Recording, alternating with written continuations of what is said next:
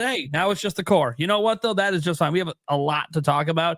It is the week before Donkey Kong Bananza, which is exciting, although we have a podcast like literally the day before it comes out. So not really going to be talking about DK this week, but that's okay. That'll be next week. We got to get into who the hell is here. The only people that really matter. First off, Eric freaking Moore. Hello. How's it going, buddy? No, it's going. It's just going okay for you? Just okay? Yeah. Are you sure? Yeah. I don't know. I don't know what day it is. You don't know what day it is? No, I really don't. I was coordinating with my uncle about fishing tomorrow after work, and I didn't know if it was talking to him yesterday. Today, after I walked out of work, I didn't know what the fuck day it was. It was insane. Well, happens. Yeah. Then we have Gamebird. Hell yeah. Where's my hawk screech? You asshole. Hey, I played it. I don't know if it played for you. It might not have. It didn't know. It didn't? No. How's it going, guys? Fucking happy Wednesday. Me and Eric heard it, but nobody else did. Well, that doesn't work. Shit. You know what? I wonder if there's a way I can upload these audio things and just play. You know what? They're probably not be background music. There's gotta be. No, that'd be hilarious. Just this hawk screech on loop. Yeah. Anyways, the classic here. How's it going? The night creamer. It's going, man. Hey, keeping it creamy every step of the way. And stoked to be here. It's another badass Wednesday evening. Get to talk Nintendo, get to talk games with three of the coolest cats on YouTube. Guys, this is the greatest Nintendo podcast in the world. Unlimited power. So my body is ready. That's awesome. Also, we have I was actually just looking at your background. I'm like, you can tell he's been working on a video. It's got the green screen up, the camera's going. Working on something over there. Working on something. I don't know what it is. Maybe it's an OnlyFans profile. I don't know. Don't ask questions you don't want the answer to. Well, if it's OnlyFans, I might want that now. No, all right, moving on. I think we got someone knocking at the door. Is Paul trying to get in? Yeah, he's. Paul is here. Yeah. Oh, look at that. Yeah, I'm here. I've been canceled. Everyone else canceled. And I'm like, well, Paul didn't say anything. Anyways, welcome, Paul Gale Network. How you doing, man? Pretty good. You know, just doing some countdown videos. That's all. Yeah. At some point tonight. Maybe I got texted the latest one. I have no idea. You know, if there's a way, I'm sure there's a way, but the four of you could join me for tomorrow's. Tomorrow is the 7 days until the release of Donkey Kong Bananza 1. So I was thinking of doing a certain pool jump, and if y'all want to be on it, we could sync it up, and you could do the line with me if you want. Well, I mean, look, don't tempt me with a good time. Yeah, I can't have you jump in the pool because you're all too far away, but you could join me in spirit as I jump in, you know? But we could do it tonight if you want. Hey, I'm all for it. Yeah. I mean, I might have to pour myself a stiff drink. We're gonna need to make this fun. Be a part of the countdown.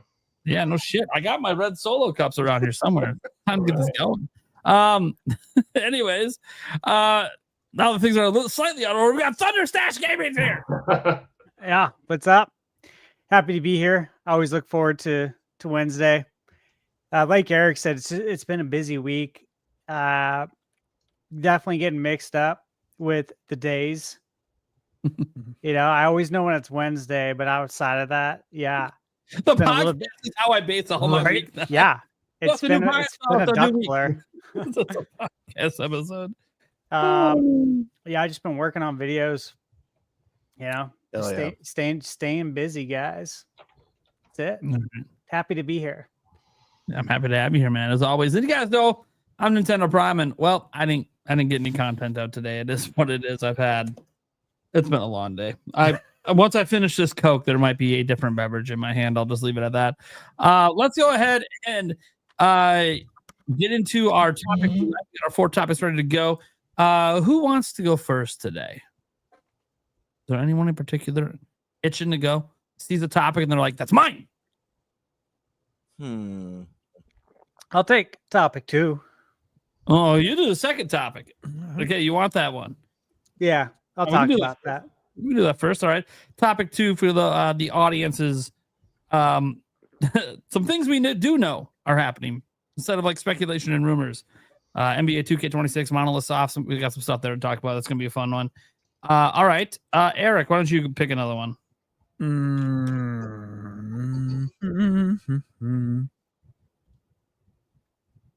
Let's see. It's been a month. Let's see where what's the temperature? Somehow I knew Eric was going to pick that topic. Don't ask me how, but I just had a I know feeling. exactly how. I was just sitting there scrolling. I'm like, there's one topic that literally has 2 words for the description of it. Eric's gonna take it because he doesn't have to read anything. I can't read. You guys know how it goes. If Eric had like topic 3 and he's trying to read it, he'd fumble through the first 5, or he'd get in a flow for another 5 and then fumble through the rest. Yeah. But it's okay. It's all right. See, the only reason I don't fumble through is I usually write all the topics, guys. So like I have it like memorized, so I don't even need to really read it. But that's okay. Cool. I just knew it. When I wrote that topic, I'm like, Eric's picking this. Yeah. It's a good I was tossed up between the other one, but it is a good topic because it has been a little over a month. Little over a month. It wasn't a month quite on our last episode, but it's a little over a month now. So it's good to get some thoughts on that. Gamer, what do you want? What are you leaving me with? Oh man, I'll take topic 1, a direct rumors roundup. I would have taken topic 3, but it's got some tech stuff in there, and we all know that's not my fault. All right, that leaves me with topic 3, which is literally random news to cover. You guys don't even know what it is. I am the news guy. And there is something I didn't put in there that I was going to bring up, but I was hoping someone else took the topic. Doesn't matter. It's mine now. So suck it. All right, let's go to Thunder Stash. What are we talking about first? Well, first thing, big news today for sports fans, basketball fans. I was very excited. That's NBA 2K26. I personally have been playing 2K since the original on Sega Dreamcast that had AI on the cover. Back when AI was Allen Iverson and not artificial intelligence. This was the first game that I played actually online on the Dreamcast. It was like during that era of like this NFL 2K and Fantasy Star Online, which I'm really hoping comes to GameCube, NSO. Fingers crossed. But yeah, this is a really big deal. So 2K26, I think the biggest part of this announcement and what I was like looking forward to hearing, because I'm kind of sitting here like, okay, am I going to play this on PlayStation or am I going to play it on Switch 2? And I would prefer to play it on Switch 2 because 2K is like kind of like a live service game, right? And I only have time for one live service game.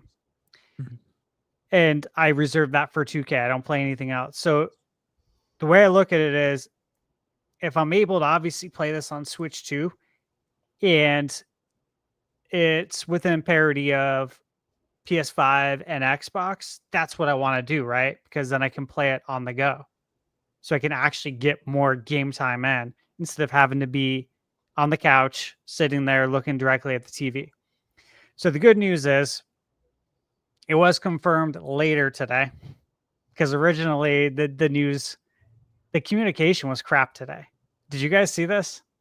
You guys know what I'm talking about? At first, it was saying that the Switch 2 version wasn't going to be the Gen 9 version. No, I missed that. Yeah, so it took a few hours to get ironed out. But ultimately, yeah, the Switch 2 version is going to be the PS5, Xbox Series X version, which is great. So we're talking 60 FPS. That's the biggest thing for me. Currently, NBA 2K on Switch 1 runs at 30 FPS. And it's a big difference when you're playing sports games, right? Fast motion, we all know that. 60 FPS is a game changer. So awesome news there. Then the other part of this that was very interesting is they didn't say when the Switch 2 version was coming out. Nintendo put out a tweet that said coming this fall. Okay. So then, of course, I get on Google. I'm like, okay, when does fall start this year? Fall starts September 22nd. The game's coming out September 5th. That's the release date. Okay. If you pre-order the Superstar Edition, you get it 7 days early. So August 28th, right? So I'm like, shit, that means Nintendo's version's coming later, right? Because they said fall. Well, again, that's not the case. It was discovered maybe 3 or 4 hours ago that NBA 2K26 Switch 2 Edition is coming out the same day as PS5 and Xbox. So again, I think this all goes back to just communication, right? It hasn't been the best.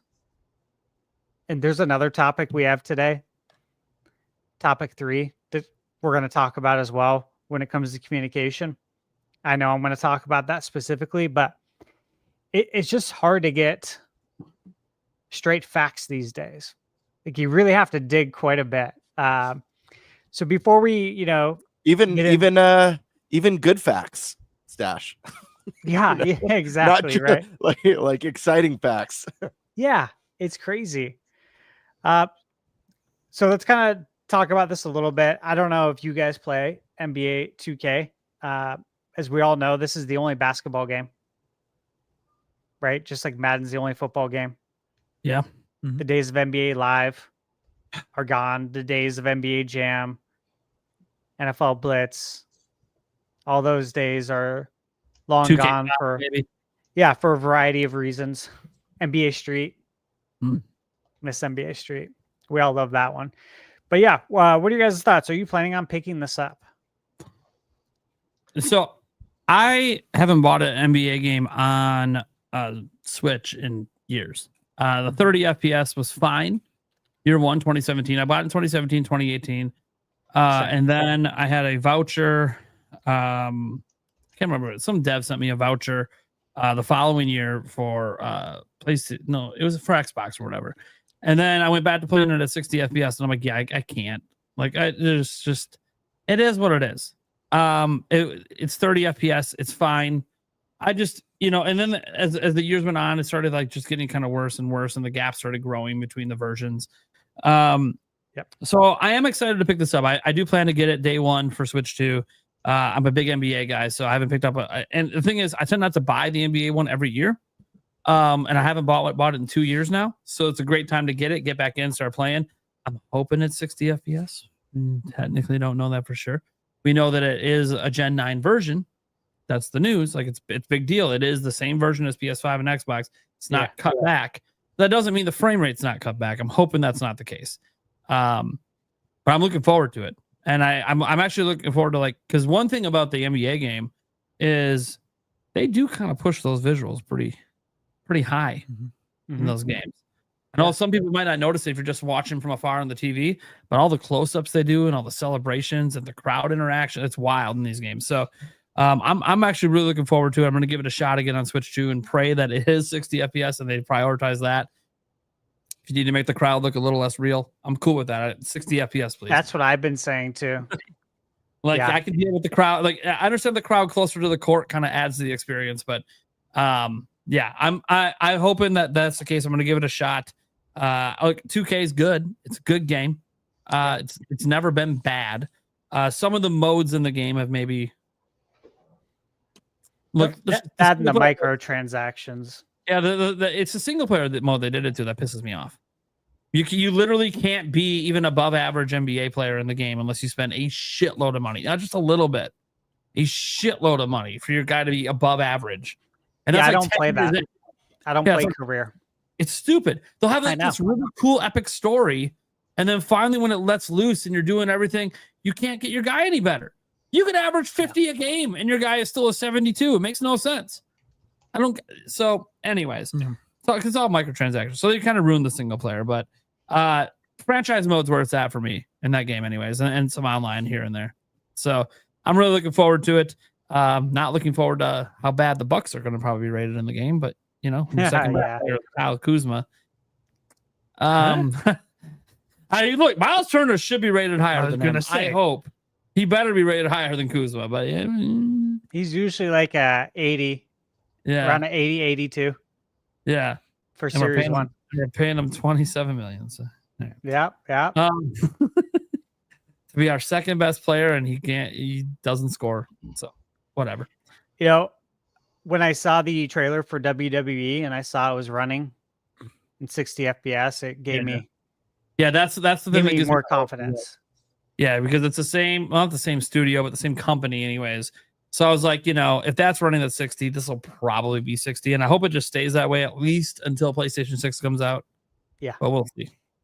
It probably will be even past that because they're going to keep supporting PS5 and Switch 2 and everything else for years. So I wonder if in their mind, was it easier to make a Nintendo Switch 2 build from the ground up or work with some Nintendo Switch code and just soup it up than port another version, kind of like what we saw with Harry Potter.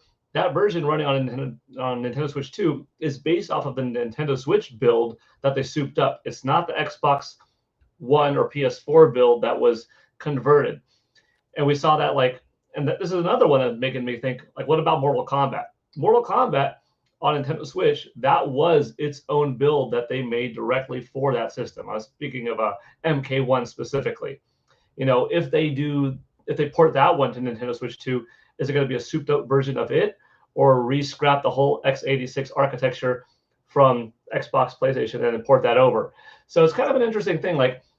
Nintendo Switch 2, I expect to be, in a large part, the best-selling console for multiple months going forward. So it could very well become the new, let's build the game here and port elsewhere. But if the architecture is too different, at least there'll be incentive to build your own version on that if they see this is the best way that we can make more money. That's what developers had to do on Wii, but Wii was a very different beast because the power level was far different and the audience was far different. The audience is starting to blend a lot together now on Nintendo Switch and on PlayStation and Xbox because you cannot not blend when you've got 155 million people owning the thing. But Nintendo Switch 2, the level of parity is closer, but is it close enough and is the architecture comparable enough to make it easy enough to port or incentivize to just make your own thing from scratch? I want to see how this NBA, because the last NBA game I bought was NBA Playgrounds on Nintendo Switch, which I think was like a 17 or 18 title. Do you remember that one? Yeah, NBA Playgrounds? I have it. Smaller game, but pretty fun. It was early life. So, like you said, Steve, the WWE 2K26, if I'm saying that correctly, that bodes well for this because it looks like it's an effort title, Yeah. We'll see though. But hard to see how these developers are going to play things. Gamebird, are you going to hoop it up? You're muted, buddy. I know I was testing you and you passed flawlessly. Anyways, as I was saying, this one is actually one that I'm probably going to pass up. Hell yeah. See, that works. That works, but the other sound effect wouldn't play. It's so stupid. That was weird. But yeah, this one I'm probably going to pass on. I haven't bought a basketball game since NBA Jam. My favorite basketball game. Yeah.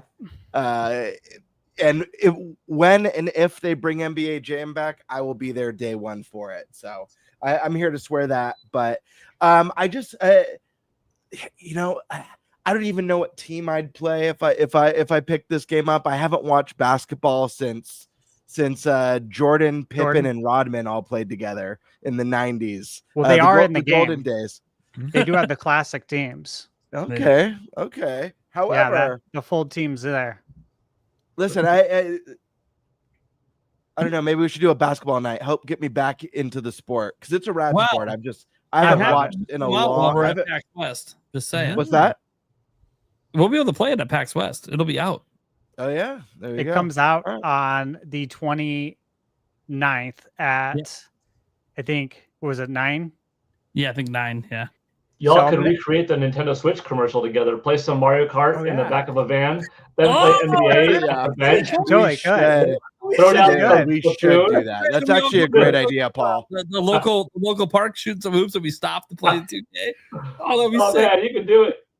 I'm gonna pre-order it, so I'll be able to. I'll get the 7 days early access for the. I'm gonna Yeah. pre-order the Superstar Edition, Oh, so nice.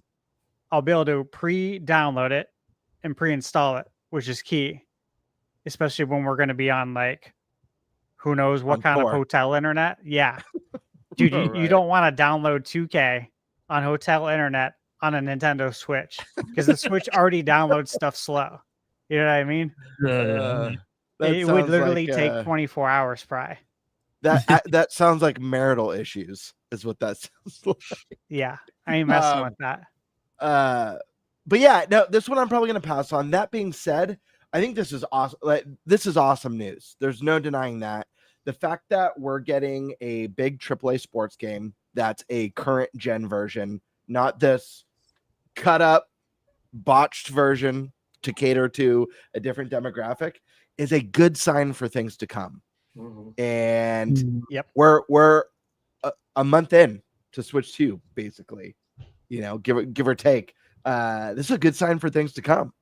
So I'm waiting to see that this kind of like these sort of stories to start to trickle onto other developers, other sports titles, you know, Call of Duty, which we've talked about on the podcast, and other big AAA games without the compromise. And then the most interesting thing that I'm hoping for is the day and date stuff. That's the big one. I think so too, Game. But I was gonna say that because it's like we're getting Madden same day, Yeah, which is a really big deal. that's a Right. huge deal. And then now we're getting 2K the same day, and I just didn't know if we would get 2K the same day. I really didn't. Yeah. That was something I was like cautiously holding my breath for. Like, I was kind of like mentally preparing that we might not get it the same day. It might not hit till October, end of October, right when the season starts. So I was surprised today to see that we're getting that day and date. But yeah, I think that should give us like all confidence, right, for some of the other big Absolutely. third-party titles. Absolutely. And I just think that like day and date is it's such a big thing. Lots of people have Switch and another console. Not everyone, but a lot of people do. Yeah. And so when we're not getting these big third-party games on the Switch for a year or a year and a half down the road, if it's a game you really want to play, and there's social games you play with friends, you're going to get it right away. One more thing, and then to you, Nate. But I see the Switch actually doing really well for these kinds of games. If we're getting the full versions without compromises, I mean, it's a hybrid portable console that can link up to, you know, you can link 8 consoles together and play sports socially with friends. That's a big advantage. They just need it to look just good enough and run fantastic. That's all they need. And it's a recipe for a win. Go ahead, Nate.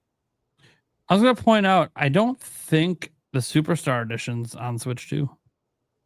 It's only announced for PlayStation, Xbox, and PC right now. Are you on the I was on their 2K's official website? Yeah. Yeah, I was on there earlier too. I read somewhere. I'll try and find it later, okay? Yeah. But I did read somewhere that all the editions are coming to Switch too. So I will say that for anyone who's interested, right, in buying this, I was asked a couple of questions today on Twitter, specifically about the Switch 2 edition. And just so everyone knows, right, physically, the only edition that you can buy in stores is the standard edition. This goes for all consoles. Yep. It's coming on a game key card. The game is over 64 gigs. I think personally, we're lucky that we're even getting a game key card with 2K. I was actually surprised. I thought it would be a code in the box. So I would count this as a W. I'm not even picking it up though.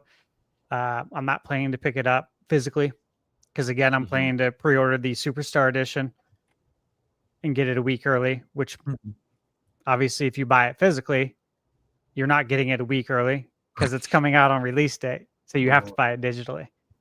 And then the WNBA version is a GameStop exclusive. If you want Angela Reese on the cover there.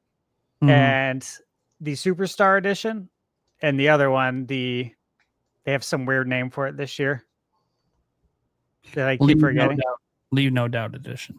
Yeah, the Leave No Doubt Edition. Both of those are digital only. So there will be no physical game for that. Back in the day, they used to have a physical edition for that. I know the last Legend Edition, like a couple of years ago when they did the Kobe Bryant one, like I own that. I have it still factory sealed. Like I bought an extra one because it's Kobe Bryant collector's item. Yes, it is. I don't recall if they did a physical edition of Legend after that. That might have been the last one. I don't know why I can't recall. Maybe it was 2K22, but at any rate, that's just another sign that things are going digital. Right? We have one version on store shelves. And I presume we're lucky to have that at this point. So Eric, you will be playing it? Yeah, I'll probably play it at Nate's. I don't know if I'll pick it up myself, but Nate and I normally sit down and play the sports games. Play the sports games together. Yeah. Yeah. Guys, can I ask you a sports related question? You're all sports. Are you a sports person, Paul? Somewhat, a little bit. Yeah. So Paul and I are on the same page, but I genuinely have a question. My son, it's on topic. My youngest, he's starting basketball. He just had his very first practice. He's 8 years old. He's like super stoked, but he wants to watch the games. Things have changed a lot since I used to watch sports. Good luck. And from what I can find, like it seems like there's no go-to streaming service or app just to watch, basketball, baseball, hockey, like I was all just the talking games. about this today. So what do I do? My son wants to watch basketball games. What do I do, guys? Help me. All right, Help me so be I a can good explain dad. this. So I was literally just talking about this a few hours ago. So the Legend Edition of 2K used to come with NBA League Pass. It does not anymore. Starting this year, it doesn't. And I think I know why, because NBA League Pass is going to be an absolute shit show. And here's why. This is the first year, this coming season, where the new TV contract is coming into play. And so TNT, as we know, the TNT crew, they're moving over to ABC and ESPN. So the games are going to be on ABC, ESPN. Then they're introducing Amazon Prime. Then they're introducing NBC. NBC's back. NBA and NBC. And Peacock. Now, you guys might say, Steve, NBC and Peacock's the same thing. Yes, I know. Fully aware. However, they're going to make like 50 games exclusive to Peacock, to the app. Then they're going to have some on NBC. And again, some people might be like, Steve, ABC and ESPN, they're both owned by Disney. Like they're all the same. Yes, I know. However, you're going to need both channels. Yeah. Yeah. This is evil, dude. So they used to have games on NBA TV also. NBA the barrier TV is of out of the entry equation now. Way too high for me. How are people supposed to get into sports again? Dude, trust me. This is an instance where I'd be totally cool with a monopoly. One company having everything. The question is, for me, what does he want to watch? Does he just care about the local team? Because that's an easier solution to fix. If you only care about your local team. Maybe Lakers, maybe just where I can watch. Like if he just cares about Lakers or Clippers, like there you can get like a local TV package that'll have like all the games or most of the games. Yeah. Because like I have Direct TV right now, and it's literally just so I can watch like Brewers and Bucks games because it has all the local games. But there's every now and then a national game that's on some stupid service like Peacock that I'm like, well, thank God Eric has Peacock so I can fucking watch it. Because it will black out for you. That'll literally black out on my TV, even though it's a local game. Like, dude, you're playing in Milwaukee. What the fuck? Well, here's the I went to kicker. watch. Oh, go ahead. So, like Nate said, it'll black out, right? And I have to deal with that too. And I buy the Phoenix Suns app. We have a streaming app that our owner, Matt Ishbia, introduced 2 seasons ago, right? And it's been great because I don't watch TV. And so for me to be able to just buy this, it's great. However, we don't get all the games either because of the national TV horse shit. The stupid blackouts, yeah. The problem now is that they have increased the amount of national games that are nationally televised, I think, by about 30% going into this season. Because now you got to account for, hey, we got Amazon now, Peacock, NBC, ABC, ESPN. So the amount of blackouts thus is going to increase. Yeah. By that percentage, 30%. Especially if you're like a Lakers fan, right? Where they have a lot of nationally televised. Yeah. You know, that's the thing. Their team's on national TV all the time. So I have a bunch of this is the last point because I know we got to get back to Nintendo, but I will forget by the time of the end of the podcast, so might as well just ask now. So I have a bunch of streaming services, but I went to watch with my wife a Dodgers game, and of course I could watch all the baseball games except for the Dodgers. Like none of the apps give me access to the Dodgers. I'm like, that's my local team. What the hell? Yeah, total horseshit. Yeah, because why do I want to watch the Celtics? They're probably tied to a local network that's only not available. The Celtics, but the Red Sox. Yeah, yeah. That's no, okay. that's you went to one of sports the last 3 games from the Dodgers, anyways. We took care of business. Sorry about that. I swept them. Just saying. Yeah, I would honestly though, I'd find out what your kid wants to watch. Yeah. And if I know what he wants to watch, and then that's like if he just cares about Lakers or whatever, then just find out where a majority of the Lakers games are, and then that's what you go for. But if he wants to watch just a wide smorgasbord, oh boy, bust out the credit card. I mean, you might as well just get like normal basic sports cable TV and just say, hey, whatever game's on ESPN, that's what you're watching tonight.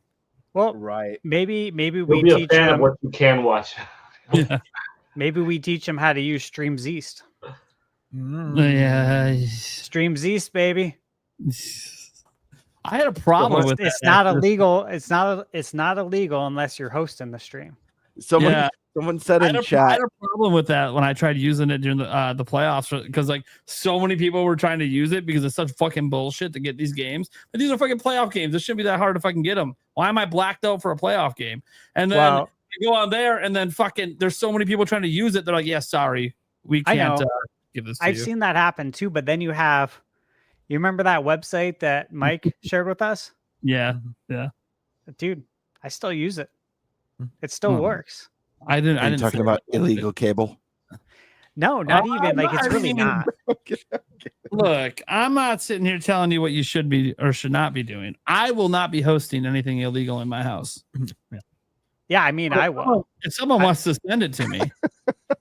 Someone in chat said to watch all NFL games for the full season would be like $1,500. The funny thing is, these websites are like widely known and still Cheaper not to go to the game. They must be right or something. Maybe Here's the thing, man. Think about it. Like I buy the Suns streaming package, but for all the other games that you guys black out, I will definitely watch those on Streams East or anywhere else because I'm not going to miss them. But like, man, they've made it extremely difficult. I'm trying to. They are extremely greedy. This is extreme greed, man. So they can fuck right off. That's exactly how I feel. Preach. Yeah, for the most part, between Eric and me, I have access to most of these services to be able to watch it. But there's always like that one random one Like, oh, it's on Amazon, but I go to Amazon Prime and it's blacked out for me. How's it blacked out for me? It's my local team, and you said I have to watch it on Amazon. So where the fuck can I watch it? Oh, you can't. In your little area, you must only listen to the radio. Well, there's no amount You're of not money allowed to watch your own teams. Yeah, What do you? there's nothing I Don't can be spend money ridiculous. on to watch this team. Yeah. Are you fucking kidding me right now? The Streams East it is, motherfucker. What the Yeah. fuck? I'm trying to buy the games. Yeah, exactly, man. They make it difficult. So it's their fault. And it's all because of money, greed. People are complaining about video game prices. Holy hell! Oh, dude, the sports world's all Exactly. no, the reason the sports world's getting all fucked up is it's one of the last bastions of live TV that people care about. And so now it's getting piecemeal because everyone wants a piece of it. Sure. The problem with getting piecemeal is now it's spreading out to too many things that people can't either afford to get them all. I'm lucky that I can't afford it. But then it gets so fucked up in how they're doing it that they start blacking out networks that shouldn't be blacked out. Yeah. It's anyways, whatever. Yeah. Moving on. Sorry. All Yeah, that sorry to could- derail. I did not see that. derailing into that Yeah, conversation. no, Well, I will say though, one other thing though with sports You got is- swept. I understand. is that I hope this means MLB The Show is going to be like a next gen version as well. I'm Oh, I hope expecting so. it. Well, hey guys, when are we getting a new Griffey game? Never, King Giffrey Jr.'s winning run never, and Slugfest. Yeah, never. never, man, never. Yeah, sadly, that'd be cool. All And right. we got Um, Tony Hawk remakes. Yeah, Just saying. All right, so outside of this, Monolith Soft Tokyo, Ooh, they've been on a hiring spree, and they've been explaining in detail on social media what exactly they're looking for. So all of this, of course, is admittance that they're working on a large scale RPG. And obviously this isn't shocking. You know, they have made 4 Xenoblade games, and they originated as a team at Square, making, of course, RPGs. That's what Square does. That's what they do best, let's say. So the question is, this is a big question. I think this is one we probably all thought about. Is it going to be another Xenoblade game? Or is it this new mysterious IP that they've been working on forever that we've heard about, but we know nothing about? And when is it coming? That's a big one. Like, when is this coming out? What do we think? Because Xenoblade, we got Chronicles X. That was it earlier this year, right? Yep. March 20th, right? Yep. And as we know, there is that 60 FPS option that I expect at some point. I expect that Switch 2 edition. That's why it's still sitting there. I'm waiting for that. I want to play that baby optimized. That makes 2 of us. But talking new games, the last one was 3. How long ago was that again? When they had it all fully wrapped up? Because I think that'll give us a good idea, right, of how many years they've had. I feel like it was a couple years ago, 2 or 3 years ago. Xenoblade 3 DLC wrapped up in 2023. Yeah, 2 years ago. And the game And we itself think was they have July the full team. 2022. And they've done, let me see, they had Xenoblade 2 in 2017, then they did Definitive Edition in 2019, and then obviously X in 2025. I don't think they had the full team because we know that the Monolith team helps with Zelda, and we know that they also helped work on Mario Kart World. Well, So there's- Monolith has, I can't remember, it's like 4 or 5 teams. sure, And like 3 of them are like support teams. sure. And then 2 of them are internal dev teams. Now, one of those teams we know has factually, because Monolith Soft has just said it out loud in interviews, been working on whatever this new IP is. We don't know what it is. We have that one image and some brief mentions of it, and that's about it. And then obviously they have their Xenoblade team. And both of those teams supposedly are located in the Tokyo office. So, and that's where these hirings are happening. So we don't know which team it's for or what but they've been detailing it on social media. Like they themselves said, we're hiring for a large scale RPG. Okay, well, that's cool. That's kind of all you guys make. Way to just tell everyone nothing. Hey, we're hiring for doing the thing that we've been doing for decades. Yeah.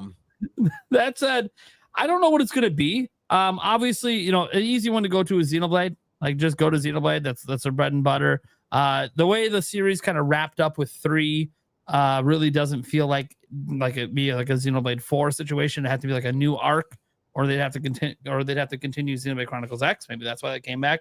Maybe they're going to continue that arc with something else. Or maybe it's that fabled new RPG. And for me personally, I'm going to be excited either way because Monolith Soft knows how to maximize hardware. Yeah. Holy shit.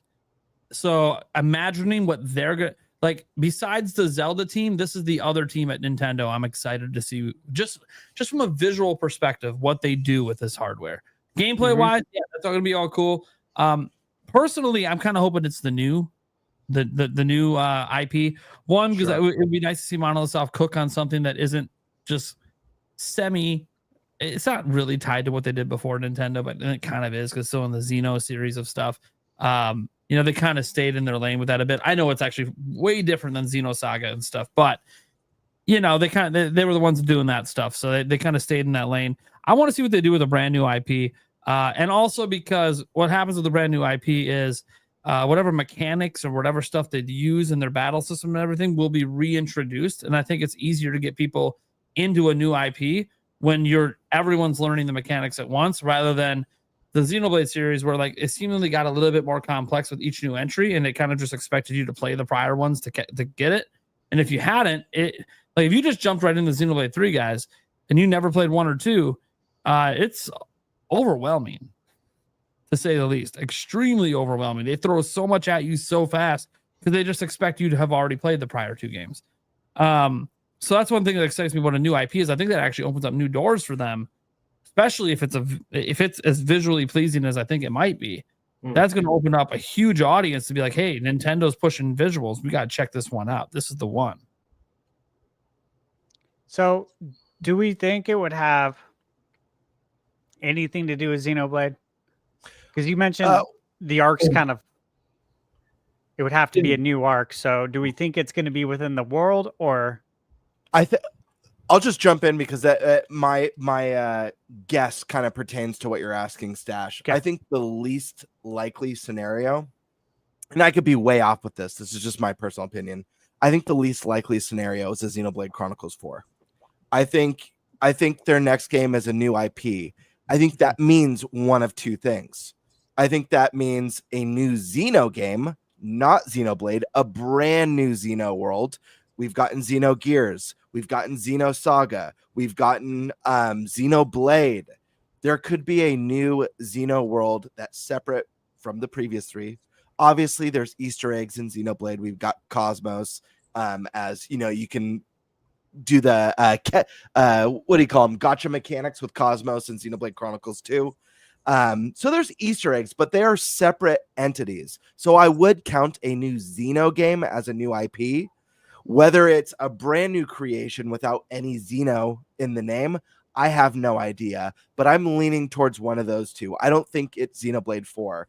The other thing about this that I think is exciting, and I touched on this in my recent upload, and I think as well on one of our shows, Monolith is getting way more popular with every release that they pump out. Yeah. And I think whatever they have next is good enough or big enough to be a holiday title, whether it's this holiday, whether it's next holiday, or the holiday after. I don't know. I feel like they're just growing in popularity and fame. Xenoblade is getting more beloved and more critically acclaimed as the series goes on. Like Nate said, I cannot wait to see what these teams cook up on Switch 2's hardware. Just giving them more power, more resources to work with. They already pushed the Switch 1 to its absolute limit, creating these massive, expansive, stunning worlds.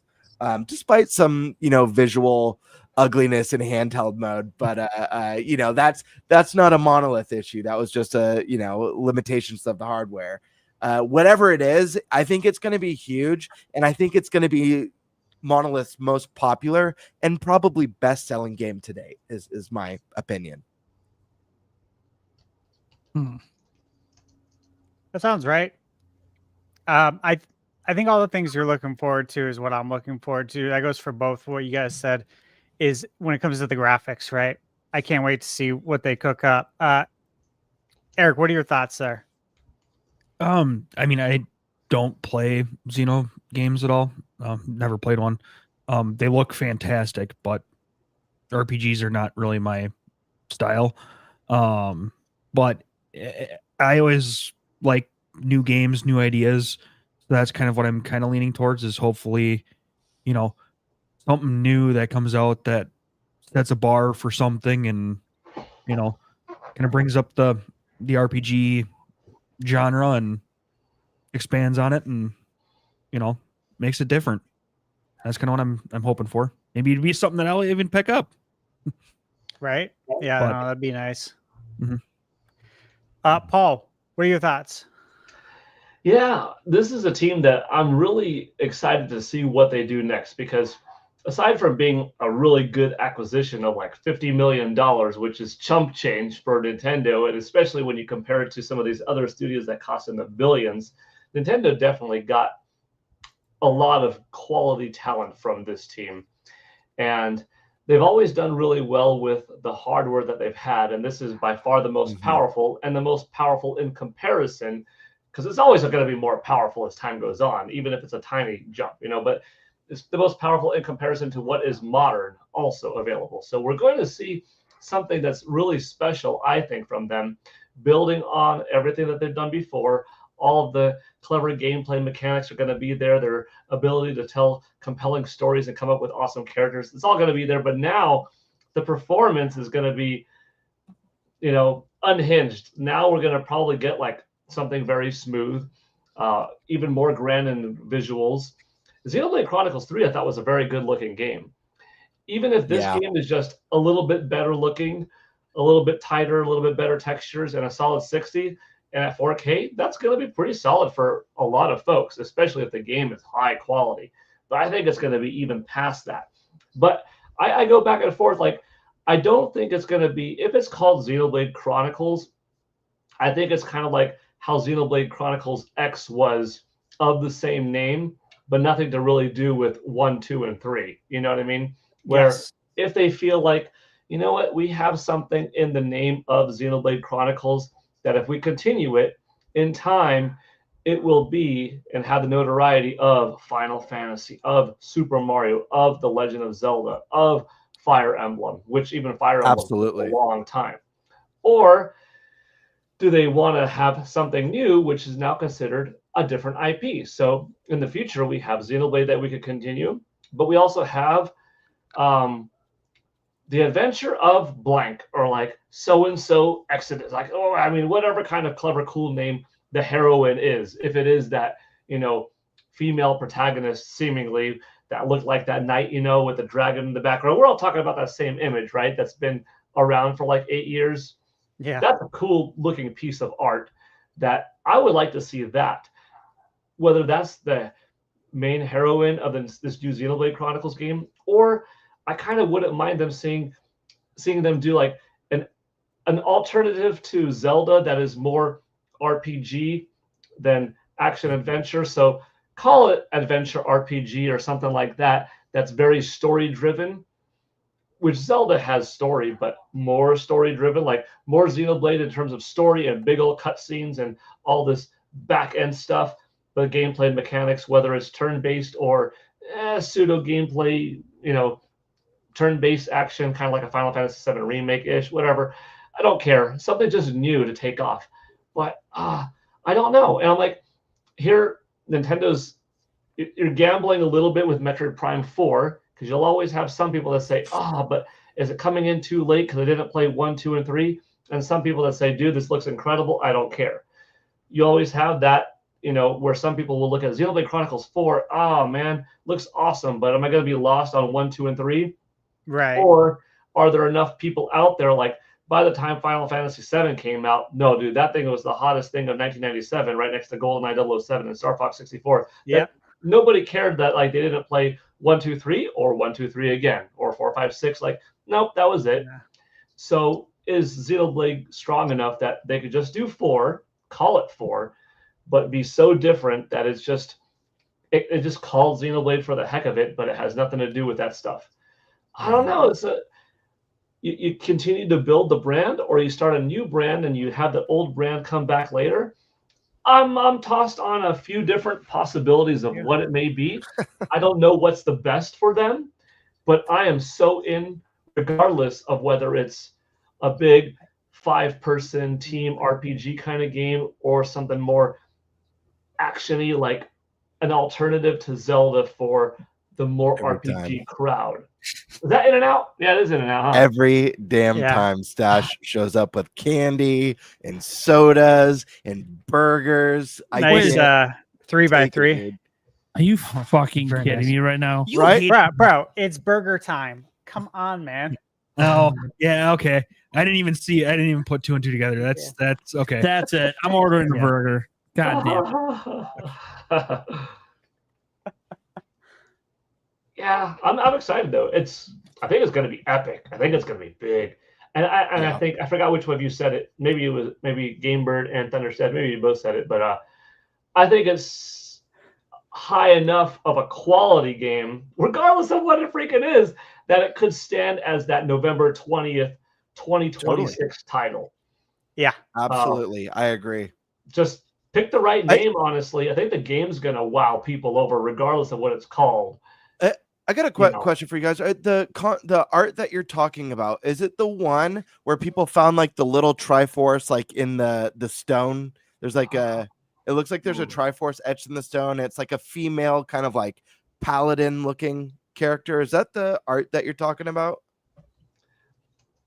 Because if it is, I remember when this concept art came out, people were speculating like, oh my gosh, are they working on a Zelda game and or some sort of a Zelda spin-off? And I gotta say, like, one of my dreams as a hardcore, I mean, obviously Zelda is my favorite series of all time.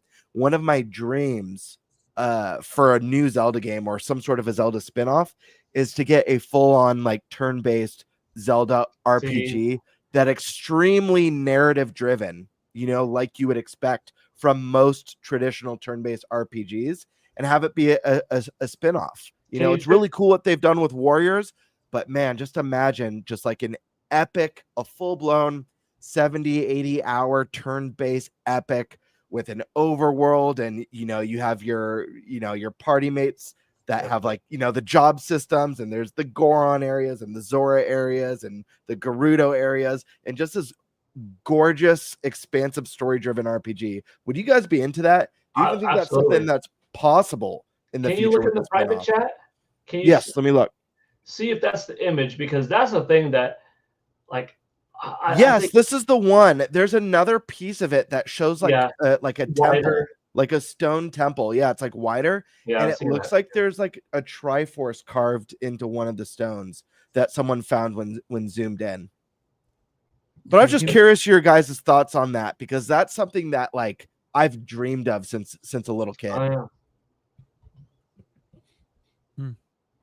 It was when we didn't have, or no, actually, I guess it did come out. Yeah. It was after beating Ocarina of Time and then playing Final Fantasy VII and seeing like, okay, I loved Ocarina of Time more. That was my favorite game ever for 20 years. But I really appreciated the spectacle of the FMV as a kid going from the 8-bit, 16-bit generation into full motion video. I loved FMV. Like, wow, that was so cool. So I thought, as neat as it was to have Link in the Temple of Time and become an adult and all that kind of stuff, one day it would be nice to have a very cinematic, story-driven, voice-acted Zelda game that's maybe a little bit smaller in the grandness of where you explore, but a little bit more honed in on the dynamics of the story drivenness of it. You know what I mean? Absolutely. Playing a little bit different. It could be a total spin-off. Yeah. But these days, Zelda games, I mean, they've already satisfied like the FMV, portion of Breath of the Wild, Tears of the Kingdom, and plenty of them. Especially if you want to listen to the Age of Imprisonment multiple times. Mm-hmm. Yeah. The FMV was a massive deal back in the day. Absolutely. And I know I've said, like, just in video game conversation before, I've used the term FMV, and I've had people look at me that are younger, like, what are you talking about? What's an FMV? I'm like, bro, full motion video. Like, this is a huge deal. You see that Final Fantasy VIII ballroom dancing scene, and that kind of stuff just sticks with you for a long time. I still remember the Final Fantasy VII commercial, right, from back in the day, and obviously, I think the commercial was possibly completely FMV. And I just remember, even back then, when it comes to like the console war stuff, people who had just PlayStation were talking like mad shit to Nintendo fans, and the argument was Final Fantasy VII. Like, look at what it can do. This full motion video. Nintendo can't do FMV on cartridges, even though they could later on. They could do like some, but it wasn't on the scale of what you could get with a CD-ROM back in the day. So, yeah, that was a huge deal, man. Yeah, glad you brought that up.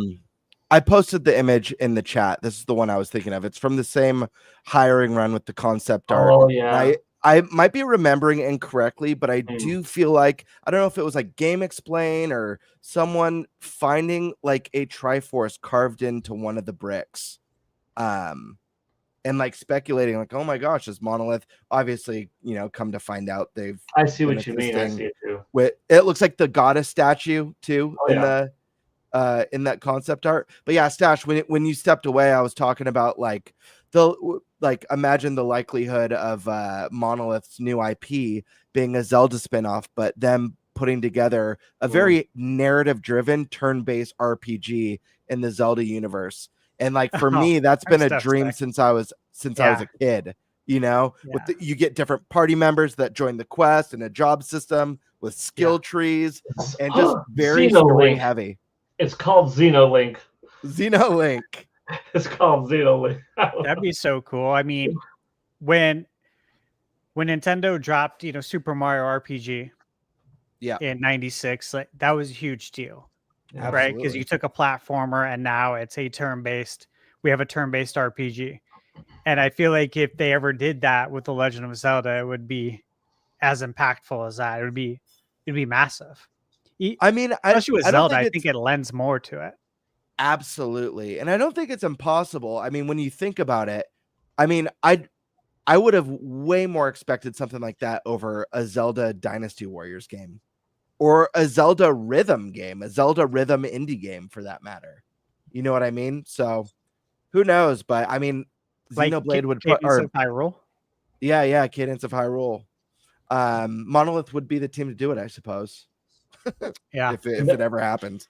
And there satisfies our want in having a new Zelda title earlier than not in the Nintendo Switch 2 generation. I mean, that's how you potentially have some kind of grand remake that Nintendo put a lot of time into, like Ocarina of Time for the series' 40th anniversary, but it wouldn't be an entirely new game unless if they really put a lot into it. But even then, if they totally Resident Evil 4'd Ocarina of Time, is still a remake at the end of the day, which I would love. I mean, I wouldn't complain at all. But if what's to come shortly after that is this potential Monolith soft Zelda RPG kind of adventure thing, it's a different type of Zelda game, but it gives Nintendo's other team in Japan a little bit longer to have like a 2030 new big Zelda adventure game proper. hard to say. So many possibilities because Nintendo is their strongest yet, and when they're this powerful, I think they could take a little bit more chances because not every game has to be a success. They know like, this game's probably only going to sell like 1.2 million, but it's fine because it's a passion project that we want to do, and it's cool. It's cool, because they're not struggling. A Nintendo that takes chances is my favorite Nintendo too. Some like obviously the Warriors games aren't my favorite kinds of games. They're fun, they're fun to dabble in, but like just the fact that that's a thing is so cool. It's like those are the announcements that really make you go like, holy shit, what the hell? Mario and Rabbids and stuff like that. Wild stuff. But for sure. You guys have anything else you want to add before we move on to the next topic? No. All right. I totally thought that was you breathing, Paul. Right? It is. I'm not excited over Zelda and Monolith. Oh man. Okay. Eric, what's our next topic? Okay. So Switch 2 has been out for about a month, a little bit over. I was gonna say a year, but no, it's not that. I can't even get there, right? How are we feeling about it? What's its strengths? What's its weaknesses? Have you played more than one game, unlike me? Yeah. That's where we're at. I mean, I'll just go first because I don't have a whole lot to say. I'm liking it so far. I've only played Mario Kart, so there's that, which is I got a love-hate relationship with that game. Hey, I did beat a whole lot more knockout rounds this today than I have in a while, so it today was a love day. Nice. But yeah, no, I'm gonna be venturing off here probably into some other games soon. I bought Ruffy, so I'm gonna play that. Nice. And then from there, maybe going back and playing a little bit of some other stuff from Switch 1 just to see what the how it handles on Switch 2 versus what it did in the original. Cool. Yeah. Paul, what are your thoughts? I was wondering, could this end up becoming my new favorite console of all time? And I don't give that title very just willy-nilly to games or to systems because it has to be really impactful in its own right per that generation, have something special to it. Like, even though Nintendo 64, I know it's not the best system ever. It was my favorite system ever until Nintendo Switch came out because I was that impressionable 12 to 13 age. I was a kid.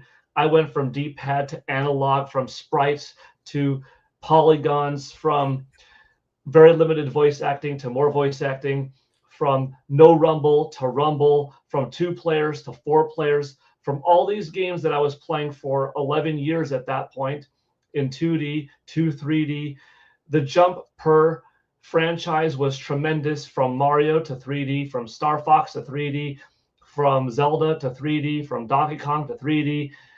And the multiplayer component in GoldenEye, nothing was like it. Star Fox 64, Mario Kart 64, Mario Party. Like, I could go on, and wrestling games. And there was a lot to it. And even though it didn't have the biggest library, it had the games, it had the sauce, it had the right era for me. Nintendo Switch topped that, which is very impressive because there were systems that came out in between those two that had better, bigger libraries with more third-party support, more Nintendo support, etc.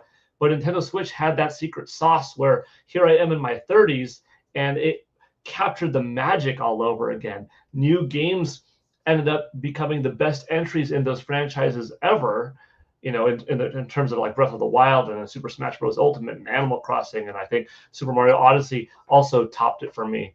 And like the return of some dormant things like Metroid, somewhat dormant, and we got Dread, and then we're getting 4. So like Nintendo Switch did it. Anyways, I know I'm kind of deviating from the basic question.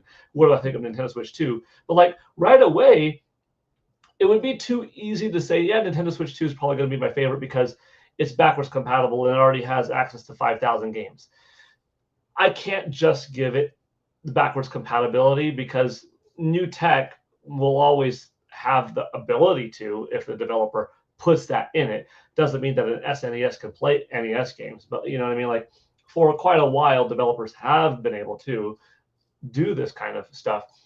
But dang, all of these Nintendo Switch games are playable and from the base in better visuals, in better frame rate, in faster loading, in a key several dozen of them, given patches to actually have even more of a significant leap forward. The parity of Nintendo Switch to third-party games to what the competition has is the closest it's been as it was in the GameCube, PS2, Xbox era, where I think in this case you might have like the Nintendo Switch 2 version of Tony Hawk's Pro Skater 3 and 4 is the PlayStation 2 version of Tony Hawk's Pro Skater 3. And then the Nintendo, and then like the Xbox Series PlayStation 5 version of Tony Hawk's Pro Skater 3 and 4 is the GameCube and Xbox version of Tony Hawk's Pro Skater 3. Basically, marginal difference. You're still getting the same game, same basic graphics, same basic loading. Yeah, this little bit better, a little bit that better, but like that did not detract in the slightest people from not getting the PS2. I mean, the PS2 sold 159 million units compared to like the 24, 22 million. So in that regard, I think it's not going to matter if the Nintendo Switch 2 builds technically of Street Fighter 6 and etc. have a little bit less fidelity. Like, dude, unless if I want to get mad, unless if I want to get angry and say, yeah, dude, I had to switch HDMIs, in which I did this with I had Street Fighter 6 running on Nintendo Switch 2, PlayStation 5, and Xbox Series X. Why do I have all three versions? I'm a Street Fighter nut. Don't ask me. But I had all three. And I was playing the Nintendo Switch 2 version, like, gosh, damn, this is good. This is fantastic. I mean, I love Street Fighter so much. And I switched to the next HDMI. I'm like, oh, okay. Yeah, okay. So I do see the difference. But boy, when I'm in Street Fighter 6 mode and I'm playing on Nintendo Switch 2, you are not getting any complaints from me in the graphics, in the loading, in the frame rate, no drops, no issues with controls. It is amazing. And when I switch over, okay, I see that there is a difference. And then I'm enjoying it all over again. And then certain stages, okay, there are some more characters in the background, but like, it's not good versus bad. It's great versus slightly better. And that's where you really want to be. It's not this disparity of like, oh, tolerable and awesome. It's really freaking cool and just a little bit more really freaking cool.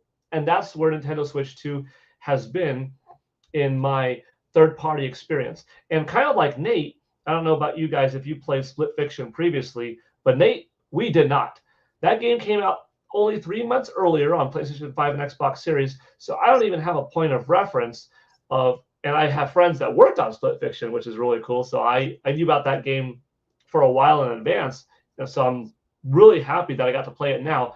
But I'm not even, it's so good that I'm not like, oh man, I wonder how much better it would look if I just had bought this 3 months earlier on PS5.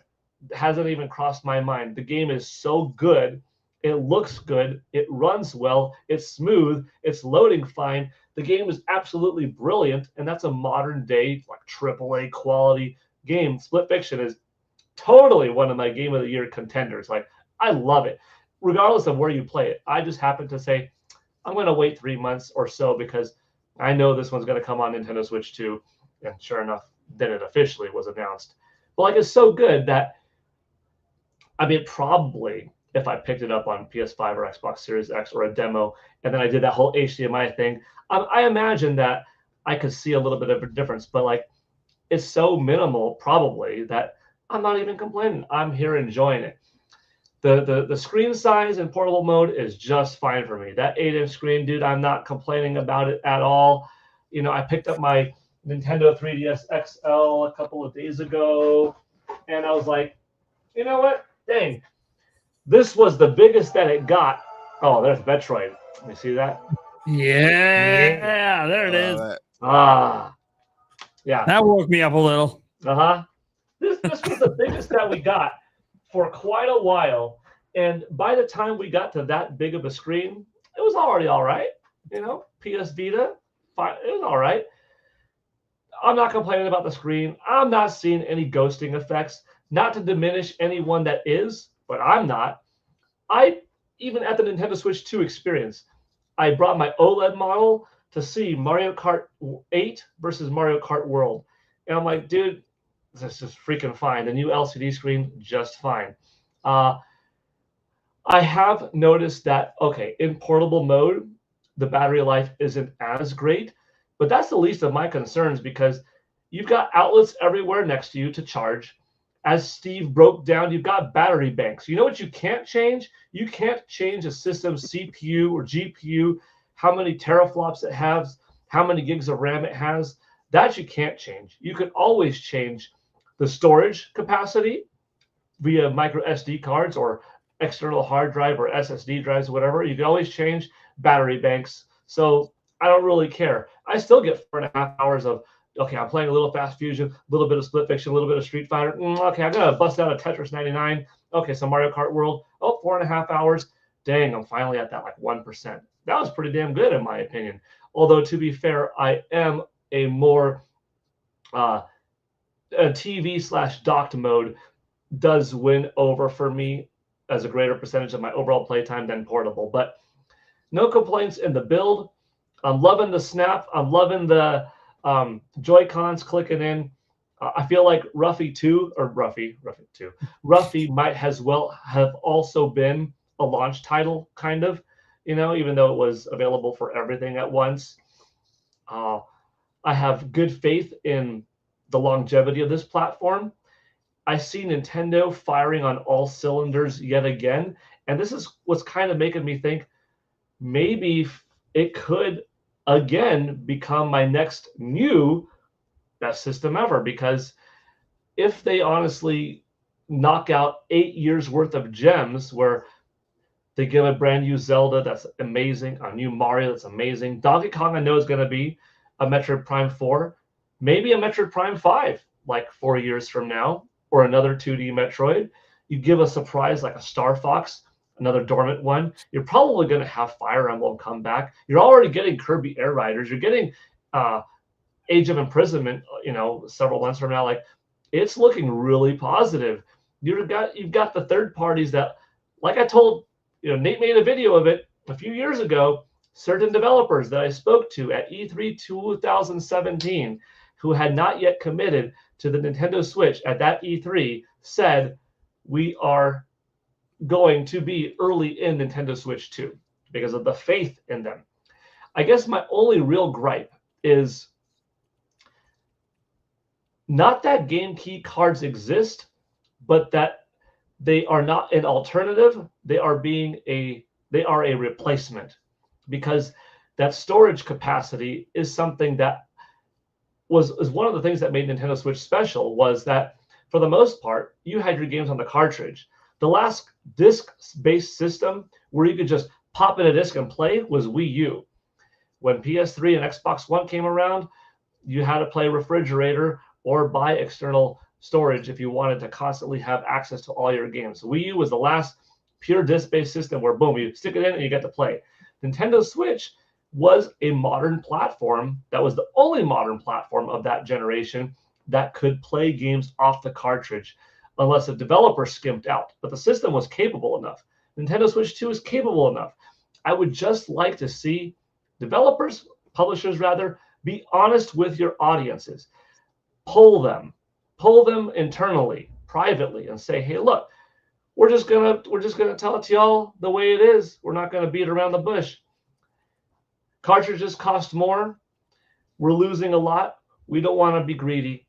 Here is a possible solution: 60 for digital, 60 for game key card, 70 for physical cartridge. Are you willing to pay the $10 more? And we'll include a little leaflet in there for you, or a nugget of DLC, or 70 digital, 70 game key card, 80 physical. How many of you are doing it? And if a great enough a percentage are, give that as an option. You know, I think game key card is fine.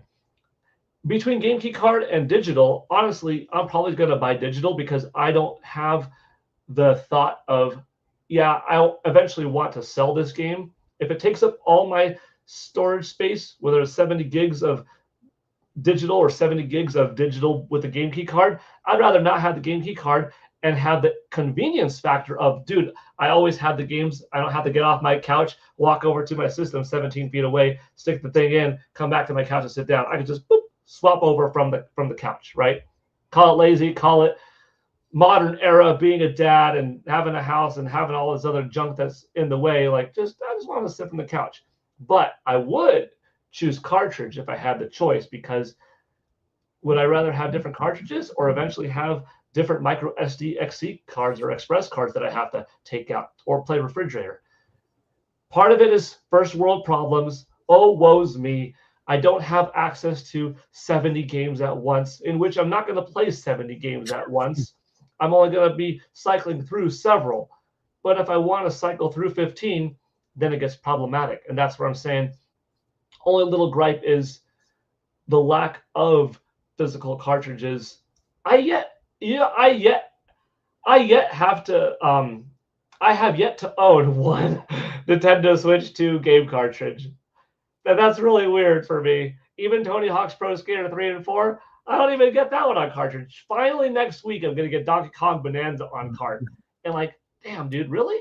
This, like 5 weeks into the system, 6 weeks into the system? But like I said, not a problem with the system, more of a cost thing on the publisher side and that kind of thing. Pull your freaking audiences and be honest with them and transparent with them and be like, this is what we would have to charge to make it worth for us. We know that you might even be reading this and saying, oh, poor multi-billion-dollar company making $20 million less. Oh, no. You know what? We're going to throw you a bone, too, and give you some DLC. Do whatever you have to do, but find out. And I've run several polls on my own X account. Now, that's a small audience, though, but a great percentage of people are like, dude, I would pay $10 more or 20 more or 15 more. When you get 30, like, no, that's ridiculous. But do it. Anyways, I think I spoke for too long, but very high on the system for the last several weeks. Loving the direction it's going. I have a lot of faith in what's to come. And yeah, from sales, from new IP, the controls, the Pro Controller 2 being satisfying. Woo! Really no complaints of this new generation so far. The GameCube controller, NSO NSO expansion pack, delivering like in a different level. The potential of, I'm just theorizing of a Dreamcast coming, of Sega Saturn coming, of the cool factor of another Sega controller that on the back says made by Nintendo, just to satisfy the 90s kid in me's mind. Like the back of that Nintendo Switch Online Sega Genesis controller says made by Nintendo. Just the things that maybe a younger generation, like if you're 18 right now, wouldn't appreciate it. But if you're mid 30s to recently turned 42 over here, you're like, damn, dude, that's pretty cool, man. I don't know, just it's a fantastic system. And yeah, that's my mic drop, I guess. Ramble a little bit, but I love it. Ain't nothing wrong with that. Gamebird, you want to jump in since Stash is eating and Prime is away? You're muted. Yeah, I know. It's my new thing. Yeah, Quite villainous, I must say. 1 month in, I'm loving the Switch 2. Again, I had been feeling, I feel over the last year, maybe year and a half with Switch 1, that I was kind of ready to move on.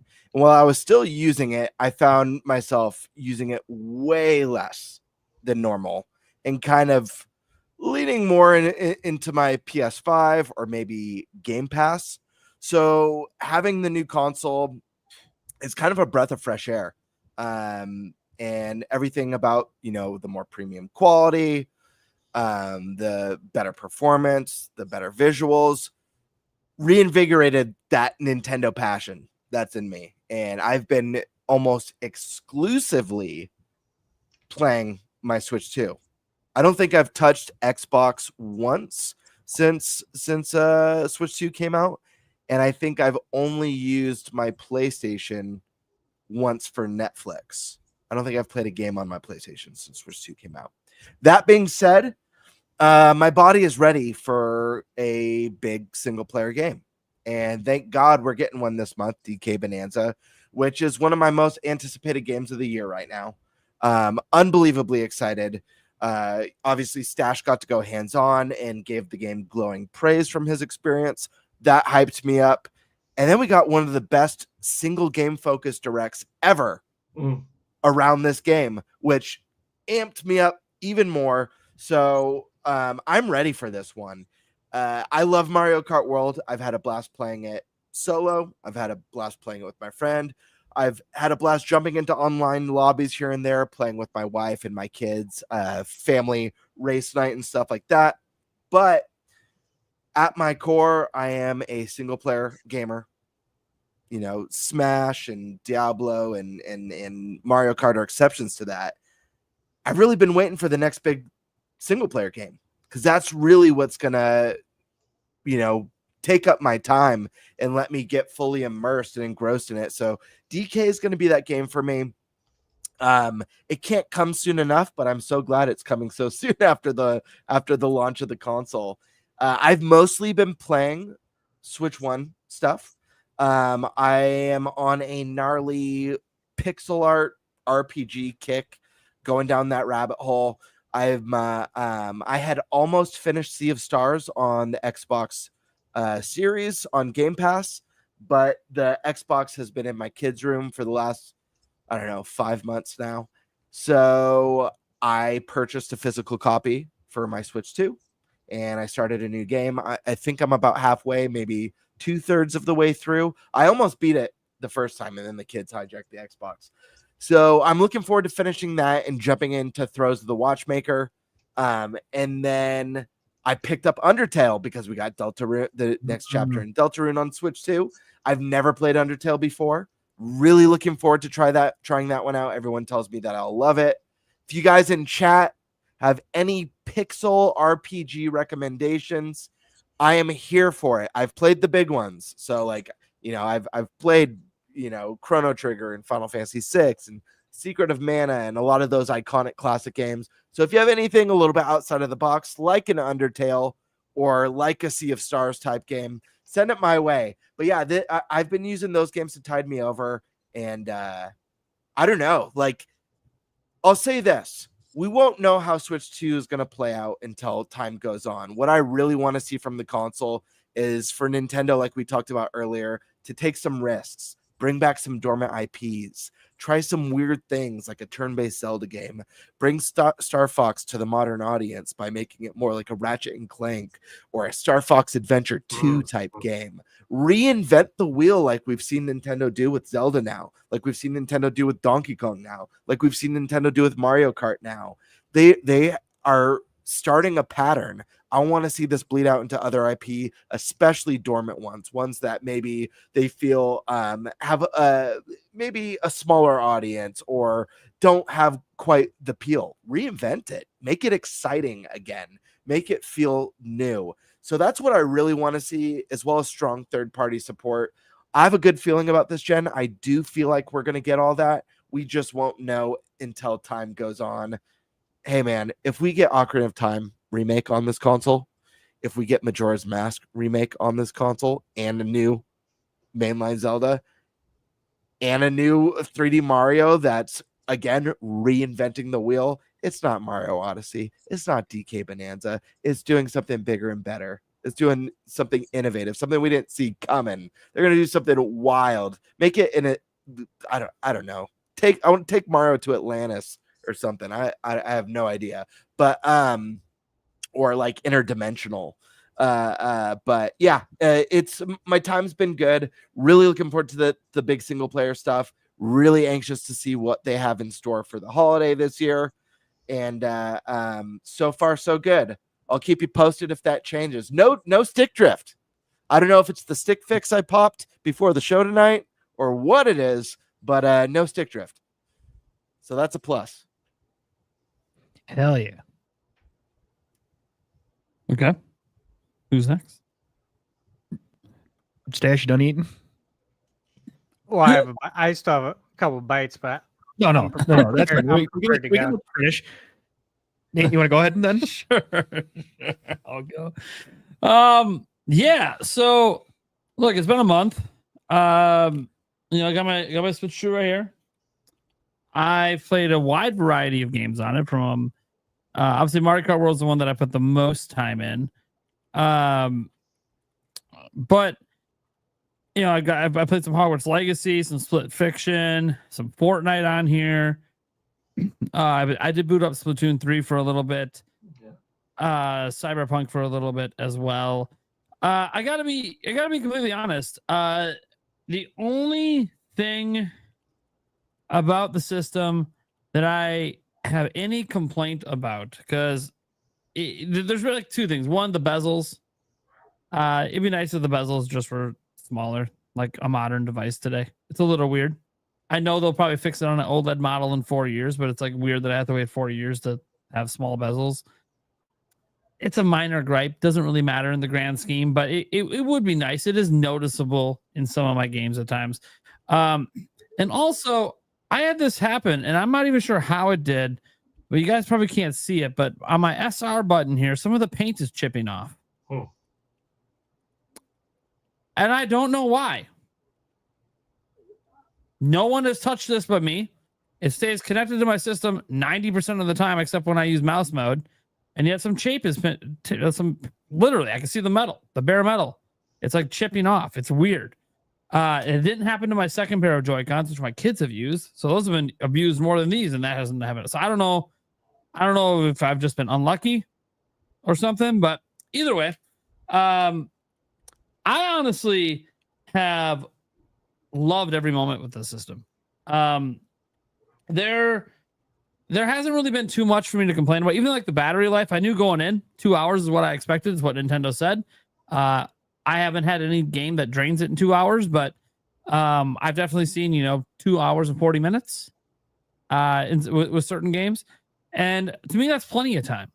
I'm going to be honest, as a father, me getting 3 straight hours to play a game is very difficult, especially in handheld mode, because that means I'm on the go. I'm doing something. I am somewhere.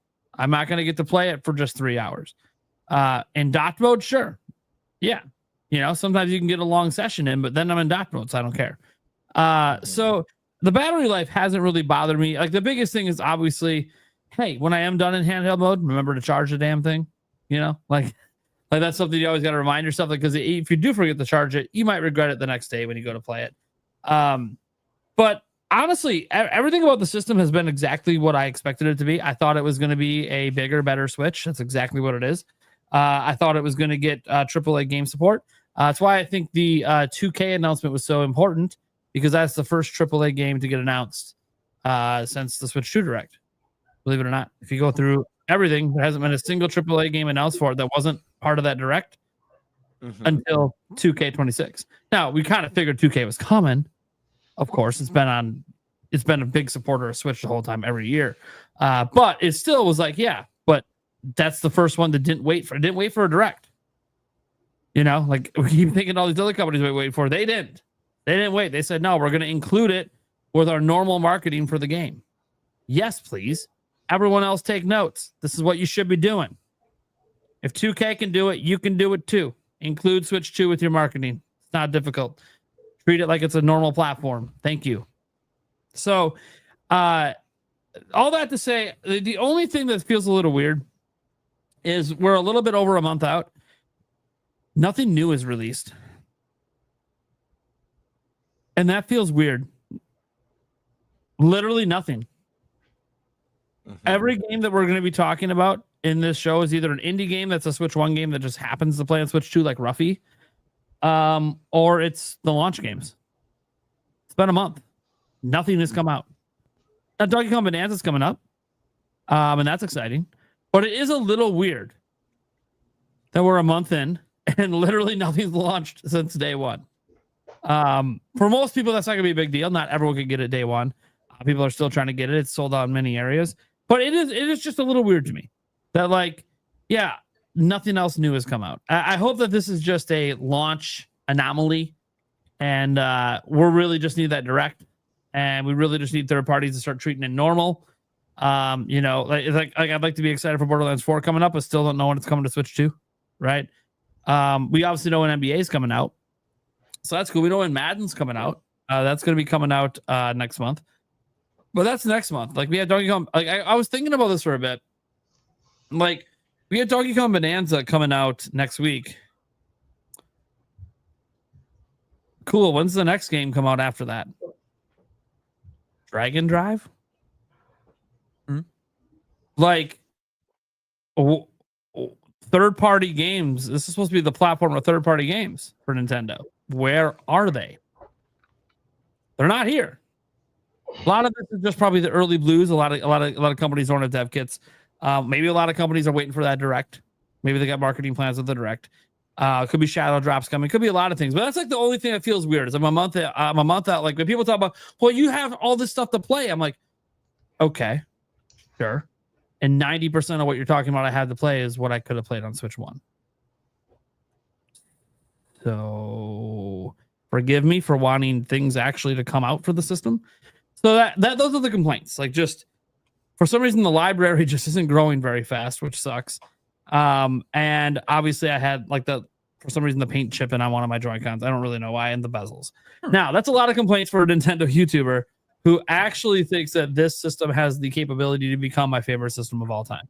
It took me the entire Switch generation to make the decision if Switch was a bigger deal to me than the Super Nintendo. That's been my favorite platform forever. And that had full third-party support. Switch did not. And that was kind of like my holdup with trying to put Switch over the top, was it just didn't have the breadth of third-party games. But ultimately, having all of Nintendo's efforts on one system for the first time ever kind of pushed it over the finish line towards the end. So I Switch is my favorite platform of all time, followed by the Super Nintendo, probably followed by the PlayStation 2, and maybe the Xbox 360. I kind of debate between that and the PS3 sometimes. So that's cool. So I think Switch 2 has that potential. But right now, like, we're a month in, and a lot of it's just potential. Everything I played is great. It feels great. Love it. I have stuff to play. It's not going to complain that I have anything. I'm playing Hogwarts Legacy right now. I'm going to beat that. I'm going to beat Split Fiction with the wife. I'm enjoying everything. And I will say that as someone who does have other places to play, like PC, Xbox, PlayStation, and has access to this stuff, I don't feel like I'm demonstrably behind any other platform that I play on. And I think that's maybe the best thing I can say about this thing a month in is we're a month in, and whether I'm playing on Switch 2, my Xbox, or my PC, it all kind of just feels the same while I'm gaming. Sure. And that's important because Nintendo hasn't felt that way in a very long time. And I don't know if it's going to keep feeling this way as PlayStation 6 and the new Xbox and new PC stuff comes out. But for right now, a month in, I'm like, damn, dude, you're not really compromising a hell of a lot to be on Switch 2. And that's awesome. Probably haven't felt that way since like GameCube with Nintendo, to be completely honest. And even then, you know, you just weren't getting full third-party support. That's what you were sacrificing then. Here, obviously, I'm hoping third-party games are coming. I know Paul's talked in the past about how he knows about a bunch that are coming. I know about a bunch that aren't even announced yet. But it's still like, well, it's almost more frustrating that I know and they're not announced because it's like, where the hell are they? You know, it's like some of these that I know about, like, there's no real reason to be holding back. And even the public ones, guys, Assassin's Creed Shadows, it leaked through a rating. We know it's coming. Ubisoft needs games to sell. So, like, why are we waiting to hear about it?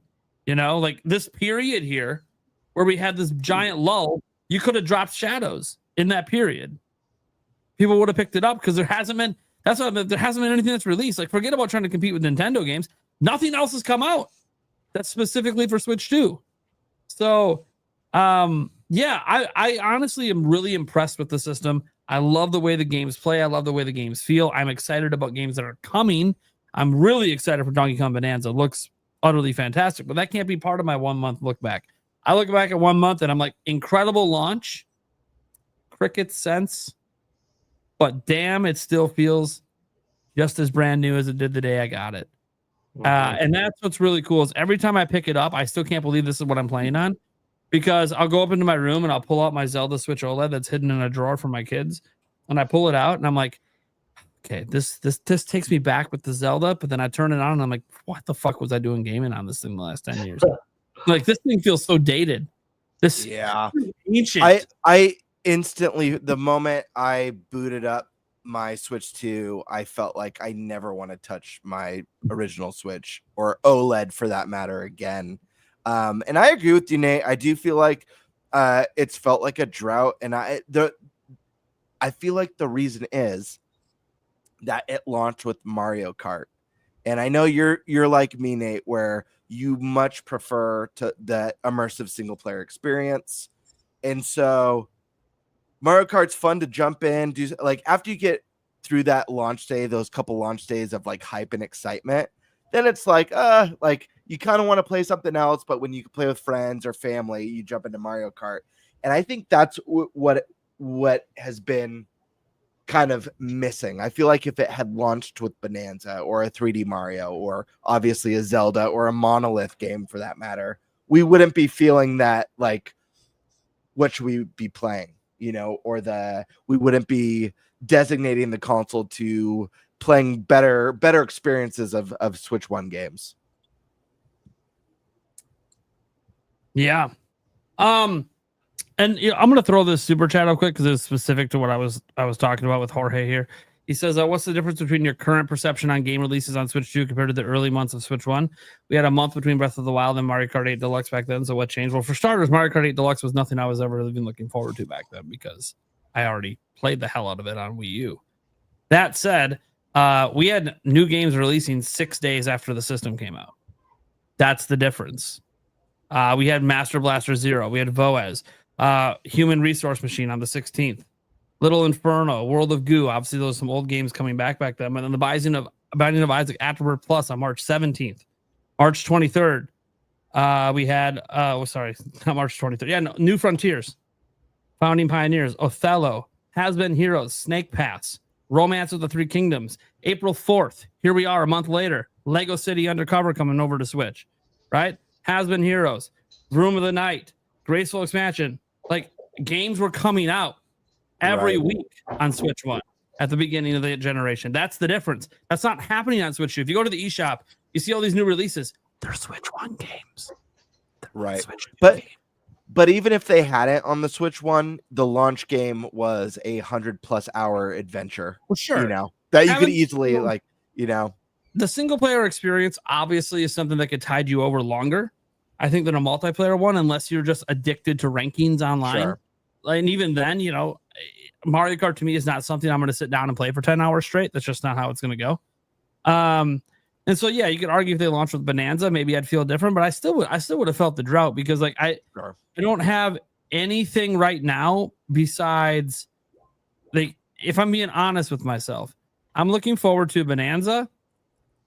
And then the next two games I'm looking forward to are Madden and NBA 2K. Why? Because I don't know when the fuck anything else is coming out. Hey, we got a game coming out, I think this month that I'm looking forward to, the new AI Somnia Files game. But I love visual novel type stuff, so I know for most people that's not an exciting announcement. For me, I think those games kick ass and highly. No, yeah, I actually forgot about that game. I forgot about that one. But yeah, and by the way, I'm not saying there aren't good games coming out. They could be Switch 1 games, and I'll play them on Switch 2. Ruffy, right? Like, I bought Ruffy, the Switch 1 game. I'll play it on Switch 2. It's fine. So I'm not saying like games aren't coming out. I'm just mean like games specifically for like you buy a Switch 2 to play these games. And they're just not coming out at a great pace right now.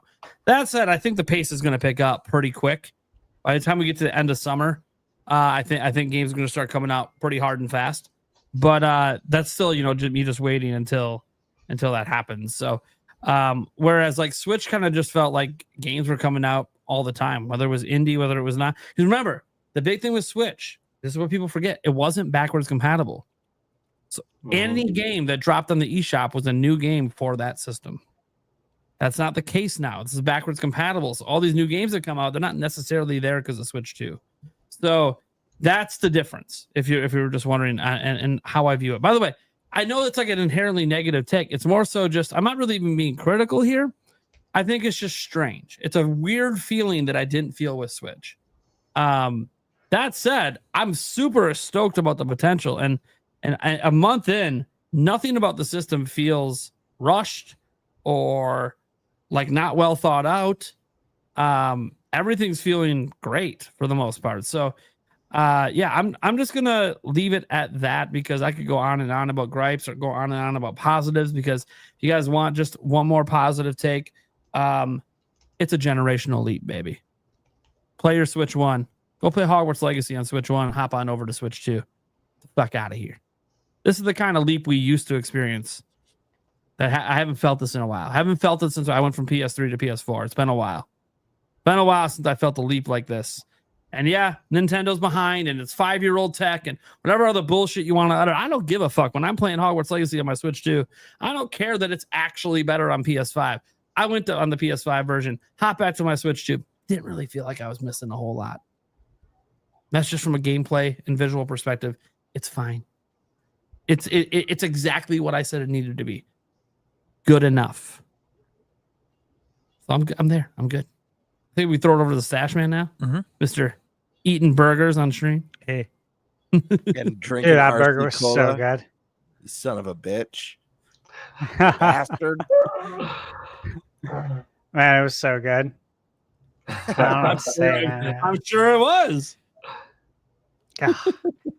All right, so Switch 2, yeah, we're a little over a month now, and I've really enjoyed it. One of the things specifically has been the Switch 1 games, because the backwards compatibility is unlike anything we've seen before.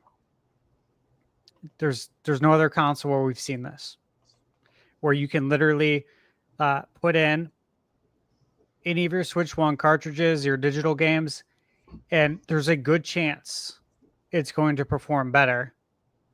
And there's also a good chance that the frame rate is going to be drastically improved, or the resolution is going to be boosted. So I've said this before, but it's been like a game within a game, because not all the games have been tested.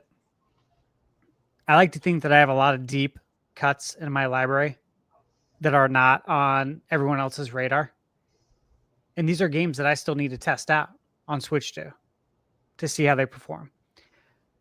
For me, when it comes to the library, it's I've been suffering a bit from analysis paralysis. I don't know if you guys ever suffer from that when choosing what game you're going to play next, but it sucks, because it's like, whatever game you play next, especially if you're the type of person who will not start a different game until you beat it, that's a commitment, right? So you got to choose that game, and that's the game you're playing, however long it is. And then I'm reviewing it, and then it's on to the next game. So I feel like there's a ton of games to play, because there's games on my radar now that you could say initially were on my radar when they first came out for Switch 1, and the performance wasn't great. And I've now found out that, X game is performing excellent now on Switch 1. And I hadn't played it yet. So now it's like, not only do I have all these Switch 2 games, but now I have these Switch 1 games that I may already own, or you can buy them for super cheap now. Like, especially with the latest eShop sale. Like, have you guys played Mortal Shell? Mortal Shell. No, it's No. one I've always been curious about, but Yeah. I've never played it. See, this is what I'm talking about right there. It's a Souls game I've always been curious about, right? And it's performing way better now on Switch 2. I picked up the complete edition, I think for $3.99, $4. You know what I mean? Like, those are the type of deals I'm getting for Switch 1 games that are performing better now. It's just like, dude, there's so much to play. That's where I'm at. Michaela went out of town. I think it was a week after the Switch 2 came out, and she has her Switch 2 as well.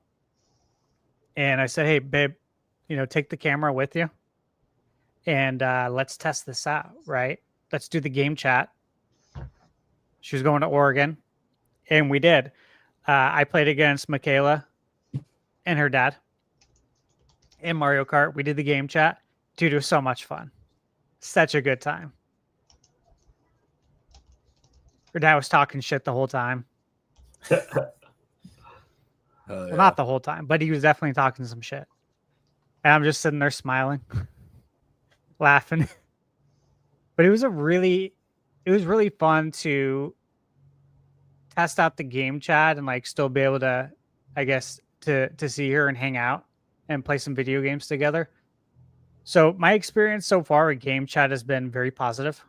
I think it's very cool. We all grew up in the era where couch co-op was the only thing. You invite friends over and that's what you do. You play video games. When N64 came out, you got to invite 2 more friends over because now you're playing 4 players, right? Mm-hmm. And so, I miss those days, right? Those were special. And I think the fact that Nintendo's trying to recreate them with game chat is really cool. And I did feel that way playing Mario Kart from, across the world. That was a lot of fun. So big W for game chat. The way I kind of see it is like, if you look at Switch 2, it's almost like by default, it's going to surpass Switch 1. Like if Switch 1's your favorite console, how could Switch 2 not be your favorite console? Since it plays all of the Switch 1 games and it plays them better. Unless your favorite game is Labo, of course. Of course. That would be the main reason for sure. Or if you take impact factor into part of it, like like N64, like I said, GameCube was better in quite a few regards than N64, but N64 had the greater impact factor, and that kind of weighed in it for me. And Nintendo Switch. That's a great point, Paul. And then Nintendo Switch 2 will probably be better in most regards, kind of like how Tears of the Kingdom does do a lot of things better than Breath of the Wild, but not in everything. They are different games. I, for instance, still prefer vertical traversal by the ease of access of Rivali's Gale in Breath of the Wild. And that simple gameplay dynamic is different enough that is an edge that Breath of the Wild will always have over Tears of the Kingdom for me, despite the latter game having more. And Nintendo Switch 2, bigger screen, faster clicking on Joy-Con, bigger Joy-Con, better analog sticks, better and bigger and more sturdy kickstand, but impact factor. Like I went from having a Game Boy Color and an N64 to a Game Boy Advance and a Nintendo GameCube, from a Wii and a DS, from a Wii U and a 3DS to just a Nintendo Switch. The first time in 30 years since 1985 where it was just NES. And that brought about a lot. And it was instantly, I don't have a Nintendo Switch next to me right now, but this thing right here came with 2 controllers. It was its own power source. It was its own TV, and it was a 2-player device out of the box. If I compared it to what else was on the market, you would have to bring your PlayStation 4 or your Xbox One with an HDMI cord, with a cord that goes to the wall, with a TV, with a system, and a controller. And that's all what you got in this one little thing. And that is brilliant, because even though tabletop mode probably is most people's least played, that was the power of Nintendo Switch. And it was cartridge, thus you did not have to, for the most part, eat into your space. And like that impact factor. Now, I think Switch 2 I mean, mouse mode, we have yet to see just, wow, I didn't think of that. That's going to be an exciting, when we see that, I didn't think of that. Oh my gosh, that's epic. That's going to create impact too. But I think you guys are right. Like, yeah, unless Nintendo totally drops the ball, which I don't think they're going to do, their next Mario game is probably going to be as good, if not a little bit better than Mario Odyssey.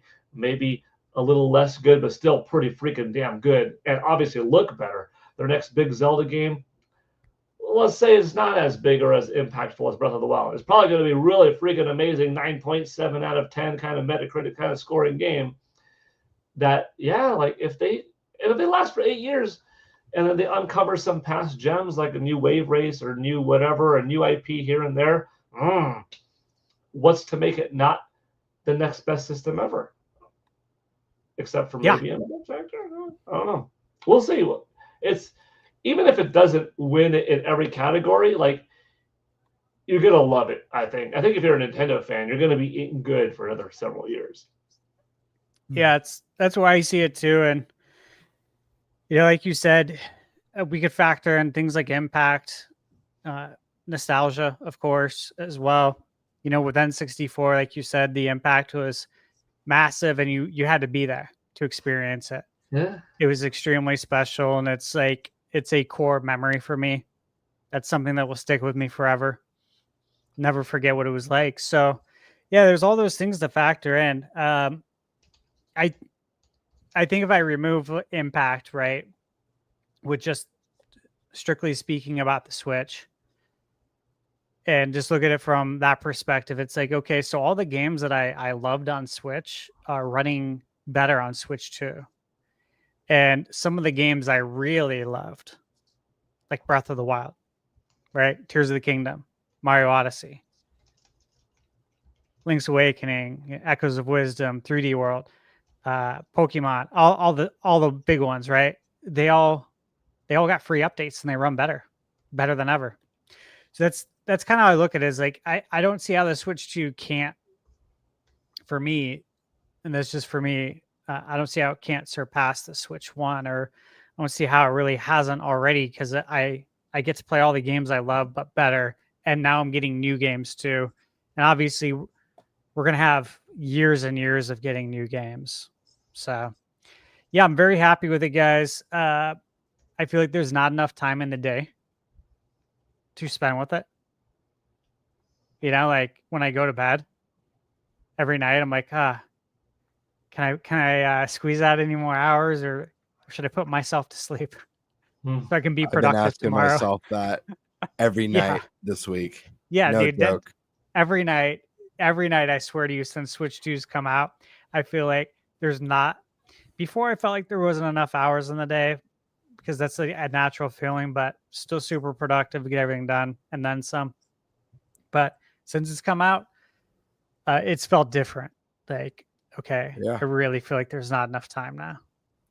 Like, I I think want to part spend of more it time. I think part of it too is just how good that plastic feels on that Pro 2 controller. dang. I know. That, like, I just want to touch it a little before I go to bed, no joke, I've fallen asleep twice now since the launch of Switch 2 with the Pro controller on my chest on the couch. It's happened twice. It's never happened to me before. Obviously playing Sea of Stars, there's reading. So a couple nights where I'm up past my bedtime on a work night, I wake up with the music playing in the background and the controller, some drool running down my chin. What the hell happened? type thing. I'm telling you guys, I said it after the Switch 2 experience. Element 115, man. Bob Lazar. Dude, and have you guys That's picked what up the an old Pro controller's made out controller? of. Yeah, I Sick? have it right They back feel here. horrible. Feels Yeah. horrible now. They're ruined. It's Element Ruined that 115. controller for me. But that's how it feels like with like the PS4 controller, which I used to love. Like, just feels like complete ass now to me. So, Yeah. it's always Yeah. a good sign. It means they did something right. Yeah, I'm really happy with everything. There's really nothing I'm not happy with. And I'll say this too, like when I got my PS5, yeah, day one I had it, and I would have told you the same thing about PS5. There's even to this day, I know people complain all the time about, there's not enough exclusives on PS5. And whether that's true or not, the point is, like, I've had a great time with it. Great time. Many of my PS4 games ran significantly better on PS5, especially the ones that got the actual updates. But I've had a great time with it. I don't have anything bad to say about it. So that's PS5 and Switch too. I don't have anything bad to say about it. Nothing but great times, you know. There's things you can nitpick. DualSense, I wish the battery lasts longer. But you know what? Like, again, I don't nitpick. Life's too short to complain about bullshit like that. Yeah. I feel like hardware is, it's always really exciting at launch and stuff. And we could talk about, all the glowing praises of, Switch 2's advancements from Switch 1, better controller, better visuals, more power, faster load times, all that great stuff, voice chat. But I mean, it's like we've discussed on the podcast before. At the end of the day, it's the games that define the generation. Yeah. I think Switch 2 is off to an exciting start with Mario Kart World and Donkey Kong Bananza and a new Hyrule Warriors game that looks prettier and looks to be running better than any Nintendo Warriors game has in the past. But we haven't even gotten to the super heavy hitters yet. What is this? What does this cycle have in store for Zelda, Mario, Smash Brothers, Animal Crossing, the Monolith games, big third party exclusives, Square exclusives? Are we going to get some new HD 2D exclusives? So ultimately, we'll have to wait and see. I agree with Nate. I do feel like this first month has been a little slow with the lack of a big single player experience.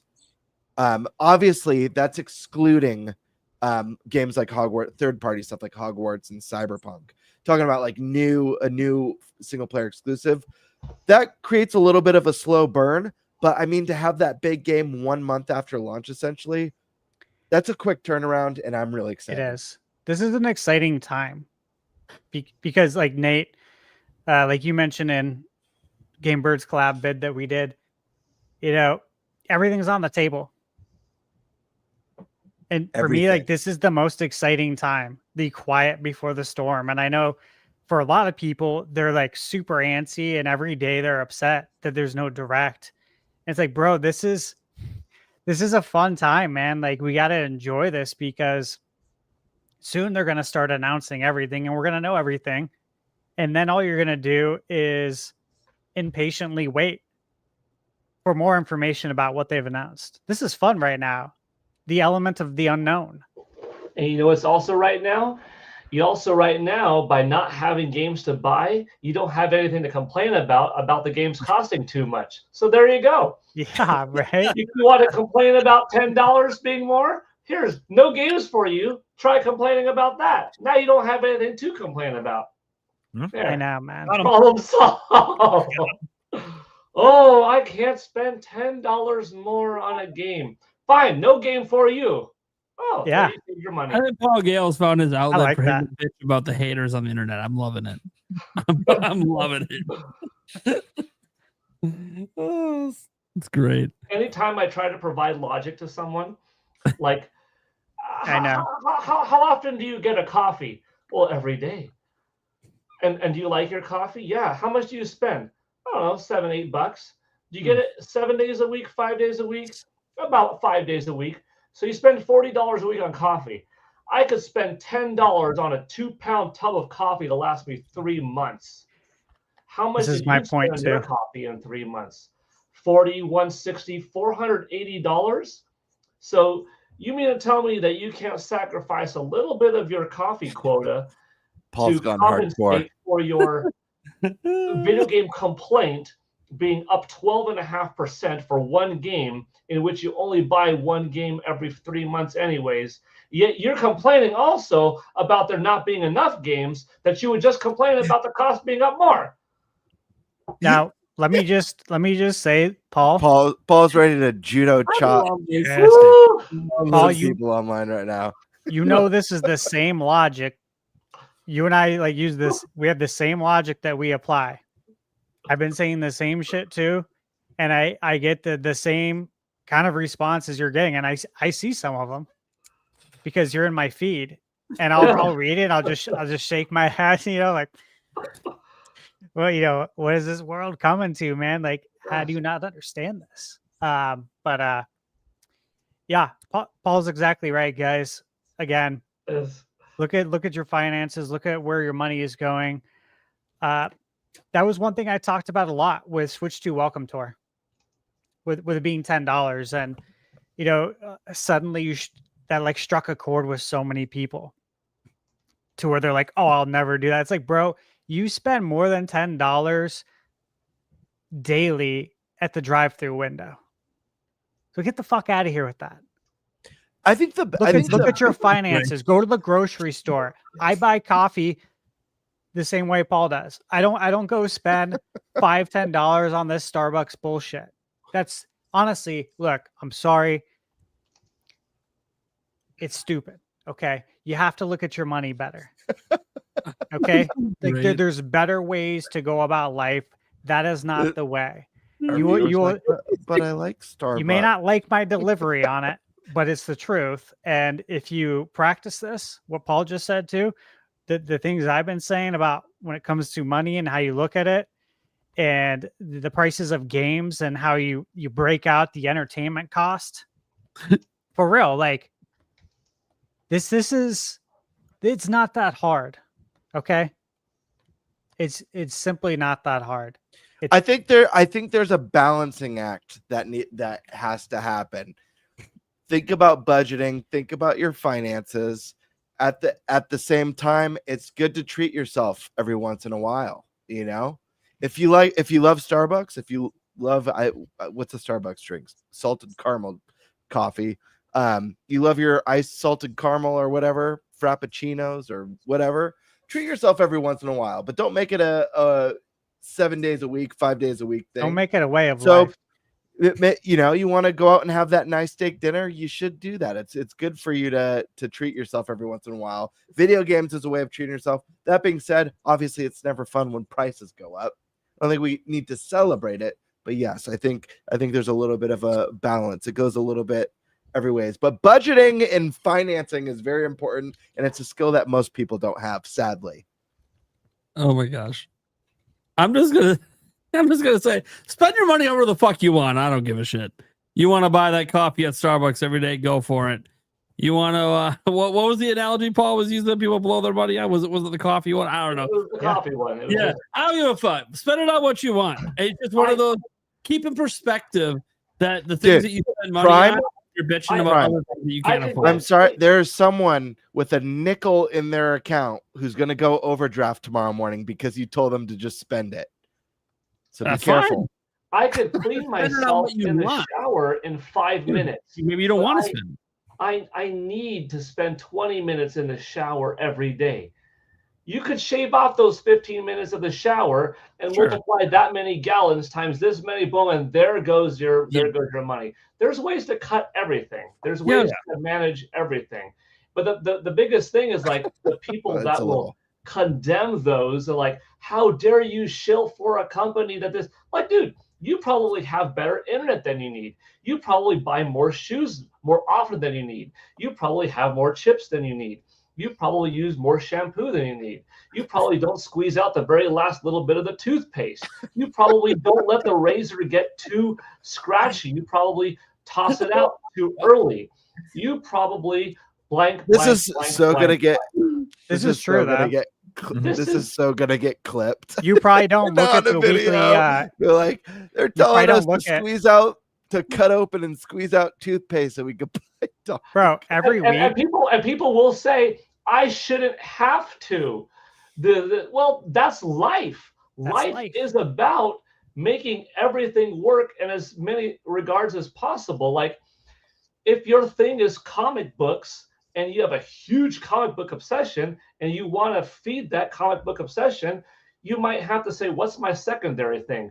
Buying chips every day. What do you like more? I shouldn't have to choose. Guess what? You kind of got to choose a little bit in life because you can't juggle everything. It's part of If life. you want to juggle everything, Yeah. you have to- And your corporate masters own you. There's nothing you could do about it.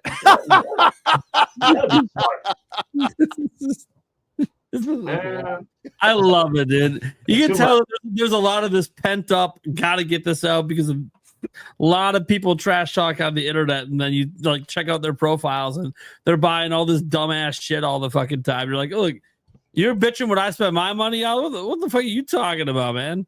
Like, you spend on what you want, I'll spend it on what I want. Hey, we're all good over here. That's the way same people complaining about $10 up thing are people like, oh yeah, I buy a $700 statue of Ryu.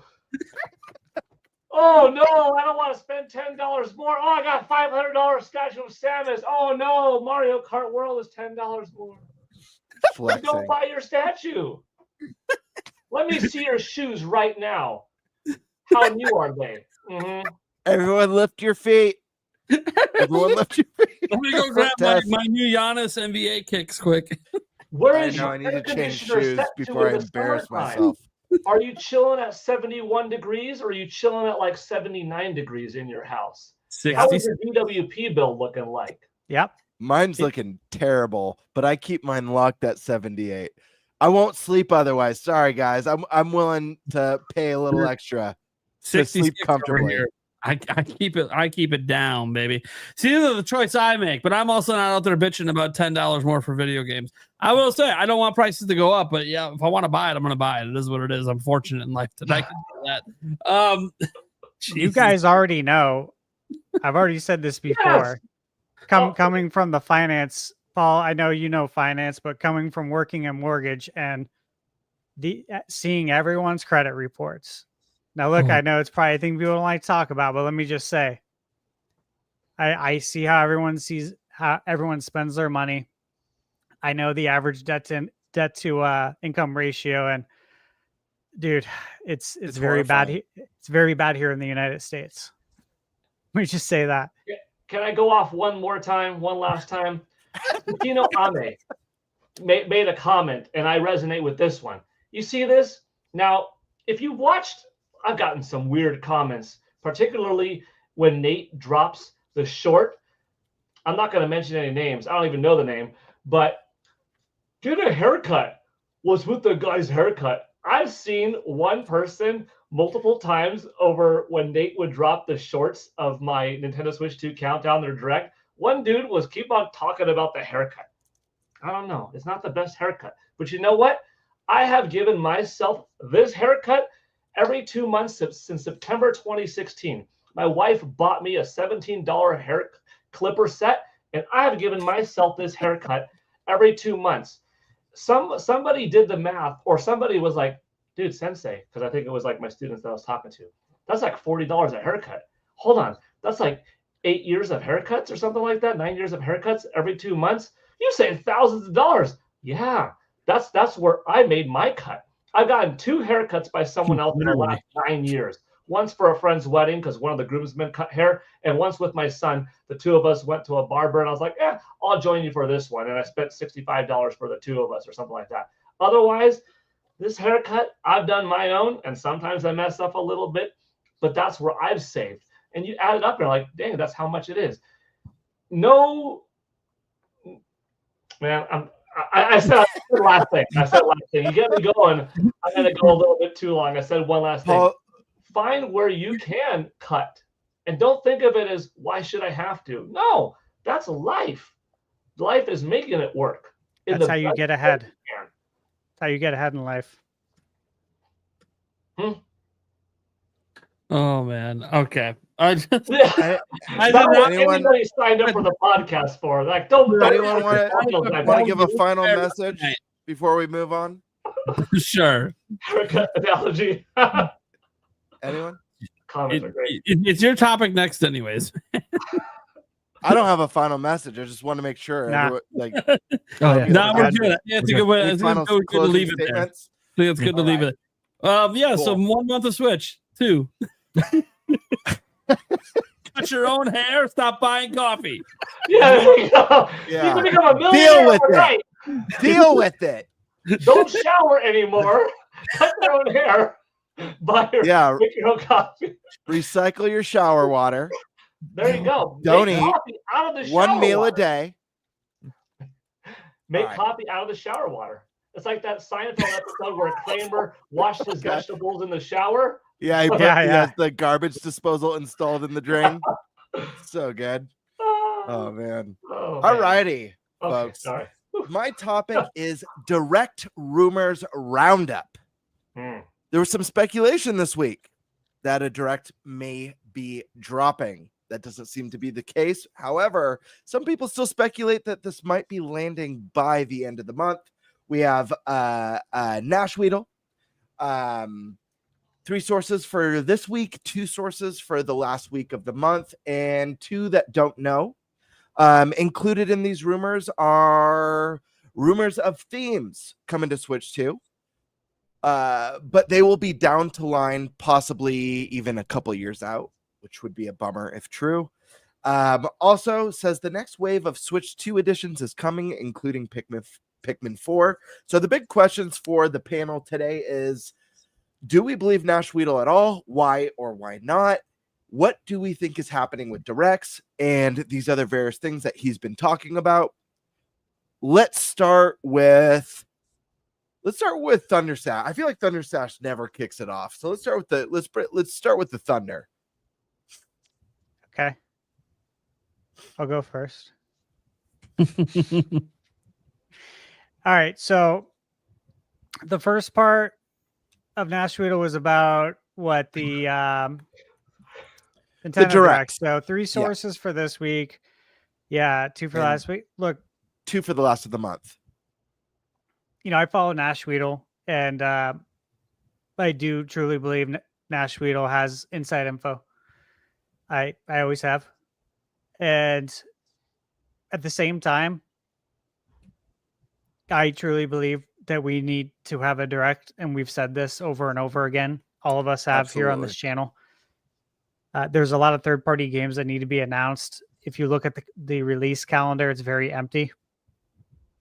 And a lot of the Switch 2 games, even from Nintendo, are also Switch 1 games. Pokemon, Metroid Prime. We're going to be getting Mario Party Jamboree TV here in 2 weeks about? I think July 24th. But again, that's a Switch 1 title. We're going to be getting Kirby in August again. Switch 1 title. So yeah, even though there's some Nintendo games on the calendar, these are not like new games or games exclusive to Switch 2. So yeah, we need to fill out that calendar. Third parties need to announce games, and I don't think we're going to just continue to have trickle announcements like we've been getting, like with WWE and of course NBA. They kind of have to get those things announced because they were announced for all the other platforms as well. So I do still think we get a Direct here in July. Whether it's going to be, next week, the week after DK, I don't know. I really don't think about it. I want everyone to know that. I don't think about it. I personally think it's more fun to not think about it and enjoy the present, enjoy the day. There's plenty of things to be happy about. There's plenty of things to enjoy right now. And that way, when it does get announced, it's genuinely a surprise and you're really excited because you weren't thinking about it. So that's where I'm at with the Directs. That's really where I've always been. As far as the next wave of Switch 2 editions. So again, been saying it for a very long time, but I do fully expect Metroid Prime 1, 2, and 3. after playing with the mouse Joy-Con, there's no better way. It's the extension of the Wiimote. It's the evolution. It's the best way to play Metroid Prime. So I fully expect 1 through 3 to get Switch 2 editions. I said it in GameBird's collaboration video that you just did. I do think there's a very good chance that we're going to get Super Mario Wonder Switch 2 edition. The game didn't get DLC. This is a perfect opportunity to drop DLC with a Switch 2 edition. Smash Brothers, I've been saying it for several months. Same thing. I think we get a Switch 2 edition. Whether it's going to be a free update or a paid, I don't know. Again, schematics, I'm not really thinking about that. I just think that the new Smash is probably a ways off. And that obviously you want to feed that fan base. And it's a great way to do it, right? Smash Ultimate, it lived up to the name, right? It is the ultimate. I don't know if they'll add anything else to it. We'll see. But either way, I think we're going to get a Switch 2 edition. When I say add anything else, I mean like new characters, right? New fighters, new stages, maybe. I think you can bank on things like the resolution boost, right? And the frame rate. Pikmin, to me, makes 100 total complete sense because of mouse mode.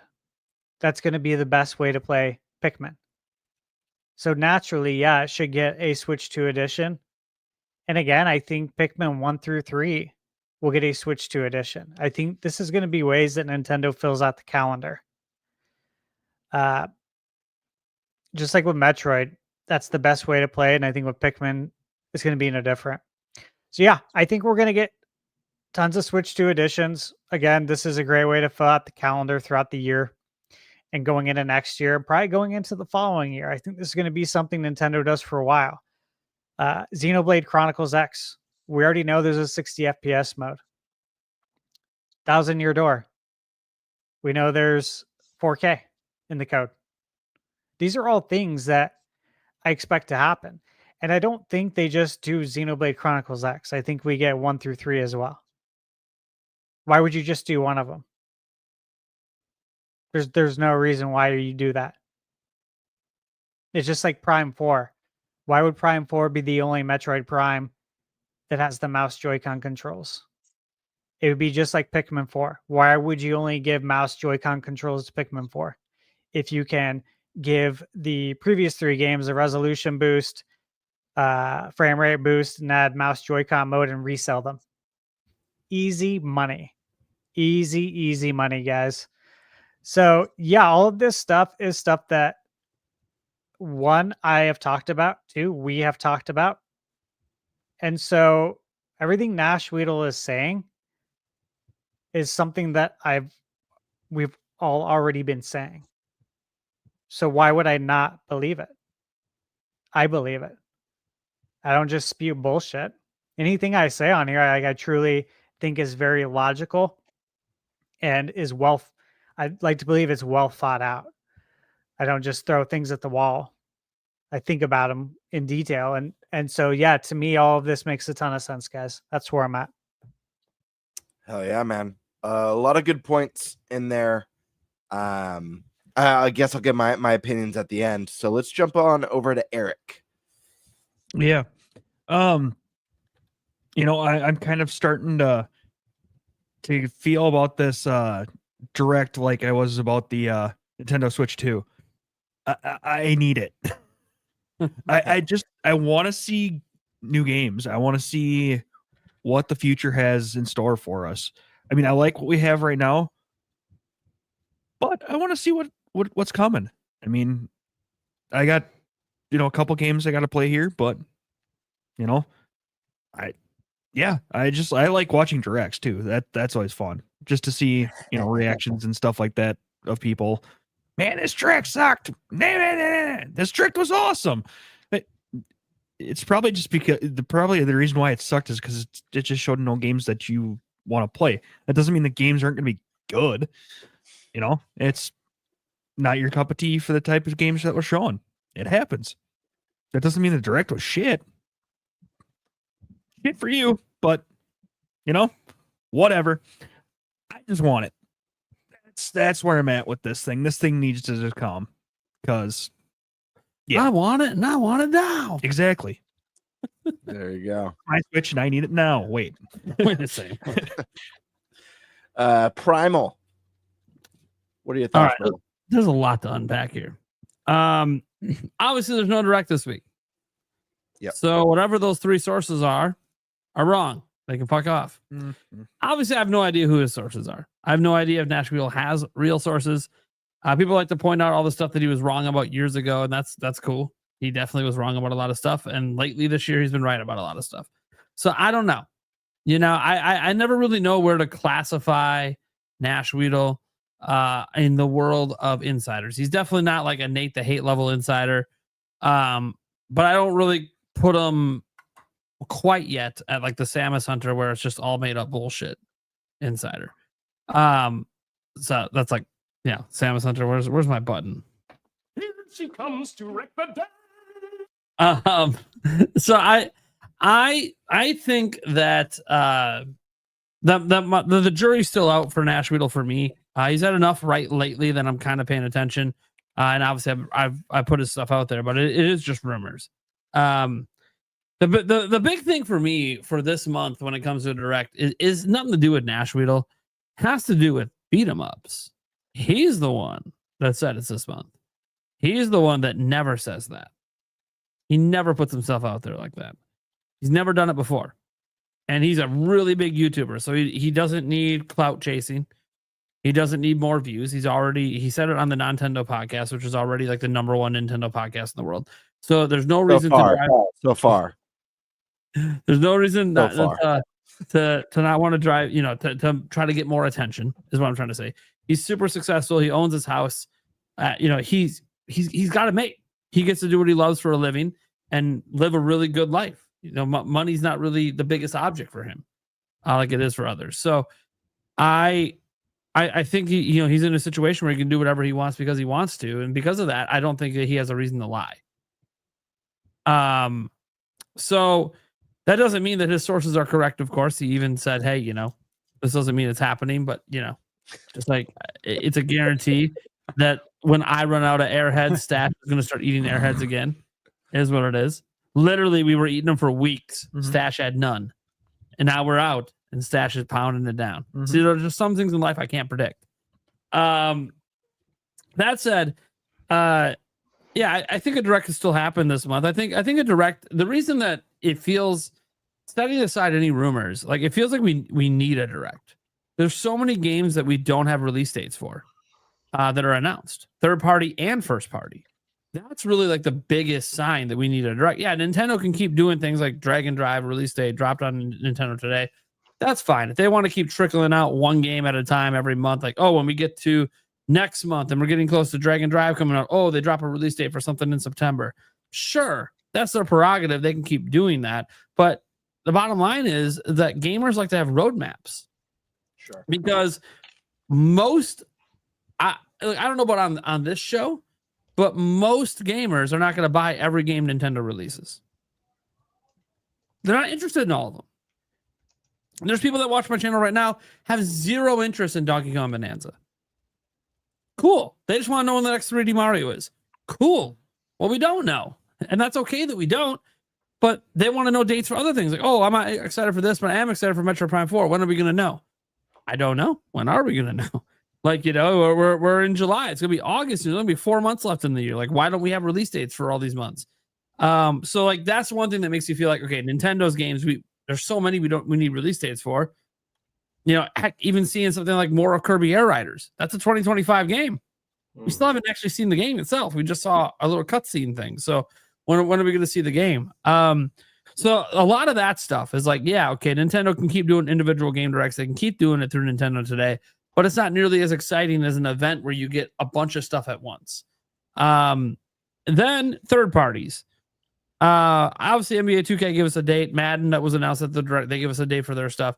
But there's just so many we don't know. And that's forgetting wanting new game announcements. There's just a lot that they've already said is coming that we don't know. Like I know one that Digital Foundry keeps talking about that they want to check out in particular is Star Wars Outlaws. That was announced in the direct. And we know that has a release date, right? Yeah, I know it does. Okay, I just want to make sure. Technically, yeah. But that was my point. Is like it's so random. Like you really have to be watching channels like me, or really be paying attention to like Go Nintendo or Nintendo Everything, or just follow the right accounts on X like Stealth or something. Because if you're not paying attention, you're gonna miss it. Yes. Yeah. It's very like for all I know, I wasn't around today. Maybe Borderlands 4 got a release date for Switch 2 today. I have no idea. Maybe. There was no warning to me that a release date was going to come. At least when a direct is coming, I expect release dates in the direct. So like I know, okay, I can set that time aside. Even if I can't stream it, I can at least pay attention to it. And not just because we're going to talk about it on the show, but just because I want to see the release dates for stuff. So there's just a lot of stuff we need release dates for. There's a lot of stuff that I'll say even this, we just need new announcements. Like how you keep hype going. And I know, appreciate what we have, appreciate what's already announced. I do agree. Sometimes too often we're always too forward looking, right? Not appreciate what Stash was talking about that earlier. Like, hey, appreciate what's already here. But I also have a news channel, which means I'm all about what's to come. The channel is that way because that's what I'm about. I don't replay games. If I have a game like Hogwarts Legacy, haven't beat it yet, I'm going to beat it. But that doesn't really matter. Like that's not exciting for the future. It's what I already have. And I love what I already have. And I've got plenty to play. That's why I said, nothing new released last month. So, or haven't had any new release since like Switch 2 came out. It's kind of a bummer. It's a bummer because I already have games to play, but I don't know what to be excited for beyond Bonanza right now. Besides just hoping that like Kirby Air Riders is going to come out this year. Hoping, that that I'm not, I don't even remember right now the exact release date of the Outlaws and if I'm going to pick it up because I actually want to compare it because I have it on Xbox. September 4th. Yeah, I knew it was like September 4th or 5th. But I was just like, am I going to remember when that comes out? Or is it going to be like the day of launch? I'm going to be like, oh shit. Okay, do I want to pick this up now so I can compare it to my Xbox version? Because Yulia's been playing Outlaws on Xbox. So I'm like, hey, I didn't realize you were going to like this game. You're not really into Star Wars. Oh, it's a Star Wars game? I didn't even know. To be fair, every time like any text comes up in the game, she's like, skip. I don't want to read any of that shit. I just want to get back to the gameplay. I'm like, all right, cool. So I guess she enjoys the kids do that. It infuriates me. Oh, dude, it annoys me. It's like a Star Wars guy. I'm like, hey, wait, I haven't seen this yet. Oh, okay, never mind. Just skip through all this. Dude, do you know who that is? Do you know what? No, I don't give a fuck. Okay. Any game that's narratively driven, skipping cutscenes or like skipping through dialogue is like nails on it. Like it just makes me so uncomfortable. Now, to be fair, I'm like, you're ruining this whole. Why are you even playing? Like, Ubisoft games make it easy to just care about the gameplay because you could like skip, and then there's just an indicator telling you where to go. Sure. So you can just like it's really easy to not have to pay attention to the story, and still just get to where you need to be. Sure. But I'm glad she enjoys the gameplay too because it's a very different kind of gameplay loop than she's used to playing. But it's still kind of like, okay, do you ever care about story? Like, honey, this is to me like you're reading a book. And you decide, I'm just going to look for the image that's at the beginning of each chapter and not actually read anything in between. Yeah. I've actually put down games that I enjoy playing because the story upsets me or is not good. So like story's a big one. If it's a game that's designed to be narratively driven, obviously I'm not worried about story when I play Mario. Right. But yeah, like it even games where I've had like, oh, this is pretty, the combat's really good in this game. But if the story is ass and that's like kind of the focal point, I'll be like, this game's not for me. I don't know. Yeah, that I kills me. The story when I play, like I'm playing Hogwarts Legacy. She's like, why are you like paying so intently close attention to the story details and like the voice acting that's going on? I'm like, dude, I'm a Potterhead, honey. What are you fucking talking about? I need this. This is like my addiction to Harry Potter. Get out of here. Like, same reason I'm going to watch the HBO series. I don't know if the castings are good. I'm going to watch it and see what happens because I like Harry Potter. And I just hope it's good. I've got a funny. Whatever. I've got a funny one. I just gotta tell the story real quick. Really short.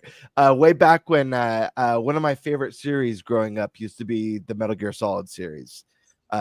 Since on the PS1, my favorite Metal Gear game of all time is Metal Gear Solid 3.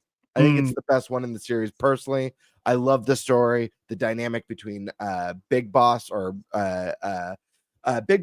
Boss.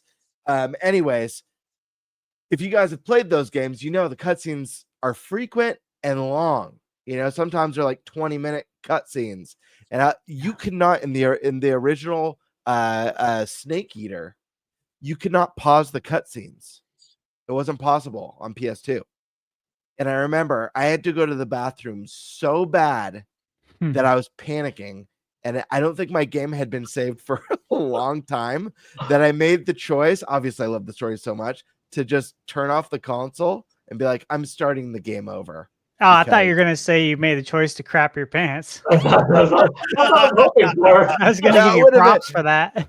That would have been better. That would have been way better. Oh my God. I made the choice to just start the game over because I care about the story so much. Oh man, that's way better. Why didn't I just shit my pants, dude? Yeah, dude. I do have a funny story though. This one's better. This one will be more entertaining. But years ago, not video game related at all. But I feel like I have to tell a better story now because of what you just said. That just ruined my story just now.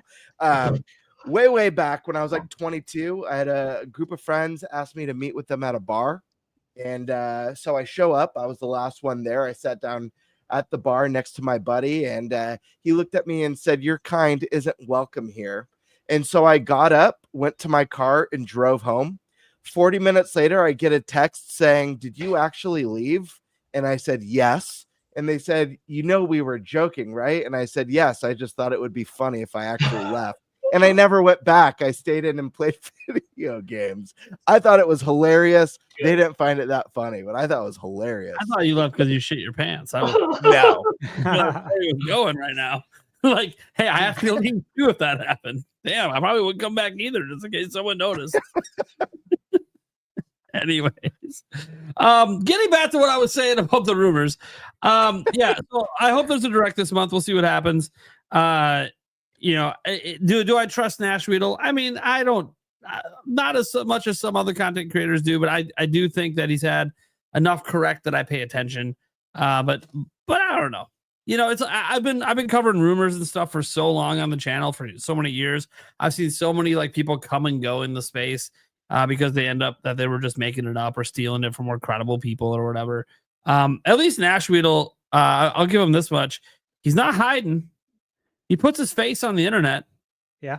He answers questions. He's doing another interview with the Tap the Backlog. Like, he answers questions. He doesn't avoid things.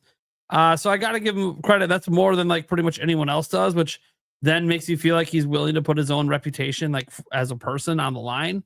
That's kind of cool. I don't know if that necessarily means that he's right or knows anything, but so I think that's interesting. That's definitely different. Not even Nate the Hate does that.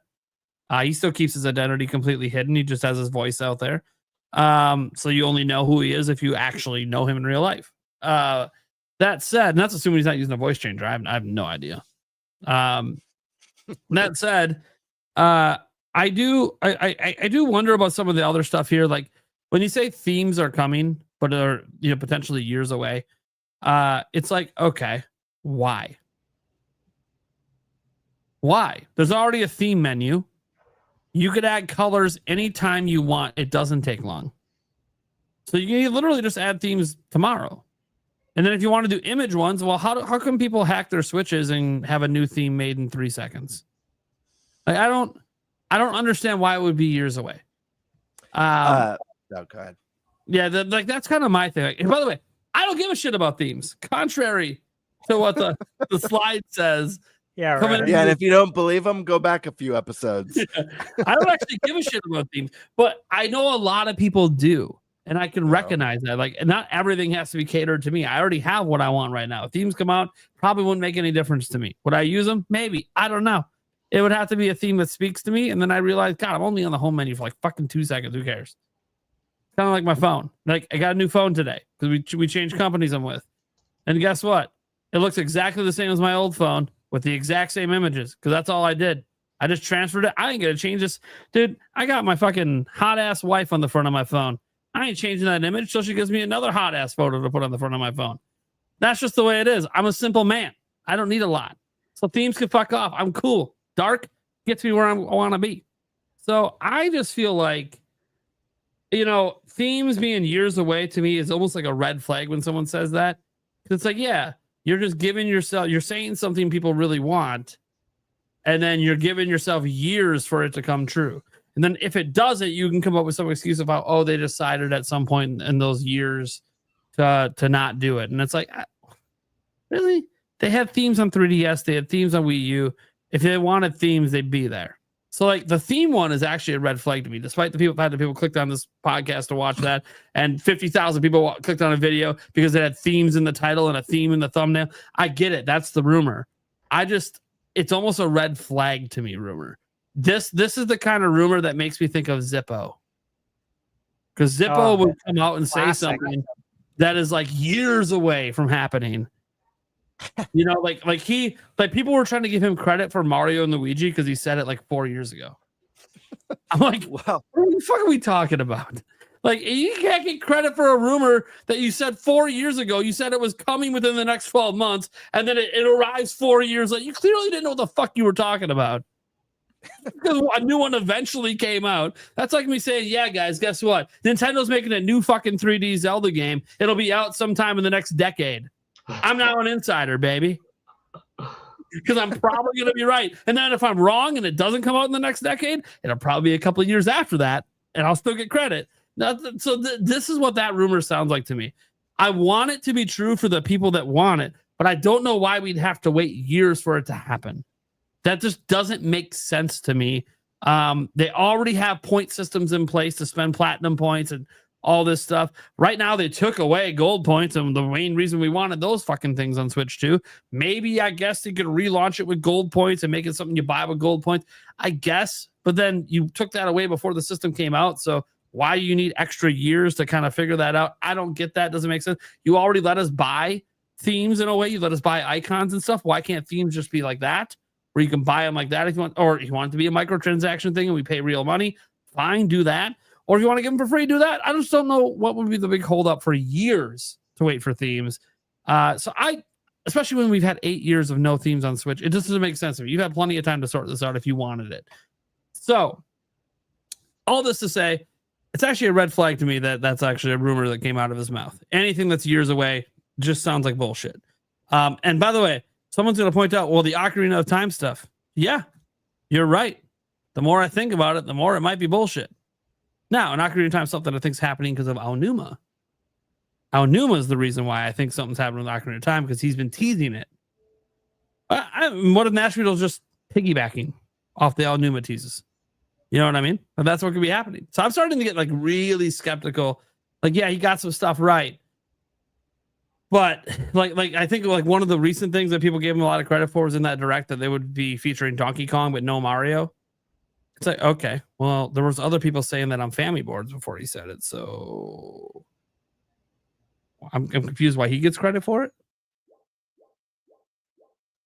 So, yeah, it's a red flag to me. The other rumor that he put out there, what was it? What was that third one? It was about the Switch 2 editions. Yeah. Pikmin 4. Yeah. So Pikmin 4 Switch 2 edition just makes sense. It's a beloved game that we might not be seeing again for a few years with a fifth one. It's one that Miyamoto actually worked on. He worked on Pikmin 4, for those who don't know. It's the last game he actually worked on. I don't know if he's going to work on Pikmin 5 or if he's just fully handed it off now, but he had slight involvement in Pikmin 4. So it's interesting because I think it's going to be a while. So a Switch 2 edition could happen. I think a Switch 2 edition could happen for pretty much any of Nintendo's Switch 1 games.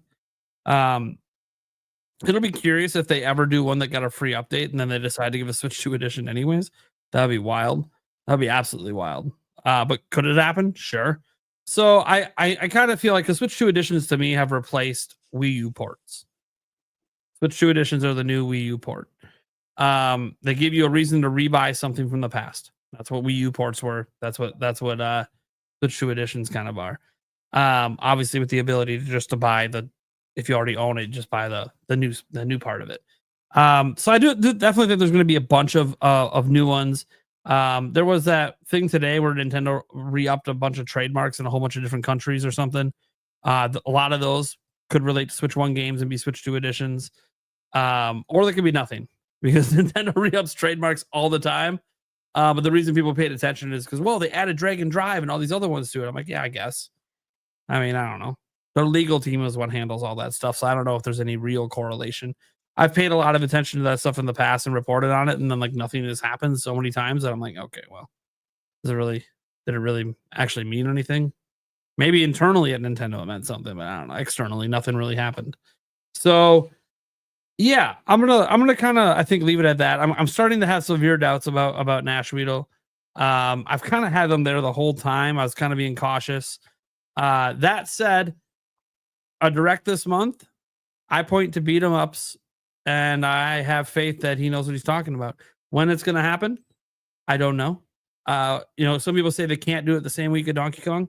Well, Donkey Kong had a new console released the last time a game came out in that series, or revealed back in January 16th. We remember it all as the reveal date of Switch 2. It also was the release date for Donkey Kong Country Returns HD, the same day. Wild. So I'm not gonna put it past Nintendo to say, "Oh, Bananza's out today. That's cool. Here's the direct." Fucking wild. Everyone play Bananza on your Switch 2 while you're watching the direct or something. I don't know. That'd be wild if they did that. But I'm not gonna put that past them. We have a Pokemon Presents coming up. That's something we do know is happening. So that's gonna be a fun thing. I don't know if we're doing a bonus episode for that yet or not. That's gonna depend on if there's like enough in there to do a bonus episode. But we know ZA for sure is gonna be in there. And if nothing else, whether it's that day or the next week, ZA is gonna be a topic. It's gonna be something we need to talk about. But yeah, it's funny. Nashville said 3 sources this week, 2 sources for the last week of the month. This week and the last week of the month seem like the most likely weeks. Just conveniently, Bonanza's next week. Oh, the next week's Pokemon Present. So what are the weeks that were left? It was this week or the last week, right? Like, it kind of convenient. So, I'm hoping there's a direct this month, and I'll just leave it at that as a hope. And I'm basing it more on beat 'em ups, saying that he knows that there's a direct this month, but he won't tell us how. I don't know. I know third-party devs. They haven't told me jack shit. Maybe Nash Weedle told him. Yo, can you imagine if that's what it was? That was You never know. Colluded with Nash Weedle. That'd be wild. That'd be absolutely wild. I've got some thoughts on some of the stuff that you said, but Paul, I want to give you a chance before I give any of my thoughts to respond to this topic, because I think you stepped away right at the start. It's basically, Nash Weedle reporting that rumors are leaking that a direct is landing this month. Some people were saying it would be this week. That looks not to be the case. Some people are saying at the last week of the month. Do you think there's any truth to a direct happening this week? Do you believe it will happen? Why or why not? Additionally, he mentioned that themes are coming to Switch 2, but maybe not for a year to 2 years down the road. And lastly, he also mentioned that we should be expecting some new Switch 2 edition games like Pikmin 4. What are your thoughts on these three categories? New Nintendo Switch 2 editions of games like Pikmin 4 makes sense to me. I mean, Sure. Pikmin is very important to Mr. Miyamoto and to Nintendo. They would like it to be a pillar more than I think people are accepting of it being a pillar, because the games are niche-ish. It's kind of weird to say a game is niche when it still is able to sell 1 million, 1.5, 3 million copies, but like it's not of the Mario caliber of sales and stuff like that. But so I want to be clear, like not niche, but they want it to be higher. They would love for it to be a 7 million consistent seller. And I think have a beautiful game, look that much prettier, and throw in some mouse controls and improved multiplayer and maybe a little bit more stuff. Like, it sounds relatively safe to think that that's accurate. So I believe it. Now, if one person is saying something that gels really well with what I think, and they're saying multiple things, it kind of makes me think that other thing might be accurate too, when it comes to like themes. I think that Nintendo didn't want to ruffle the feathers of their own operating system and keep it so simple, so basic. Don't make anything any slower on the Nintendo Switch. Everything is just operating right. That if we threw in too many colors and too much music, could you detract from this? Could we have to deal with this problem? Could it open up a door that a Trojan horse could come in and mess up the system, brick it, damage it? Let's just keep it as is. But with Nintendo Switch 2 having more horsepower than Nintendo Switch, less room for error in some regards of it crashing, I think it's just a matter of time before they do add it. Right now, let's solidify as just a gaming console. It's also sometimes less is more, or sometimes you appreciate the new as it gets added. Like if you had the ability to launch a Mario and a Zelda movie back to back, I don't think you would do it in April and in May. You would want several months in between because it keeps the hype cycle active. It keeps the talking around something often.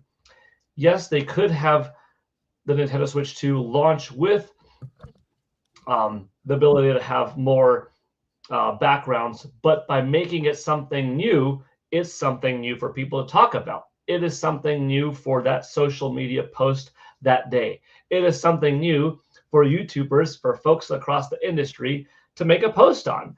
Now, you could say, well, wouldn't you want that from the beginning? Yeah, but in the beginning, it would just be one more thing along with Fast Fusion, along with Mario Kart World, along with everything else. But now it's something else. So I don't think it's this big thing that the system can't handle. Because I think Nintendo Switch, as silly as it is to say, really, you don't think that it could have handled it? Nintendo 3DS could handle it. Not that it couldn't have handled it, but you saw how slow eShop got over the years. It wasn't like that day one in March of 2017. It was a snappier running eShop back then. But it's kind of like the internet. It's kind of like file sizes. Your old e-machines from 2005 that was 755 megahertz and whatever, like it was fine at the time. As the internet got bigger, it no longer was able to keep up. Your old iPhone that's perfectly capable from 6 years ago, it can't keep up nowadays because file sizes are bigger on the internet. All this other stuff. Anyways, my point is, I think it's less of a Nintendo Switch 2 can't handle it. I think it can. I think that it will come. These themes. It's just Nintendo wants to have a constant flow of new things coming to the system to talk about, to build up hype, to build up excitement. Now, whether Nash Weedle knows it, heard it, and it's from this same person potentially as the individual who told him about Pikmin 4 in Nintendo Switch 2 Edition, I don't know, but I do believe that we will get themes sooner or later. So I don't necessarily think it's silly to say we have to wait, because I can see it from Nintendo's perspective of wanting to drip feed out more and more, so you're constantly getting something new throughout the gen. Especially if there's some kind of monetization behind it. Like it's free, but there's a new coin system coming out that your platinum coins are going to be able to purchase for free, but for your gameplay, your achievement style, your trophy style is going to be how you unlock these backgrounds. Kind of a digital background for your wall, but it's for your Nintendo Switch. Maybe they will pre-order bonuses. Or pre-order bonuses for new games. I thought a really cool way to integrate the whole trophy collectathon achievement kind of thing would be a very Nintendo way of doing it. Would be, think back to Super Smash Bros. Melee for GameCube, where you had, before Amiibos came out, there were little Nintendo trophies that you could stack in a Triforce manner, in a vertical, horizontal columns and rows manner, and you had like different Nintendo consoles on your 3D shelf and stuff like that. You remember all that? I loved it, yeah. And that would be pretty sweet if you had a digital room and that was your background. That was how you unlocked little things of games, and that was your physical amiibo, your physical gift. But what if Nintendo is taking a little bit longer for the background because it's tied to something that's a little bit more playful. It is its own app, and in the app, from you could browse your digital game room or whatever with your me or walking around or something like that, and you're scrolling through like a museum. You're walking around like Animal Crossing, right? You're walking around the museum and you pick it, and bloop, it takes it from that little mini game in this little app on the Nintendo Switch 2 called, Art Room or something like that. And then that's where you drag it and drop it and you make a theme. Why go through all that trouble? Why couldn't you just drop a theme on it? Maybe it's a part of a bigger plan. So I'm trying to think the way Nintendo works. Some of it is as a fan. Some of it is as I have enough friends at Nintendo that I'm like, gosh, the company does try to operate in a little bit of a magical way with what they do, that they just do a little bit differently. And the last topic you gave me a fun idea, Paul, just by tying it to an app. All they got to do is be like, hey, you can make custom themes through the brand new game Mario Paint 2. And it uses mouse mode, and you design, and you could apply them to your home space. You never know. Something like that. It could be pretty cool. And then the last thing is July. In general, Yes. Do I think it's going to happen? I didn't think that a June 1 was necessary, or that was necessarily going to happen, because we got so much in such a small window. We had a Nintendo Direct in March. We had a Nintendo Switch 2 Direct in April. We had experiences around the world throughout April and May. We had the opening of a San Francisco store, the opening of a brand new Nintendo News app, the opening of a Donkey Kong section coming to Florida and Japan and stuff like that with the theme parks. We got Zelda movie announcement. We had an independent Donkey Kong Direct. We had a Nintendo Switch 2 console come out. All this stuff in this little window of time that cool factor wise, talking wise, Nintendo is making the mainstream. They're everywhere right now. They don't need a Direct to still be in the public's eye. Do as much as you can with what you can, with what you have, which is what the Nintendo Switch 2, with getting it out there to as many people as possible, with allowing the games to sell, because there are a certain amount of people that will not buy what's out there now because they see what's out there in 3 months, and they will hold off on their current purchase because they have a limited budget and they see, oh, that's coming out next. That looks cooler than what's out now. So by not giving telling everything right away, it gives a little bit of peace and calm to certain people to buy what's out now. Now, some of us might play more. Some of us might want the next big thing because we're excited. Nintendo will do it.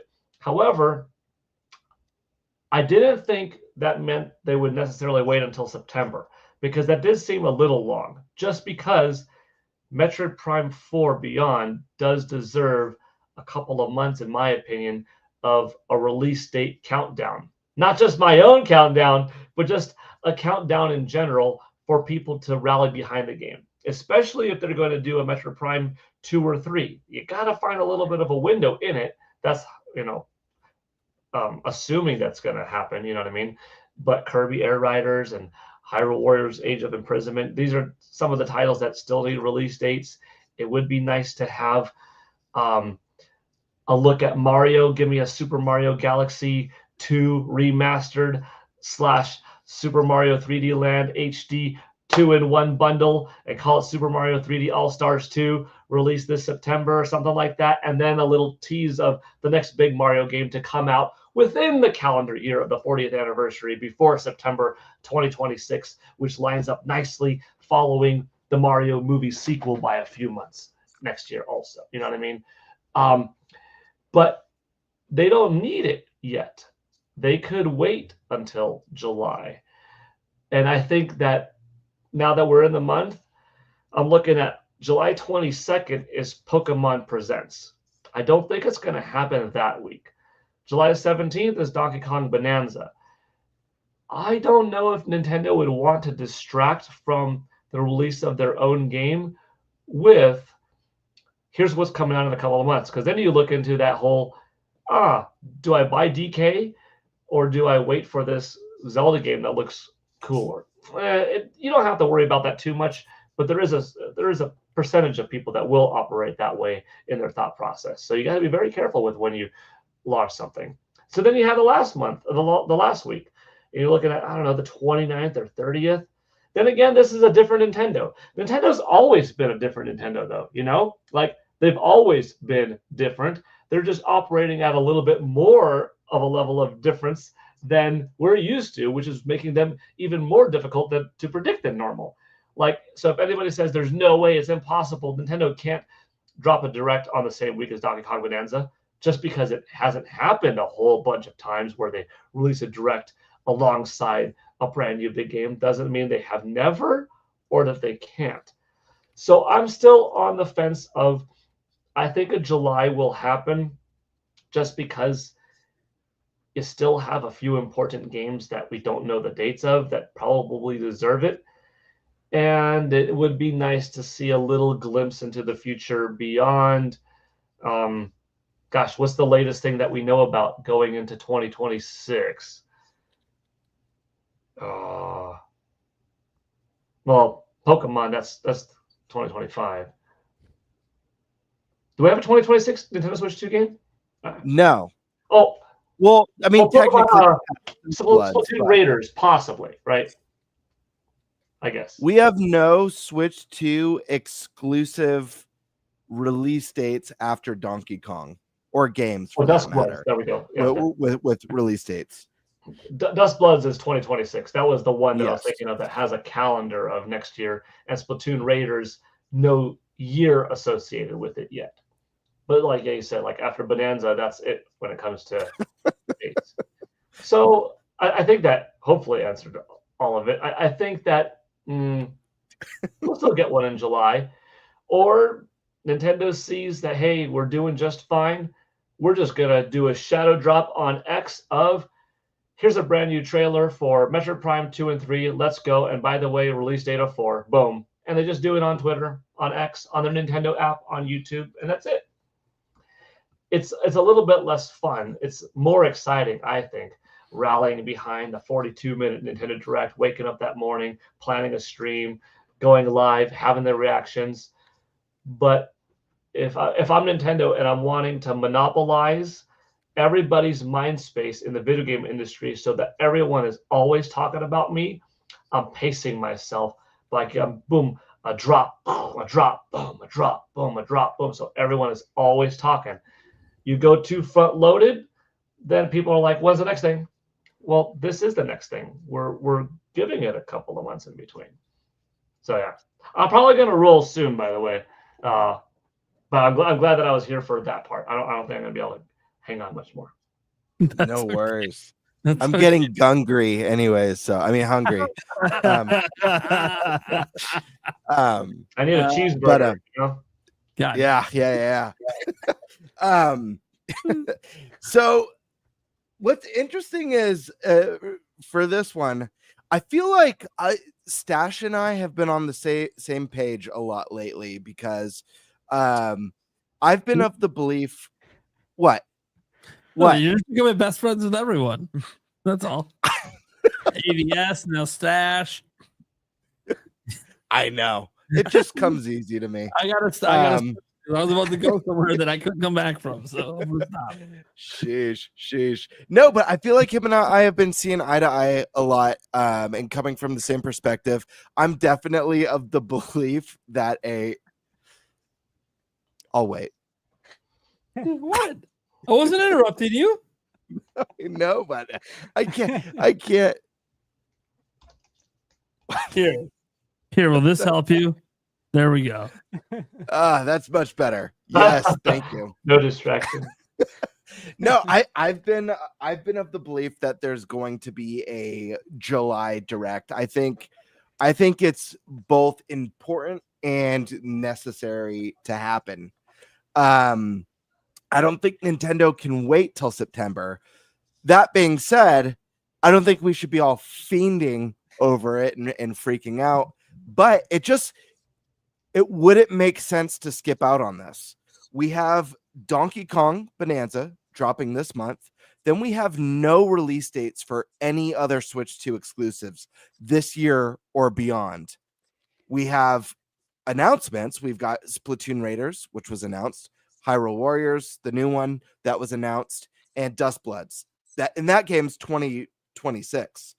Obviously, Dragon Drive is coming out. I'm not counting that as like a full Switch 2 because it's a $20 game. It's not like a big one. Kirby Air Riders is supposed to come out this year. Again, has no release date. We need those release dates. On top of that, Nintendo hasn't announced their big holiday game for this year. Is Nintendo, do they not have a holiday game this year? I find that a little bit hard to believe. And what do we typically know about holiday games? They're usually the biggest game of the year, the most important release of the year. I think it would be a safe bet to assume that whatever Nintendo's November game is bigger than Mario Kart World and bigger than Donkey Kong Bonanza. Right? Is that a safe assumption? I mean, it is possible that they don't have anything bigger than that since it hasn't been announced yet. But I also wouldn't put it against Nintendo to announce their holiday game in the September Direct just a couple months before the holiday, considering they do massive Twitter drops and Nintendo Today drops. They do whatever they want. Sorry. Right. I mean, here's the thing. I'm very conflicted on Metroid Prime 4, and I've thought about this a lot. And guys watching, this has been the most interesting question to me since the reveal of launch. It's why I did my recent video on my channel collaborating with Thunderstash, Sumbro Nation, Nintendo Prime, and Rob from Rule of Two Review. If you guys are interested, definitely check it out because everyone had some really interesting predictions for what Nintendo's cooking this holiday. But I find it a really interesting question because this is the first time we've gotten this close to the holiday without knowing what the holiday game is for a Nintendo console. It's wild.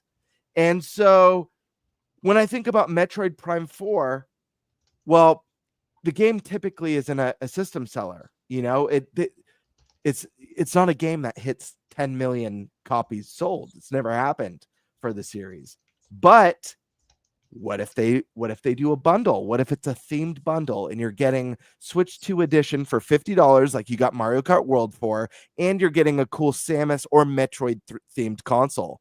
Then that's an incentive for people on the holiday who maybe would never go out and buy a Metroid game because they don't know about it or they don't care about it, to get a console with a game at a deal and get the opportunity to discover a critically acclaimed series. I think that's an opportunity to bring Metroid Prime 4 into a more mainstream audience. At the same time, it doesn't have the pull, that big mainstream pull like a Mario or Zelda or an Animal Crossing or even probably a Splatoon game. Even rumors of a Mario Galaxy 2 remaster, that's a big deal. Now, if this was a remake, a beautiful, stunning remake from the ground up, that is holiday game material right there. But if it's just a fresh coat of paint, and granted, the Metroid Prime remaster is gorgeous, so I'm not knocking a very talented fresh coat of paint. That goes a long way. But I'm just curious for the big holiday game. When I think of Metroid Prime 4, it is a Switch game. It's getting a Switch 2 edition. Pokemon Legends ZA, that is a Switch 1 game that's getting a Switch 2 edition. Does Nintendo default their holiday game to a Switch 2 edition? Or do we actually get a Switch 2 exclusive this holiday? It's a fascinating question that I think Nintendo could tackle multiple ways. Obviously, I think the Switch is more capable than anything we've seen first party for the system so far. So it's totally possible that they've got big stuff cooking that's just not going to be ready by this holiday. Totally possible.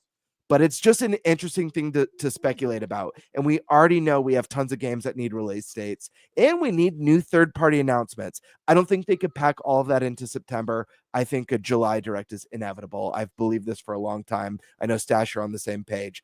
Yeah. Let's knock the obvious one out of the way. Switch 2 editions. Enhancements.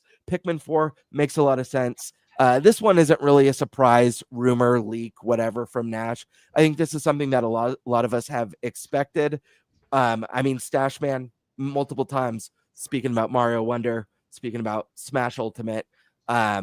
These are just things that I think we expect to see more of going forward. And hopefully the more surprising announcements would be free NSO upgrades if you're the expansion pack subscriber. I think that's the more interesting question, because I'd like to see that. I think that's a great incentive, especially around the holiday time. Lastly, themes, Nate's favorite subject. I know Nate and I agreed a lot on themes last time we discussed it here on the show. We had a very happy discussion where we agreed for many, many moments. I said it last time. I don't remember if you were on the same page, Stash, so you could clarify. I think you were on the same page as me, that you agreed that you still think that themes might be coming to Switch too. I'm still in that boat. I think it's totally possible. Nate, yes, I think for any other company, up to 2 years away potentially would be a red flag. With Nintendo, that's not a red flag at all. That just sounds like classic weird Nintendo business to me. Like legit. I feel like with Switch 1, and it's been, my memory's fuzzy, it's been a while. I feel like a lot of the stuff regarding like NSO features and like the phone app was like super delayed and staggered and announced too early and didn't come out till way after. Like, it just seems like such a Nintendo thing to go like, yeah, we'll do themes, but we're going to wait a couple hours, even though we could probably knock this out like yesterday. Nintendo's a very weird company that does a lot of awesome things, but also makes a lot of weird, oddball, and sometimes questionable business decisions. Sometimes it completely works for them. I see what Paul's saying, though, that like it could be a drip feed more thing, like don't give them everything at once. Have that carrot on the stick. More announcements to look forward to coming soon. New exciting things. And I know you don't care about themes, Nate. I will say this. Even if I'm in the menus momentarily, which sometimes I'm not, sometimes I step away from my console, and hearing those little jingles or seeing those little menus is just it's just a fun little novelty. When we lost those special openings, those anniversary openings on the PS5, I was saddened. I missed them very much. It's a little thing that's meaningless once you get into the game, but it's just one of those one of those things that just makes me happy to be a gamer. And any way that I can incorporate nostalgia. Listen, there's so many game themes I would love to see, but honestly, give me a SNES theme or a Super Famicom theme or an NES. Give me some of that cool retro stuff, like the color coordination and even sound effects, GameCube and stuff. I am there for it. It's just a nice little touch that just makes me, helps bring a smile to your face. Even if only the first handful of times booting it up with that new theme. And then, the excitement around unlocking new themes with points or achievement system or however they incorporate it. But that's my 2 cents. Any objections? No. Nate? I think it checks out. I feel like Nate wants to. I got nothing, man. All right. Eric, you look like you have a lot on your mind right now. Nope. My brain has flatlined about an hour and a half ago. He's on live support right now. Well, that's my topic then, folks. All right. Hell yeah. Well, we'll get to this last one, and it's just random news. Okay, couple stories to go over. But one thing I want to go over is this is a funny one. I don't know why I never included this.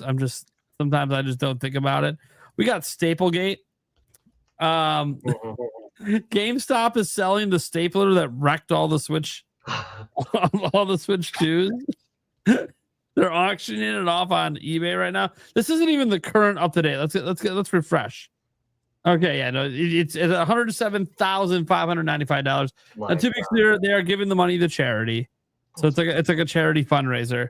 But I think the CEO said if it got to 6 digits that he would include a pair of his underwear. What? So that's a thing. All right then. Because it happened. So congrats for the extra pair of underwear you're going to get along with that stapler, whoever wins it. I obviously, it's more of a joke trying to drive for charity, but it is. I thought it was kind of just funny that GameStop did it. It is what it is. Enjoy. Whoever gets a stapler that wrecked Switch 2s, a used stapler, by the way, that wrecked a bunch of Switch 2s. Enjoy that really expensive stapler. But that's not really much of a story to really talk about. It's just GameStop doing weird things, but it's for a good cause, I guess. So there you go. But there was this interesting thing that Stash pointed out to me earlier that I didn't really realize. I hadn't really been paying super close attention. But when I think about these two things, it is weird. So Tony Hawk Pro Skater 3 and 4, right, coming out.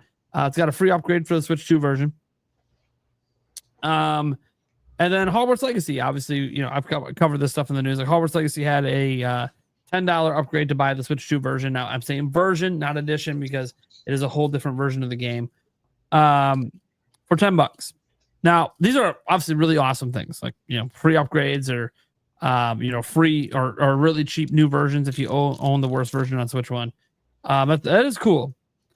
But the weird thing is they never talked about it. They never advertised it. They never promoted it. So I have this weird question. Like, these are really pro-consumer moves by these two different companies, and there might be more companies doing it right now that I'm not even aware of because I'm not paying attention. So why are they not advertising this? That you can do this? I mean, I think I know why, which is a not so good reason, but yet it's a very pro-consumer thing they're doing. So let's go to the Birdman. I'll try not to make you interrupt with laughter that's not even coming through the mic. I hate to interrupt and I hate to leave, but I've got to roll. Thank you for having me, though. Yeah, I get it, Paul. Tell me to fuck off. It's good. See you later. Let me go second. I need to step away for 1 second too. I apologize. Everyone's leaving. It's fine. If I go, y'all go too. Yeah. Solidarity with Paul. All right. Later, Paul. Guys, Check Paul Gale Network. What's that? Go, man. Oh, yeah. Paul and Paul Gale Network. Thanks again. See you all online. I might hop in the chat, and you never know. Like last time, I think I showed up in the last minute. Back on the show. Yeah, he did. We got right to the end. He's like, let me get back on. I'm still awake. See you guys. All right. For now, bye, everybody. Have a good one. Bye, Paul. Yeah. All right. So, and of course, I called on Cream Savers over there, and he just, he just said, "I'll go second. I'm out." Yeah. Dude, he's going last now. He's going fucking choice. Eric. Yeah.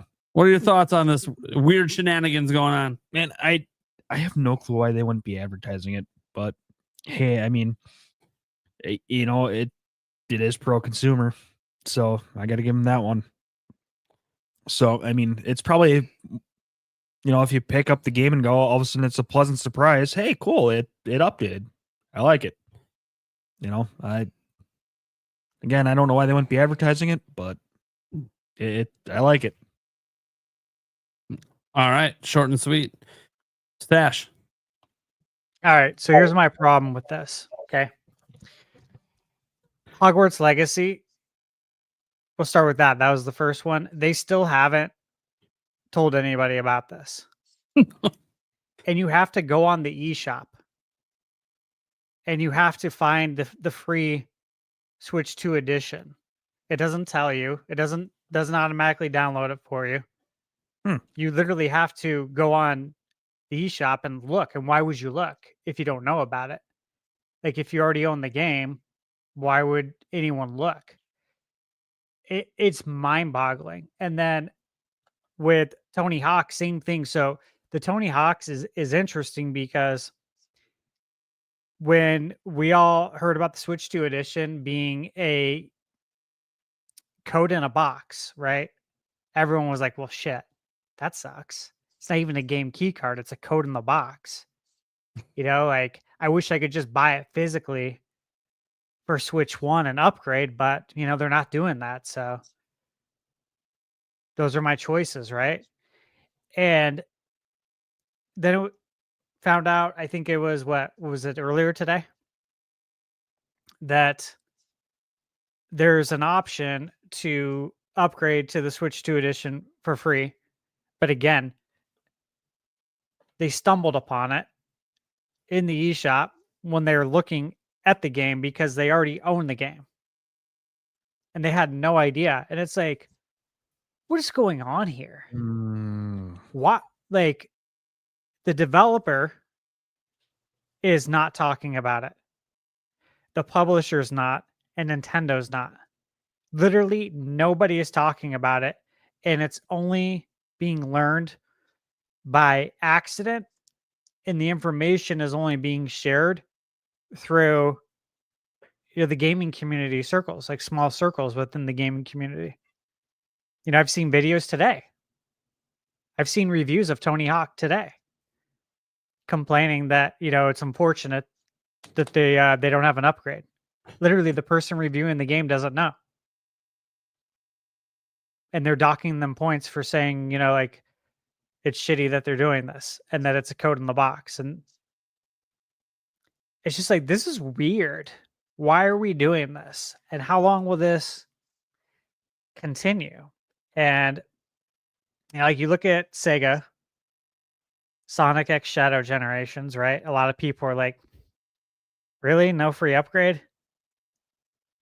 Puyo Puyo Tetris, same thing. No free upgrade. And it's like, there were a lot of opportunities for a free upgrade. Suikoden 1 and 2, same thing. No free upgrade. Again, feels like perfect opportunity. All you got to do is bump the frame rate and the resolution to 1440p, and you got the Switch 2 edition. I'm trying to understand it. I really am. Because it seems like they don't want you to know about it, right? And if you don't want us to know about it, why are you even doing it? Just don't do it. Nobody else is doing it. I did have a thought, Stash. What if they're doing this to push more people towards the shop? Like, people are all of a sudden discovering these, and it's like, oh, okay, I wonder what else other games are there. So they go to the shop, and all of a sudden now you're looking at a whole bunch of other different games, and all of a sudden you're like, oh, this game looks good, let's buy it. It's one of those that you start hearing rumors of games out on the internet, or games that have the update available, and you go searching for ones that you have, and you might see something that you never thought of purchasing, and all of a sudden you're in that. Yeah, I mean, I think there's a point to that. Go ahead. Yeah, I got two issues with that thought. One is that especially for the free upgrades, even the paid ones, you won't see it if you don't already own it. Yeah, that's one of the things. It's like you can go explore. No, I know, but you have to already own the game. Yeah, that doesn't mean that you're not going to go look at the games that you have. Sure. That automatically brings you back into the shop, which might show you something that you might buy. Sure. I don't know that third parties care about that. Nintendo might.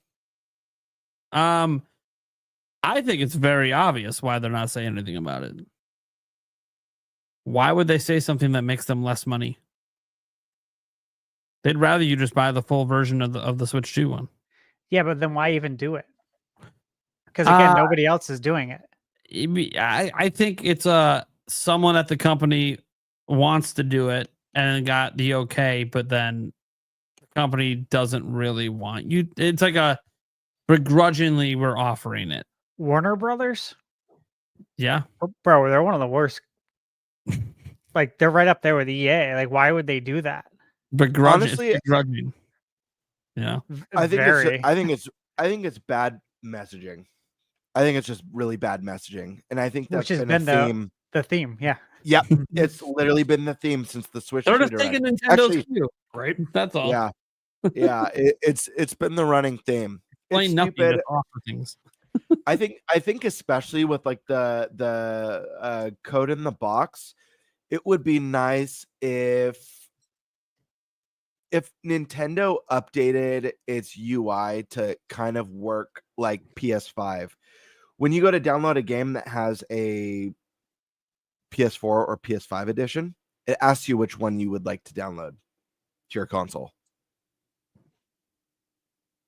That's a really easy solution, but I don't think anyone should have to, I don't know, search through ancient manuscripts to figure out if there's a free upgrade.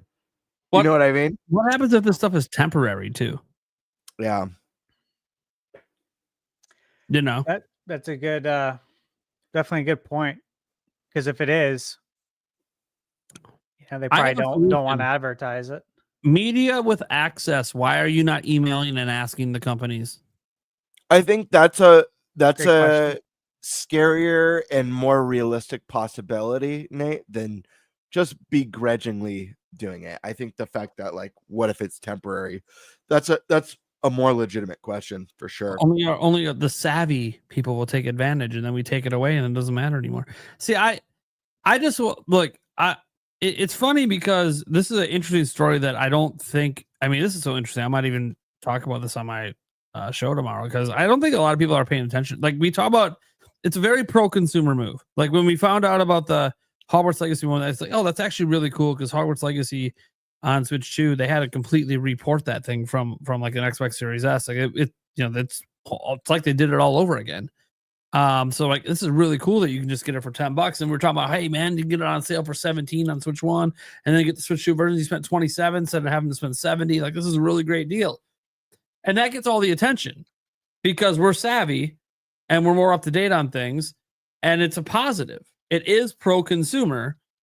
Even if we'd rather it be more like free, like Tony Hawk 3+4, even then, it would have been easy to take that story and been like, hey, good on you guys for offering this free upgrade, kind of like we did with Hogwarts Legacy. But the more this pops up and the more the companies themselves aren't talking about it, the more it kind of feels like, okay, maybe they're rewarding their most hardcore people that pay attention, but they're still trying to pull the wool over on the general consumer. And it feels like, why?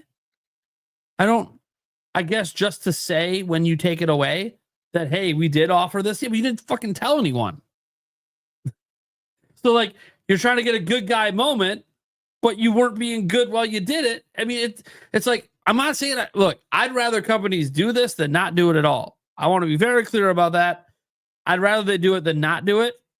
Sure. I just not saying anything ever, or even like, let's say it is temporary. That is so fucking shady if it's temporary. That's so shady if it is, because then you knew what you were doing. You wanted to get some positive word of mouth from podcasts like this show and others about this cool thing you're doing that's pro-consumer, just so you could yank it away by the time the general consumer hears about it. And that would just suck. I'm kind of afraid that companies will do that. I mean, WB is known to be a bit money grubbing with their games at times, even though I do enjoy a lot of the games they make. So we'll see. Obviously, like my whole takeaway is just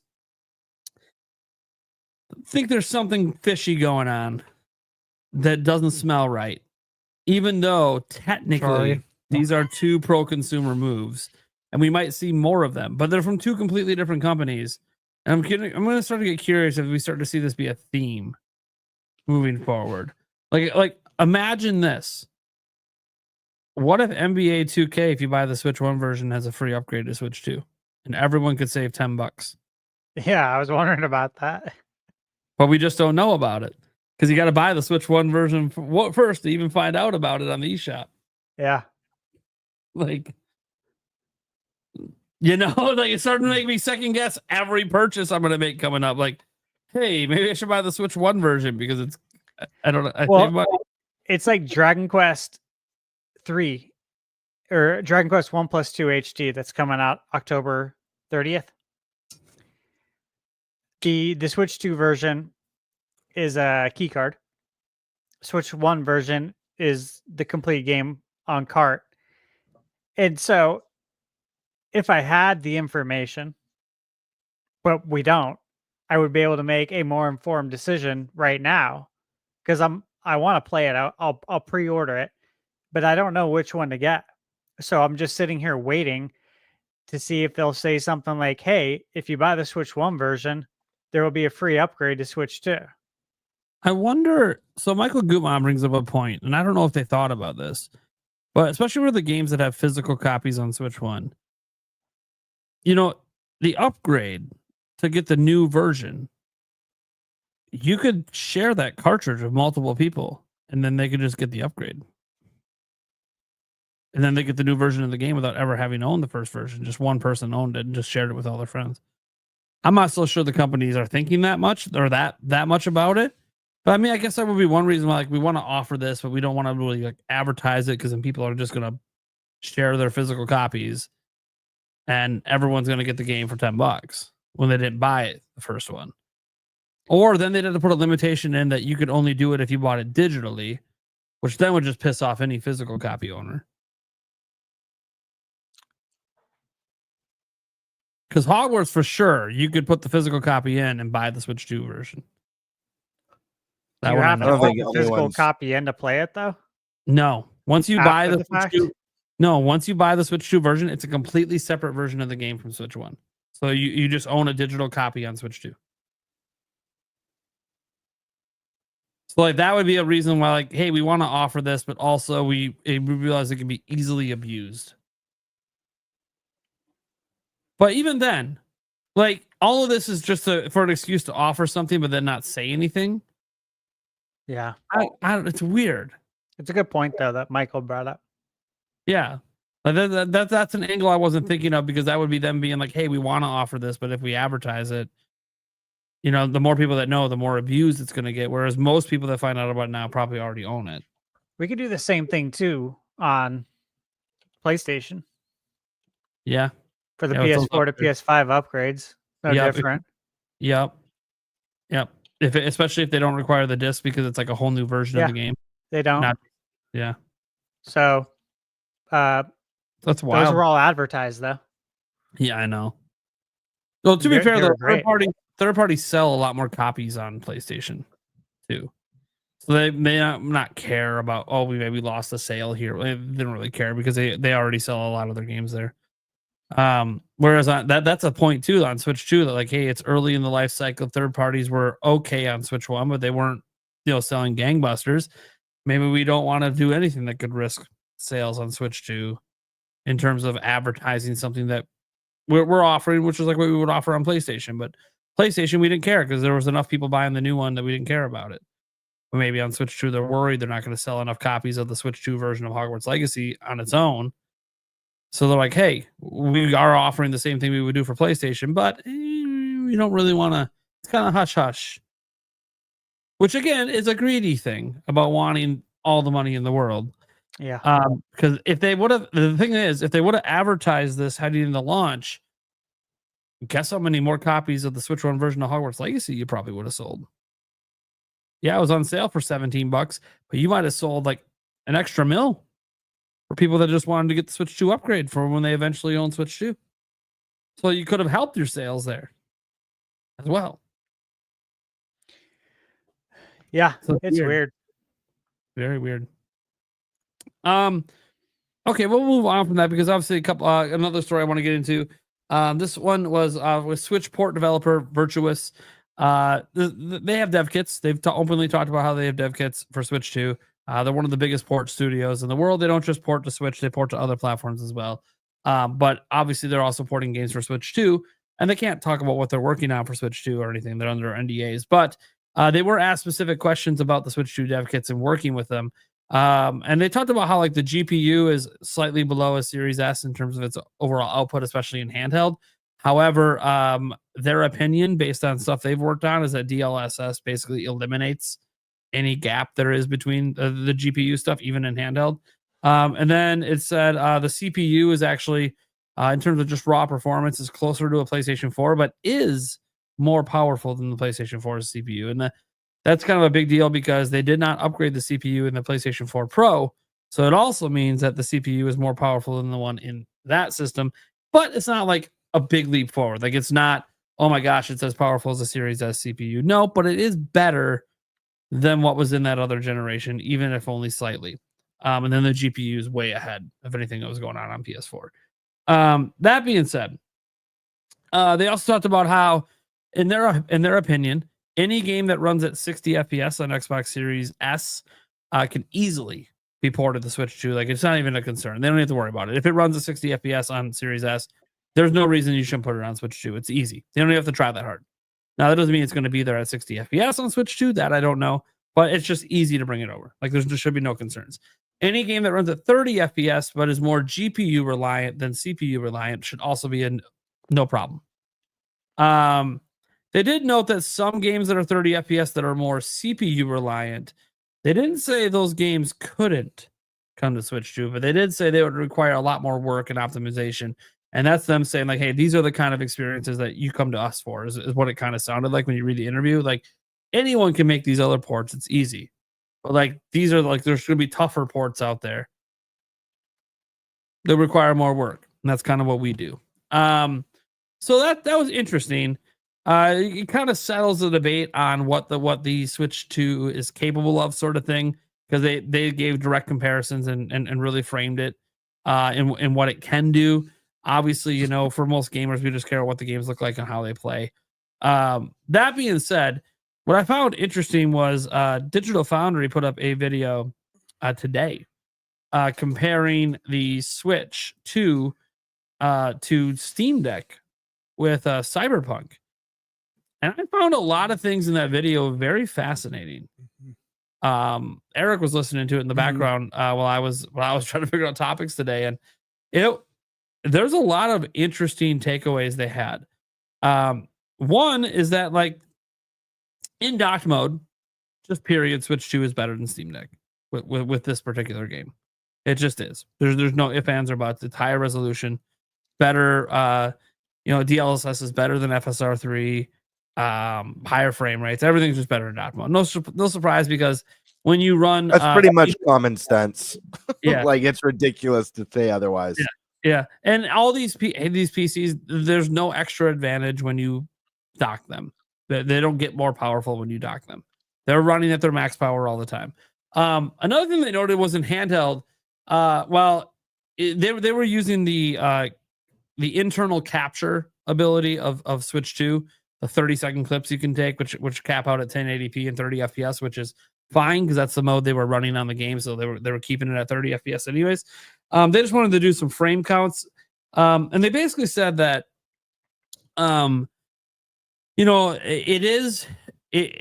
it does run at a few frames less than Steam Deck, but they said something extremely interesting.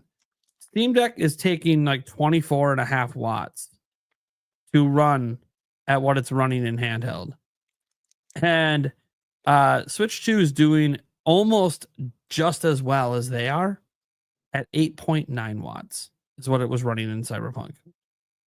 That is insane power efficiency. Now, they note, obviously, that, look, Switch 2 has a much smaller battery, so it needs to have that power efficiency. Obviously, Steam Deck has a much larger battery, so it can use that more power, and they can both be around the same hours of turned on. But I find it interesting because the Switch 2 only using 8.9 watts to hit almost not quite, slightly less, but almost identical performance to Steam Deck and handheld is wild to me.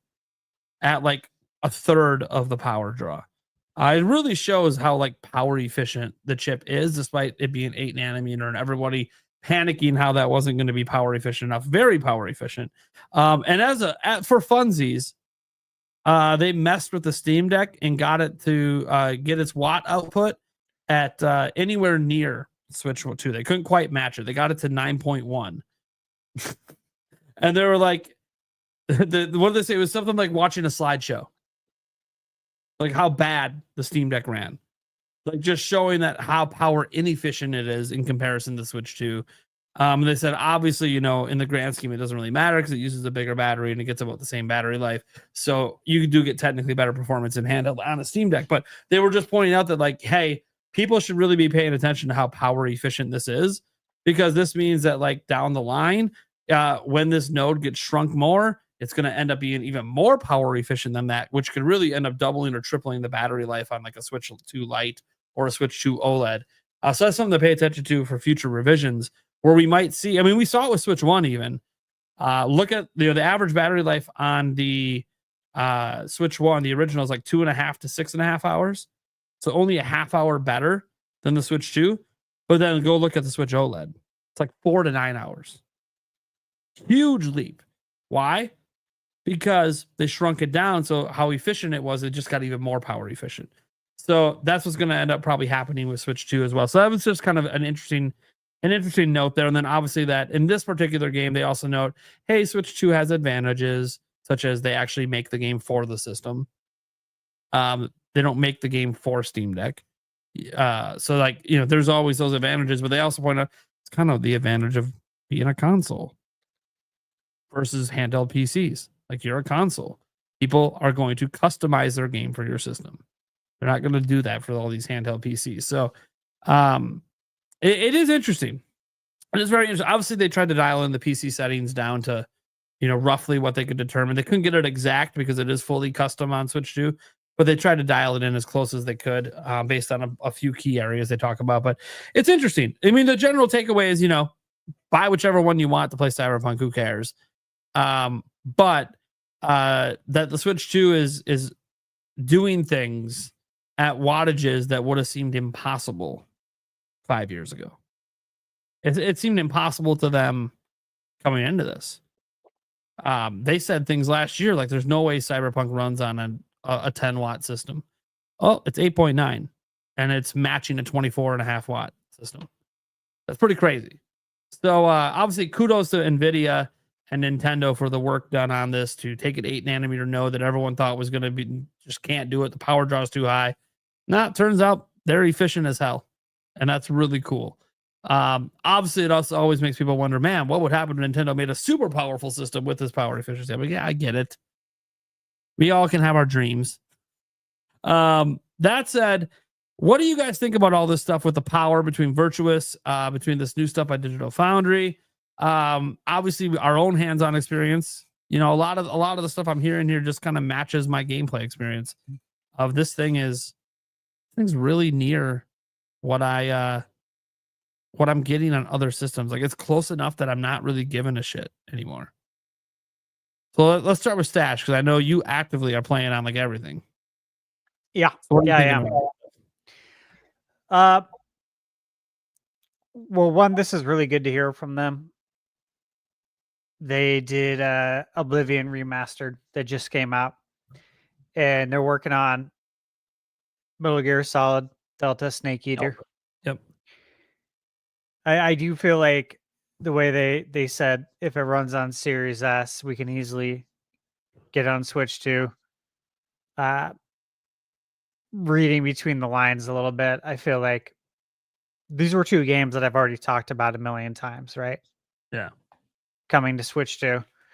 So I think that's exciting. I was looking at just their whole catalog of work, their whole body of work here on Wikipedia. And they've done a lot, man. They've done a lot. They did a lot for Switch. A lot of great games, a lot of great ports. So I really value what they have to say. As far as playing games on all the consoles, right? And comparing it, again, this is why I'm picking up 2K on Switch 2. I've been playing it on PlayStation for years. But the fact is, man, it's completely, comparable to PlayStation.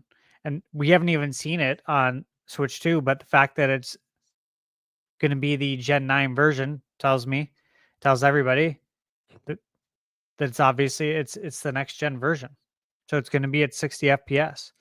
Now again, if the visuals aren't as sharp, which who knows, man? I mean, look at the side by sides of Street Fighter. I have Street Fighter on PS5 and I have it on Switch too. And I was just playing Street Fighter 6 and testing it out over the weekend on a projector that I'm reviewing. And I can't tell any difference.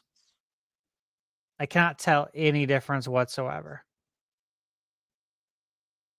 So based on my own experience, coupled with what they've said, very encouraging that, again, been saying it since last year with GTA. If it can run on Series S, it can run on Switch too. And everyone's like, no way. That's impossible. It's like, well, no. I mean, it's just logic, man. And Virtuous basically just said exactly. Been saying for a year. So yeah, I felt pretty good about what they said. I felt redeemed. It's good news Yeah. for all of us. It's good news for everybody who games. You know what I mean? It's about all of us. We're all going to benefit from this. So good stuff. Awesome. Eric, thoughts? Yeah, as Gamebird says in the opener, can you feel the power? Yeah, it's great. It's better. Come on, you gotta do better than I that. know.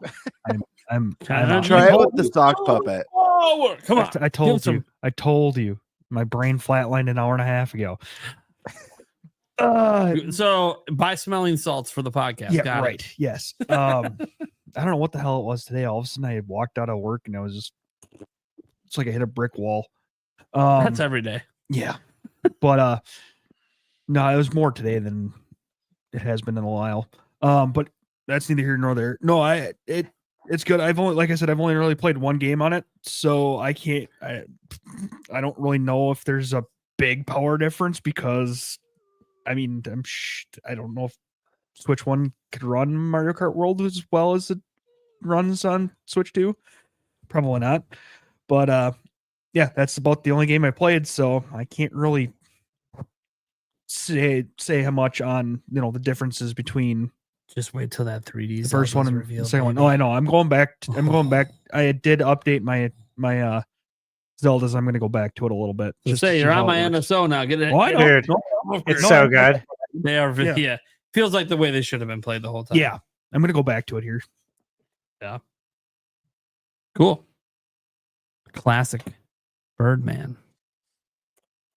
Y'all know I don't care about the power discussion. We've been over this many times. He feels the that power. being said, He doesn't. I already feel the power. The power's in the loins. But no, like, listen, man. If we found out that the Switch 2 at launch was only as powerful as the base PS4, not the Pro, PS4 Pro, just the base PS4, and couldn't output past that, I'd be going, hell yeah, dude. That means we're going to be getting games on Nintendo. We're going to be getting Nintendo exclusives that look like Ghost of Tsushima. And like, I don't know. I hate the power creep.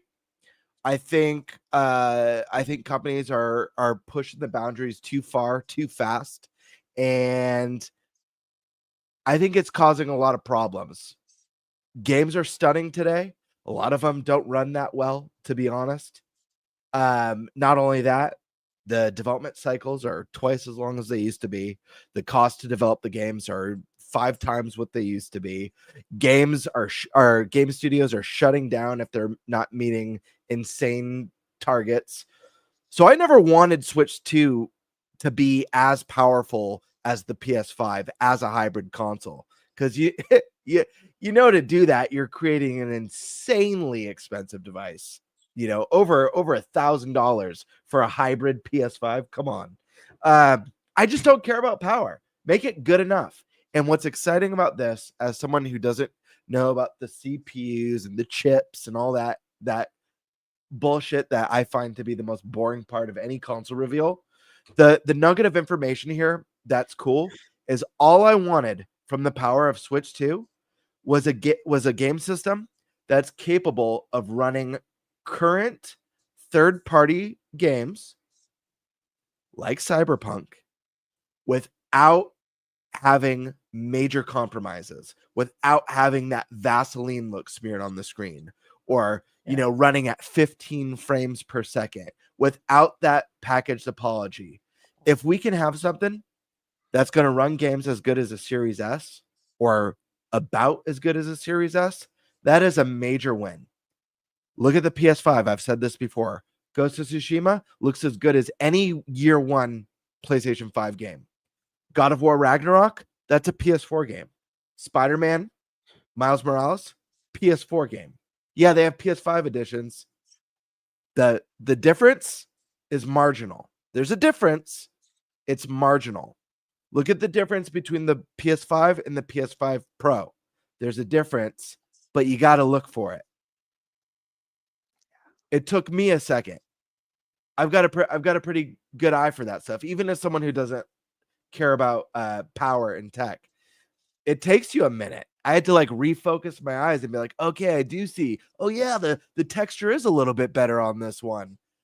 So yeah, I think Switch 2 has nailed it so far. The way that Cyberpunk looks and runs is extremely impressive, and that's a launch title. We all know the worst looking games are in the first couple years of a new console. The best looking games are in the final couple years of a new console. It's only going to get better from here until the later years where it somewhat gets worse. And we do need that refresh, but you get what I'm saying. So this is great news.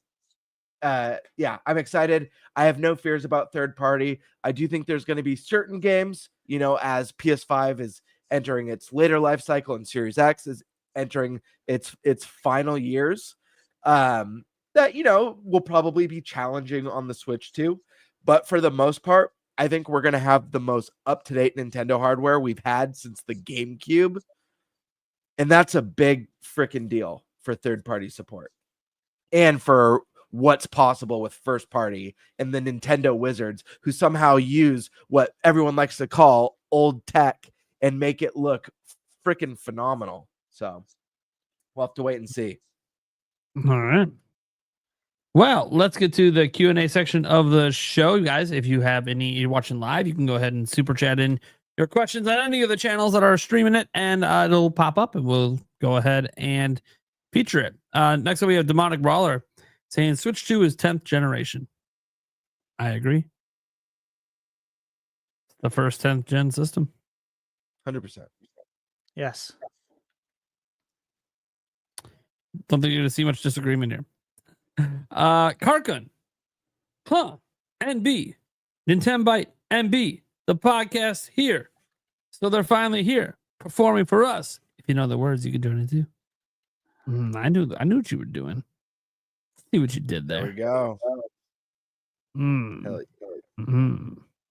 Yeah, so you got to replace the lyrics of that whole song. You got to get it all written out. All right, thank you, Karkun. Janky Kong. Love seeing some Kong representation here. Does the WNBA edition of NBA 2K console? Dude, that is that's good. It's messed up.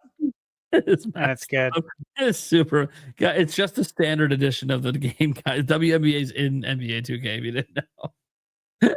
Nah, he's saying because the NBA puts up bricks. I know what he's saying. Okay. It's messed up. Yeah, dude, it's funny. Oh boy. That's great. All right then. All right. Well, thank you so much, Janky Kong. Demonic Brawler. If Metro Prime 4 gets its release date dropped via the app, what does that mean for a summer direct? What is the likelihood we get a partner showcase coming soon and a full direct in September? Who wants to take this one? Who wants it? It's a juicy one. Oh man, I just want to say I think announcing a release date for Prime 4 in the app would be a mistake. I think this is a game that needs really good marketing. It needs a strong push. And I think a direct is where you have the most eyes, the most hype, the most excitement. And it's the best opportunity to showcase the game and get people pumped on it. I do think that a partner showcase makes a lot of sense. We haven't had one for the Switch 2 yet, and it's Nintendo's hot new console. So I fully expect to see one this year. As to when, I don't know. I would not be surprised to see it between now and September. Okay. Well, there you go. Yeah. All right. Thank you so much, Demonic Brawler. You also said the Paul Gale Network hint at a new remake or remaster of Adventure Island. I mean, there was a reference. I don't know if it was saying it's happening. Sometimes on the show we make references to things. It doesn't mean it's actually happening. But if it happens in the next 6 years, And Yes. Then we Paul call will it. say, And yes, "Told you Paul- so." Paul's the greatest insider in the world. Done deal. Albert says, hell no to a turn-based Zelda. I would flip tables. I forgot who brought that up. Was it Paul or was it you? No, That was Someone me. yeah, And I don't, but it's not. Here's the thing, dude. It's not like the next entry, like the next mainline entry. This is a spin-off game. Mhm. You know, Mhm. we had a Cadence of Hyrule, which was a rhythm-based like brewing Cadence of indie Hyrule. Zelda game, or Hyrule Warriors, which is just an action kind of melee beat 'em up style. Yeah, game, I have no problem with the spin-off strategy style turn-based Zelda. Yeah. Dude, Legend of Zelda Tactics. Holy crap, Dude, that'd be so sick. cool. Do HD 2D with like the kind of Link to the Past look. Dude, if they God. did Hyrule Total War, like the people who modded. Oh my god, dude. Yeah, you could do Ganon with the moblins and bokoblins. Yeah, and if you guys crap know, like there's that. a mod. There's Oh a my mod God. out there that is Hyrule Total War. It is amazing. Now I make it an official product. Oh, Mm. God, that would be good. It'll never happen. But you know what? We have mouse mode now. Yeah. Maybe now's the time. Right. Sega, you like Nintendo. You own the studio that makes it. Let's go. Let's make it happen. Anyways, Thunderburgers. Oh my gosh, that's another business for Thunder. We keep giving Thunderstash business ideas. Yeah. Right. We got the I like it. ebook. We got Thunder Burgers. That's right. We got the ebook. Yeah, I got to start working on that. Damn it. All right. Donald Brawler also says, how long has it been since we got a Simpsons game? Ooh. Good question. Good question. Yeah. We had the remaster of the Simpsons Hit and Run game, right? Was that the last one? Is it called Hit and Run? What's the name of that game? The one that's like Crazy Taxi. Yeah, no, it was Hit and Run, but I'm trying to remember what the Yeah. last new game was. That came The out. newest officially released Simpsons game, the Simpsons game, available on consoles, handhelds, released in 2007. However, Wow. mobile game, The Simpsons tapped out. It tapped out. Mobile was 20, doesn't count. Mobile Yeah. doesn't count. yeah, mobile tapped out. That was Not 2012. real video games. Absolutely. Itchy and Scratchy Land came out in 2009. Yeah. That's another mobile game though. Yeah. And it's a Everything spin-off. Don't say that- mobile for a Yeah, while. it's all been mobile arcade one up. The Simpsons game arcade. in 2007. I was gonna It's say like, I got yeah. the arcade one up. Yeah, it's the last console game was the Simpsons game in 2007. What about Krusty's Funhouse on Super Nintendo? Oh yeah. Krusty's. So we had Bart versus Space Mutants, Bart versus the World, and then What's the Bart, one on- Bart versus Radioactive Man. I don't know what Yeah. one I had as a little kid. It was Virtual on the Bart as NES. well. There's Virtual Bart and then Bart's Nightmare. Yep. And then Bart and the Beanstalk. That was Game Boy only. Yeah, Bart versus the Juggernauts. Yeah. What's there's the a what's lot the of one on Bart games, dude. what's the one on NES? I had one on NES when I was a child and I can't remember it. Those three I Can you- just named. So the Yeah. first one was Bart versus the Space Mutants, Yeah. Mhm. then Bart Yeah. versus the World, and then Bart versus Radioactive Man. I remember We I rented don't these know what games one I all the had. time. Yeah. And Krusty's Or- Funhouse technically was a late game on NES too, Maybe but I'll it was look at obsessive. screenshots. I Yeah, just got, like, 93, right? Yeah. Yeah. See, I remember this Dude. shit. I shouldn't. what the heck? I gotta free up some storage in my brain. Right. Oh Just my random God, dude, shit. what game is Do it? I need to Yeah. know this? Like ever? No? Okay. Right, Leave your own exactly. plug in the brain. Like it's just useless gaming facts. Oh for- my Yep. gosh, dude. This is insane. I just got like major nostalgia. I found it. What Which the one? hell? Dude, Which I, one? I have erased this from my memory. It's I had to pull a screenshot because there's a bunch of them. Bart versus the World is the one I had. There Okay. you go. Okay, yeah. I'll link the screenshot in our DM so you could see the screenshot that Yeah. made me discover the game. It's so weird. Yeah, I think I Wow. have it. Dude, I think I I have it just on my traveled shelf. back to little game bird. There you go. You made him get Wow. all nostalgic, and you made made Thunderstash realize that he knows too much useless shit. Yeah, tons. Let me see here. Quicksilver became a new member over on Paul Gale Network's channel during the show. So Paul Gale definitely appreciates you becoming a member over there. Nice. Used to love your clothes. Yeah. For Mr. Gamebird Classic, Crosscode, and Elstibra revision. I have Crosscode. I've never played Uh-huh. it. I bought it years ago.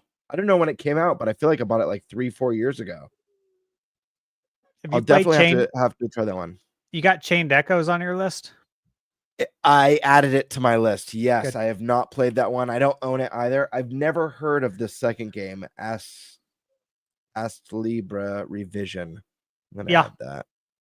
I've never heard of that one. There you go. Cartgun's got all sorts of suggestions. Thank you for the you'll like it. game. Recos. Jorge FT, what's the difference between your current perception of game releases on Switch 2? Wait, I read this one. I did this one during the show, I think. So we can skip that one. Demonic Brawler. Switch 2 might be my favorite console of all time. If only I could get my hands on an ST Express card so I can bring my whole Switch 1 collection. Dude, the 1 terabytes have been impossible to get. Like, they came back in stock like sporadically this month for was it Lexar? And like they were sold out within minutes every single time. They keep coming back. Like, you got to keep spamming the page and just get lucky. It's crazy the demand on the 1 terabyte right now. And there's like no one else really providing them. The 512s have stayed also consistently sold out for Lexar, ONN, and pretty much all the brands.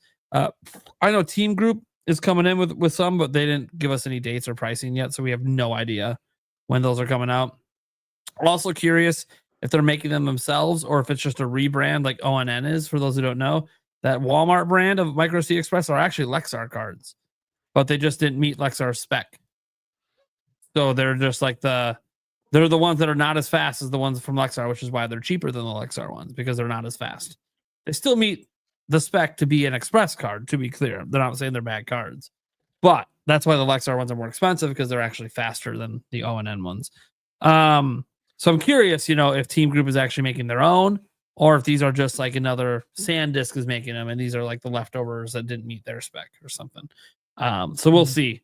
But for right now, it sucks. There's not a lot making the 1 terabyte ones.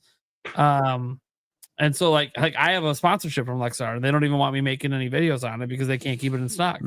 What's the point of promoting something that's selling out anyways, right? So, but yeah, well, we'll see. I'm hoping that the stock gets fixed soon.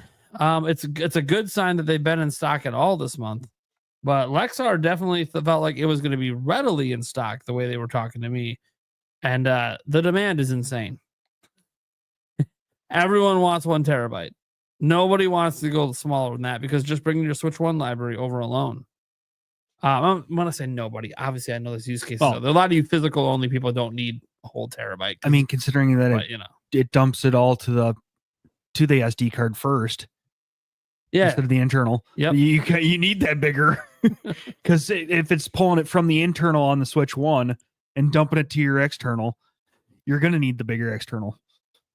So yeah, I mean, obviously I have the 1 terabyte. I know. Bird, what size do you have? I've got to upgrade. I've got a 256 right now. I was late to the game. Ouch. Yep. I'm sorry. I was about to reach for my extra 1 terabyte I have sitting around here, but I don't. It's just for advertising purposes. But yeah, do you have a Lexar sponsor? Yeah. Do you get extra ones? You and Paul Gale both are trying to fleece me to get extra ones. I'm only asking because I'm going to see you in a couple months. Yeah, no. So. I have 1 extra one right now. If I still have that, no. Don't worry about it. No. Listen, I have 1 extra one right now. It's totally yours when I go to PAX West. You can have it. It's fine.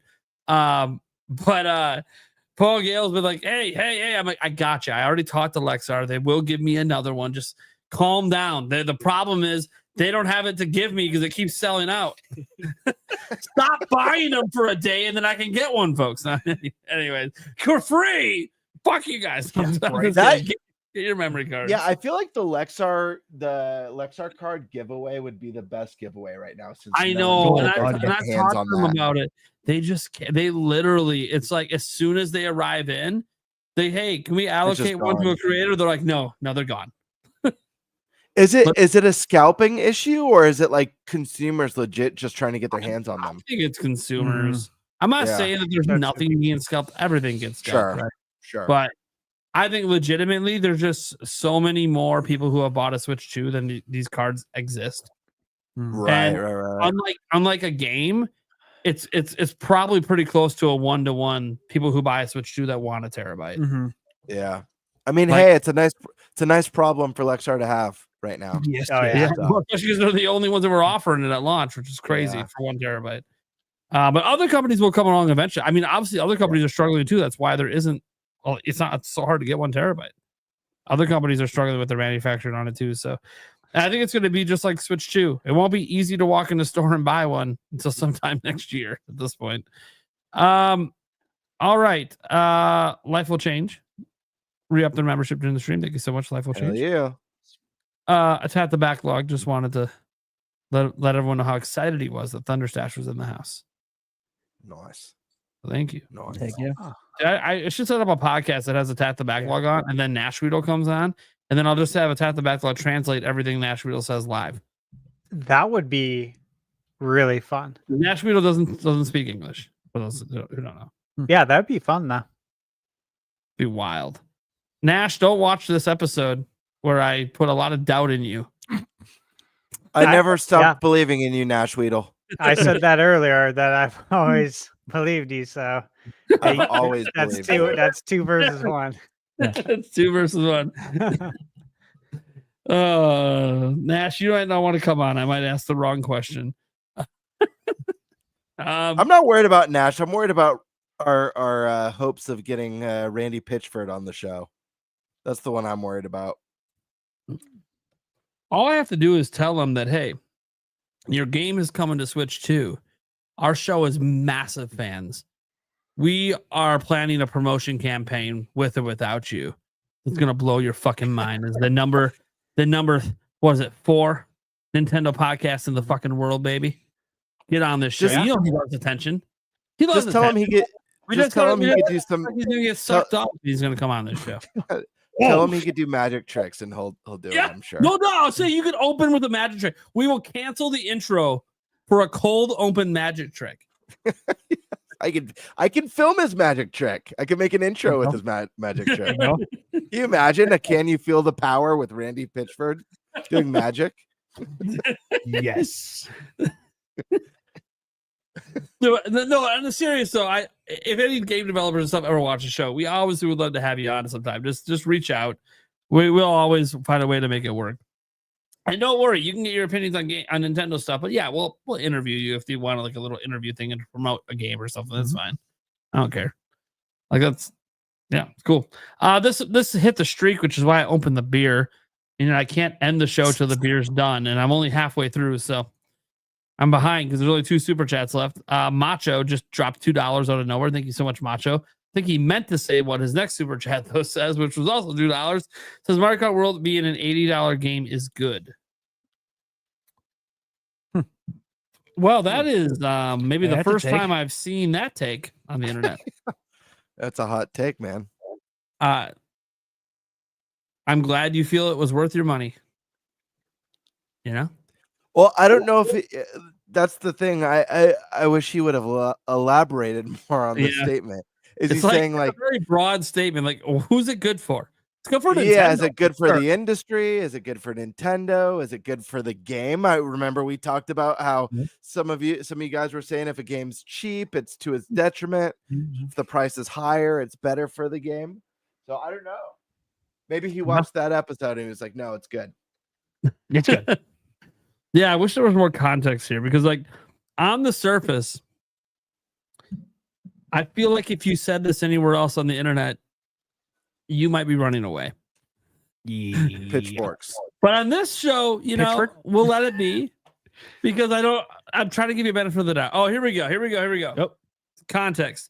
It's the best-selling franchise in the racing genre. So he legitimately thinks it should just be this because it's the best-selling. It feels like you think this is great for Nintendo.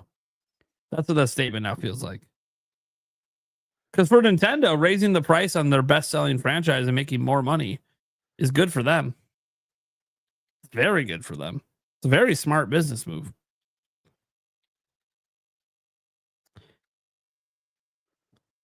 So by this logic, should GTA be like $300? It's one of the best. It's gonna be like the best-selling franchise ever, besides like Minecraft. Well, how much is Minecraft? It'll be like another 12, 15 years before the next game, if ever.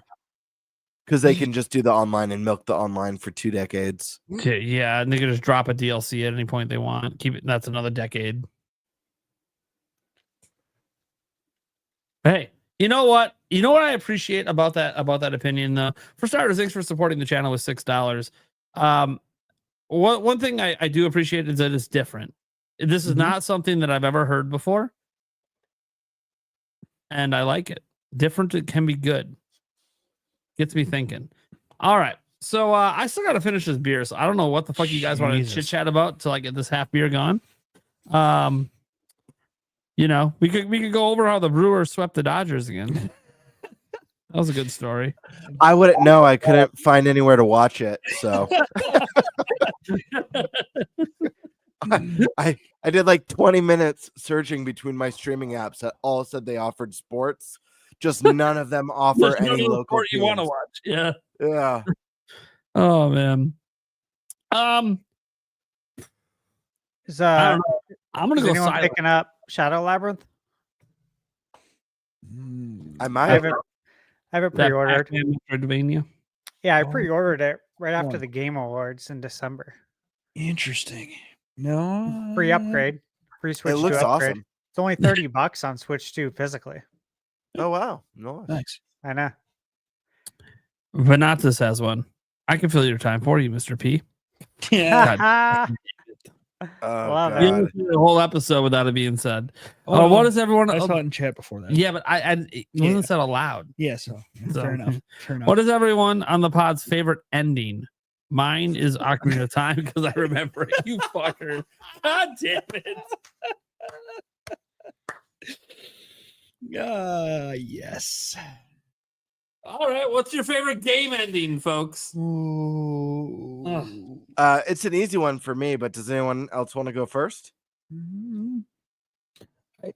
I did like Tears. The ending of Tears. Or was- actually, maybe it's not an easy one for me now that I think about it. I don't want to go first now. He's in a debate. Oh god. I did like the ending of Tears of the Kingdom. That was You know, a really good ending. I don't want to pick one game and said I'm going to pick a series because There you go. it's legit probably the thing I most looked forward to in this series was the ending every time. Not because the game sucked and I just couldn't wait for it to be over, but because I found the endings thrilling and exciting. And actually, no, I will pick one. The series is Metal Gear Solid, which I mentioned earlier tonight. But the games have phenomenal endings, but there was always the after credits twist at the end of every game. And I remember the first time playing MGS1, and there's that big twist at the end of the credits, and just being like, "Holy shit!" and just wondering what that means for the next game. And then the twist in the second game is even bigger. And the twist in the third game is even crazier. My favorite though is okay if I do Metal Gear spoilers on this show. We're not we're a Nintendo show. My favorite after credits or my favorite ending in a game is the after credits moment in Metal Gear Solid 4, Guns of the Patriots. It's because Stash is taking off his earphones because he doesn't want it spoiled. Oh, I thought you didn't want it spoiled, so I thought you were taking off your headphones. At the end of Metal Gear Solid 4, it's going through the credits, and it's the most brilliant thing ever. It says the voice for Big Boss. And I remember that moment being like, Big Boss? Big Boss is it in the game? What the hell? and then it does the cutscene with Solid Snake in the graveyard, or Old Snake as they call him in the game, in the graveyard at Boss's tombstone, and Big Boss walks into frame, and you realize he's been alive the entire freaking. The whole death was fake. The body, I don't know if any of this means anything to anyone on the podcast, but the fact that he was alive the whole time, the body that was carried around the whole game was Solid Snake's body, not Big Boss. Did anyone play this game? Am I just talking about random Metal Gear Solid shit? Does anyone know what I'm talking about?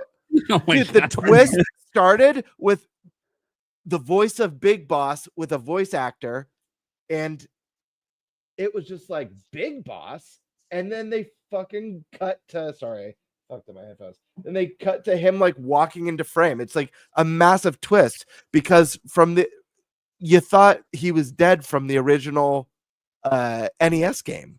It's wild. Does anyone know what I'm talking about? Someone say something. I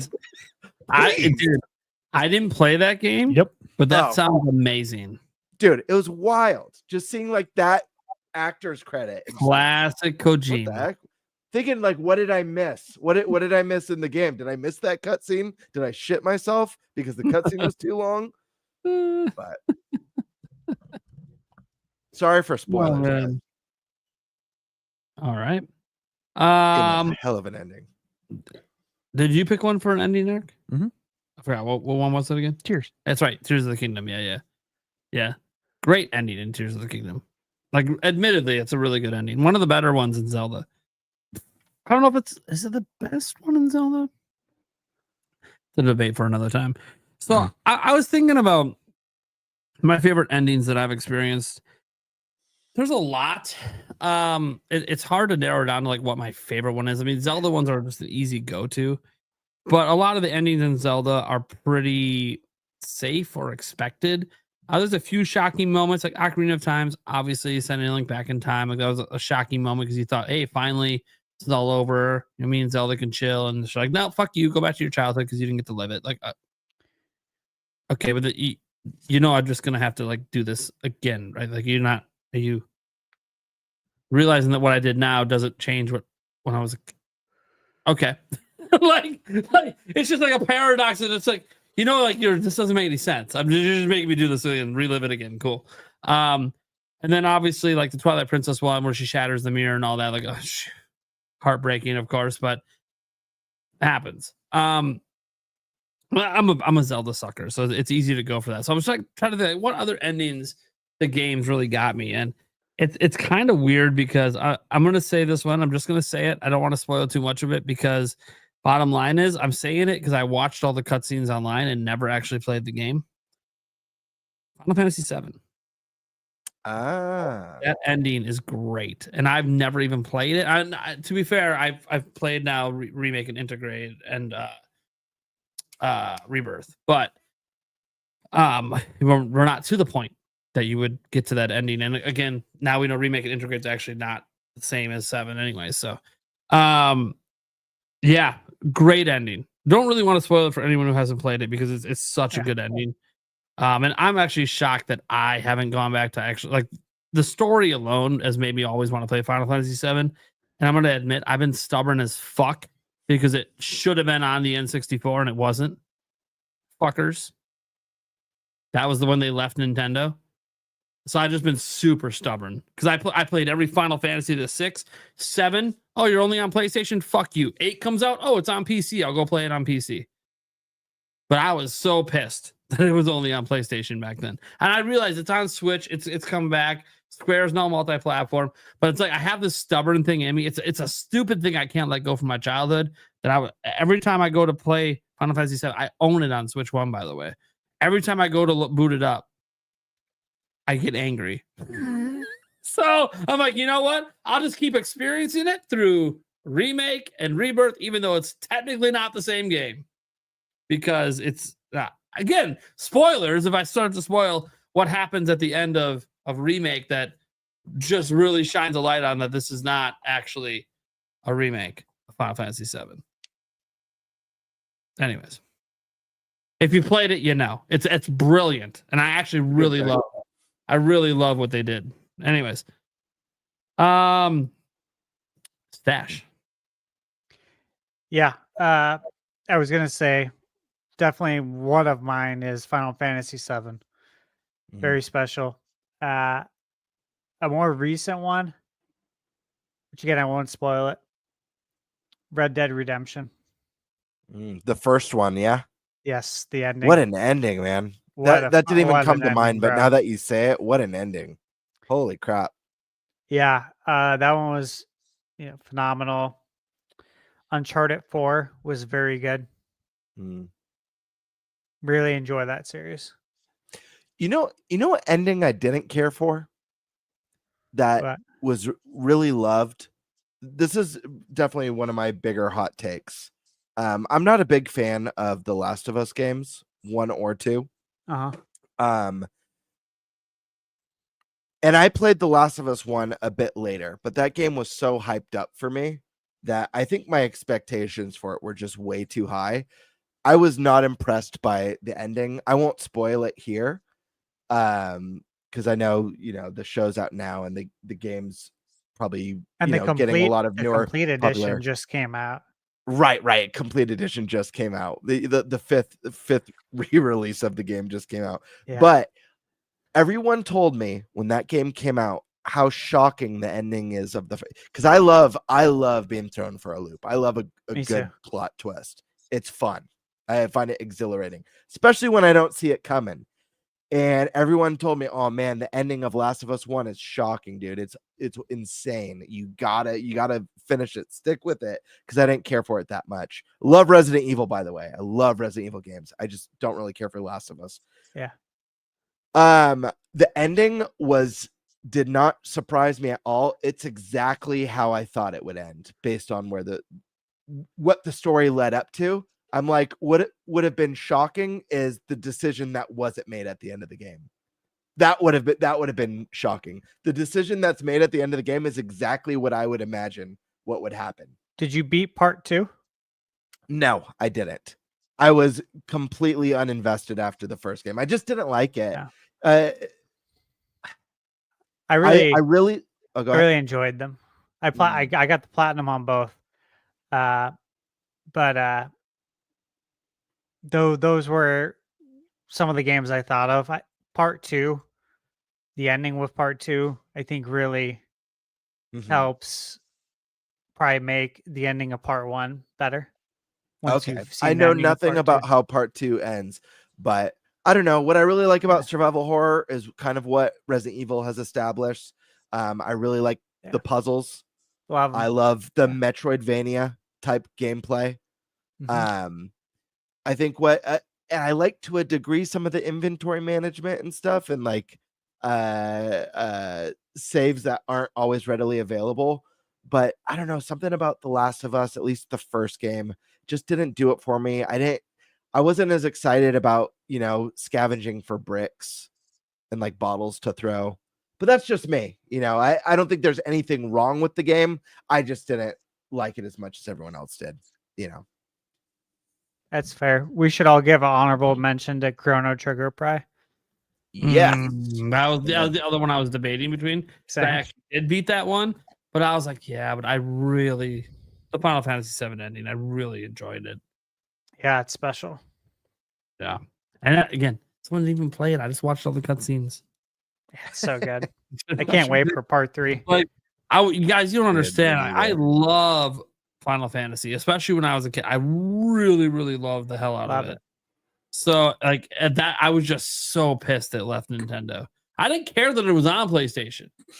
Why couldn't it also be on my fucking Nintendo where I played my last 6 Final Fantasy games? Final Fantasy 6 also. Yeah. Or 3 in the States. Amazing game. Yeah. It's I think there's an argument for it being the best. I mean, I think there's multiple games in this space you can argue for being the best, but the worst part about Final Fantasy VII Remake and Rebirth is my biggest issue with it is that I want this treatment for so many Final Fantasy games now. Dude, I know. Like, I don't want it to end there. Please. I don't either. I'm begging you. It's been very special. It's the same thing if we get an Ocarina of Time remake. Please, for the love of God, do not stop there. Give me Majora's Mask. Yeah. I want the Final Fantasy True. VII. It's like remake it's not treatment. enough. It's like what did Nintendo say years ago? Gamers are insatiable. It's true. Whenever Ocarina of Time remake gets announced, it's just, Jake Randall just has to be on that episode. It just is what it is. Venatus goes, shout out to Eric, the better half of the Prime Channel crew, because he's not irrationally obsessed with themes like Mr. P. That's great. And then Karka and Emio the Smiling Man. Oh, that's I have that one. sad ending. It's kind of a sad ending, Yep, I have that one. but it's I good. played I finished the first 2 Detective Club games. I didn't start Emio because I played those back to back. I needed a little break, but definitely gonna get around to that one. It's good. Very good. Yeah, But you like visual novels too, I Prime. do like huh? visual novels. Yeah. Hell yeah, dude. It's a niche genre, but man, they're so good. Do you Yeah. what about you, Eric or time, Stash? like, surprisingly, for being so story heavy, they're never like, Yeah. you're not sinking like 100 hours in. You No, know? they're like I feel like for the most part, they're usually within 10 hours. Most Yeah, of them. They Some know bleed the into story the they wanna 20 tell. hour. They know the story they want to tell, and they don't fuck around and waste your time. Do you like them at all, Stash, or not really your thing? I have not spent enough time with them to say one Sure. way or the other, but I'm open to them. Sure. Certainly. You're visual novel curious. And it's nice because Got they're it. like I they're am. shorter too, so like you don't have to, you I know, love story. I'm like Yeah. story is very, They are. very important to me. So yeah, very heavy story, but well, like the detective ones are cool because you're a detective. You're Yeah. trying to figure this shit out, and the story's unfolding before you. As you figure it out, you're making decisions that affect it. It's neat. true detective. I love that show. Love All it. right. That being said, that's it. We hit the end. The beer is gone. Let's go around the room, let people know what we got going on and where they can find us. Oh man, let's start with the casual Eric Moore. Yeah. You can find me here on the podcast and on our Clips channel. There you go. Epic. You got the Gamebird Classic, aka the Creme Savers. Creme Saver. You guys remember that candy? I haven't Oh, seen it yeah. in years. Yeah.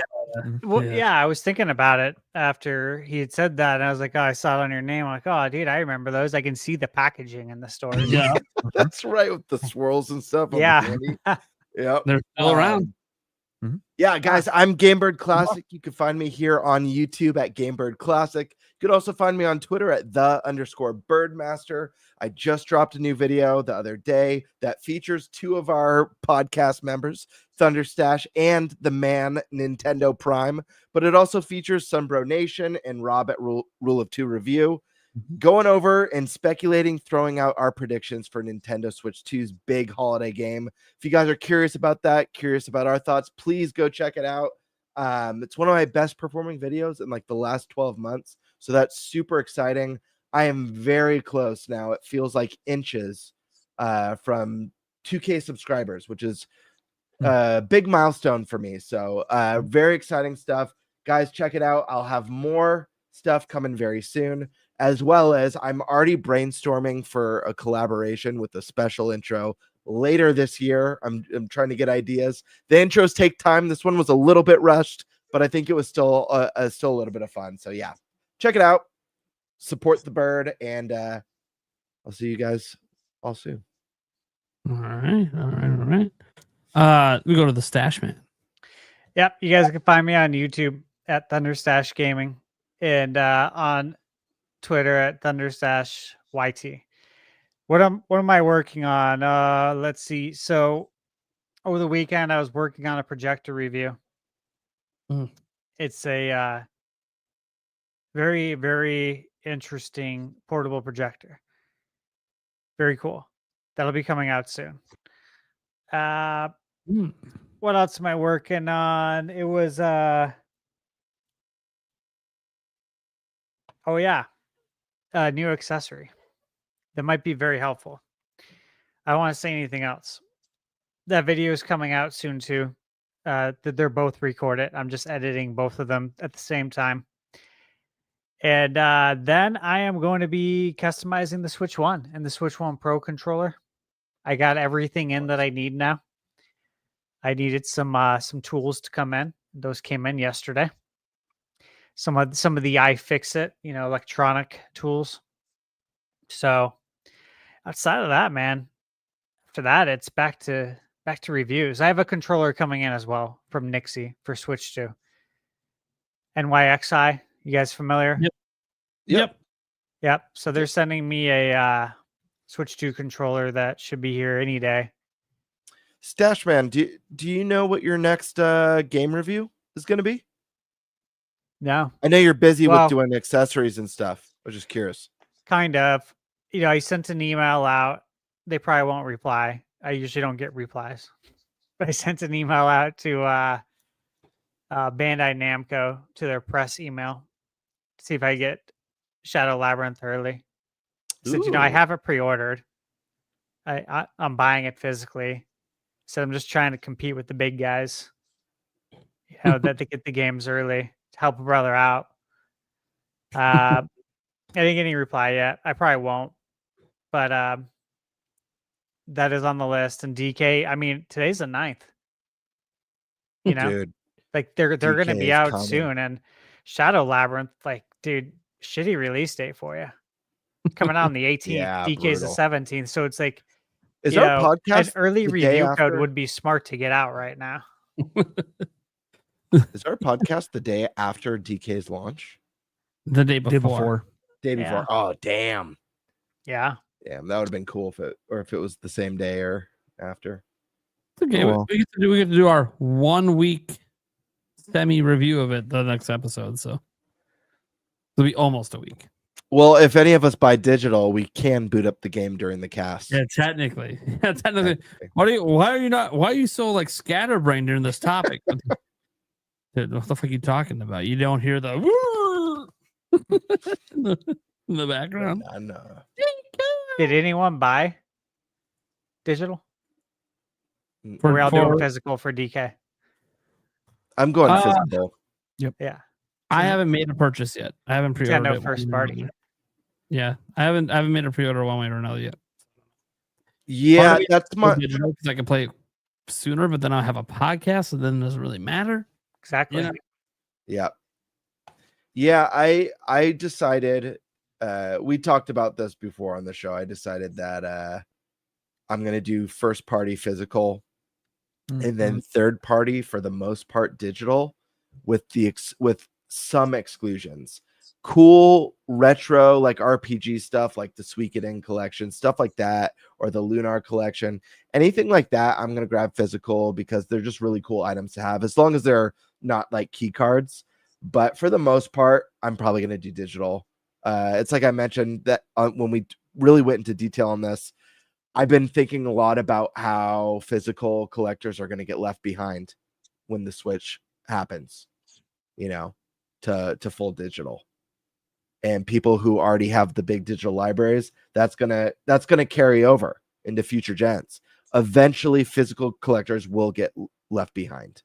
I don't have to worry about that with first party games, but like the third party stuff, stuff that I know is going to end up in backlogs that I'm going to want to play on the next gens, I'm going to want to have that digital. So it was a tough, as a hardcore collector, it was a tough call to make, but I think it's the right one for me. She is. This came I in do. today. Did you pre-order? Did you get this? No, You but love I need to. Is Yakuza, that right? from Limited Run? I'm a huge Yeah. Yakuza fan. Is that Limited Run? Yeah. I hope it it's just still finally available came because in. I would like to get that. It's not. not. It's done. Well, I'm sorry. I've pre-ordered it like a year ago, probably. I don't know. I have them all physical on PlayStation, Yeah. the PS4 and PS5 versions. So I have physical copies, but obviously it would be nice to have that on Switch. Yeah. Oh well, snooze you lose, I guess. We had a super check. He's so sad about it. I'm like, do I try to convince Stash to gift it to him? Nah, you snooze, you lose. It is what it is. Yeah. First the Lexar, now Yakuza. What's next? Hey, I'm giving you Snooze the you Lexar. lose, Birdie. I already told you I'm giving it to you. I handed it to you in person. I'm kidding. But seriously, I'm not kidding. I'm gonna give it to you. I don't need it. Well, they have the alternate ending for Ocarina of Time if they do a remake. Is that because I don't remember the ending? I feel like it's a play on I don't remember the ending, so let's make a new one.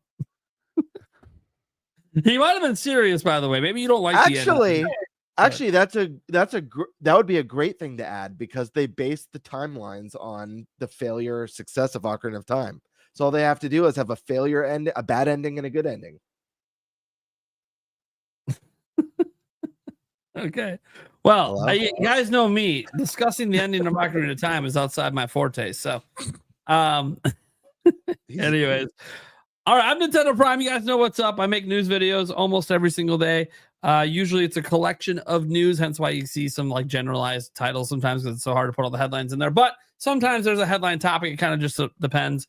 And then you guys can go ahead and find me on YouTube. You can find me on Twitter, Ninty Prime on Twitter. Those are pretty much the two platforms I'm primarily active on. There's some other ones. I have a Blue Sky account, but I do check usually once a day because there's news over there as well. But yeah, I'm a news channel. That's what we do. We have this podcast every single Wednesday, the Nintendo Byte podcast. You can also check out it on the Clips channel as well. If you know our podcast is long, I understand that everyone's going to ingest a 4 to 5 hour show, so we have it clipped up for you guys over there, so you guys can watch it at your leisure. Just go to the topics you want, whatever. And then we also have the audio version that goes up usually within a day or two of when the live show actually happens. So you listen to it anywhere that your audio podcasts are heard. I know a lot of people even in-person feedback, lots of people listen to that audio version when they're at work or when they're working out and stuff like that. So it's really cool. We got a lot of awesome feedback. Also, the whole show is, I'm just going to keep reminding everyone, we're all going to PAX West. The whole crew is going to be there. First time ever in person, first time meeting each other. It's going to be a fun one. We're going to obviously do a bonus episode while we're there, a live episode. Hopefully it'll be live streamed. If the internet sucks, then it'll just be pre-recorded and we'll put it out, later. But it's still going to be a really cool show. Who knows if there'll be any guests? Who knows who the fuck we're going to meet out there? Yeah. Okay, no idea, right? Like it's fly by the seat of our pants. But it's going to be awesome. If you guys are going to be in that Seattle, Washington area, it'd be awesome if you guys want to come out to PAX West to meet us. We're not doing anything specific. Like we don't have like a meet and greet or any of that. Just come on out. You'll probably see us one of the 4 days. All of us for 3 of the days. The 3/4 of the crew for part of it. Plus, like, we're gonna have like our wives and shit there. So like it's a chance that you might get to never have to actually meet like the women that make us tick behind the scenes, and keep us sane and doing some of this crazy stuff. Legitimately, burgers. I will not detail more than this, but like you want to know how insane it is out there. Legitimately, someone wished I was dead today. Like that happened during the show. It's pretty fucked up. So like, the women behind this keep me fucking going sometimes. So you guys are awesome. Thank you for supporting the show and helping us be a top 5 Nintendo podcast in the world. We will catch you guys same time next week.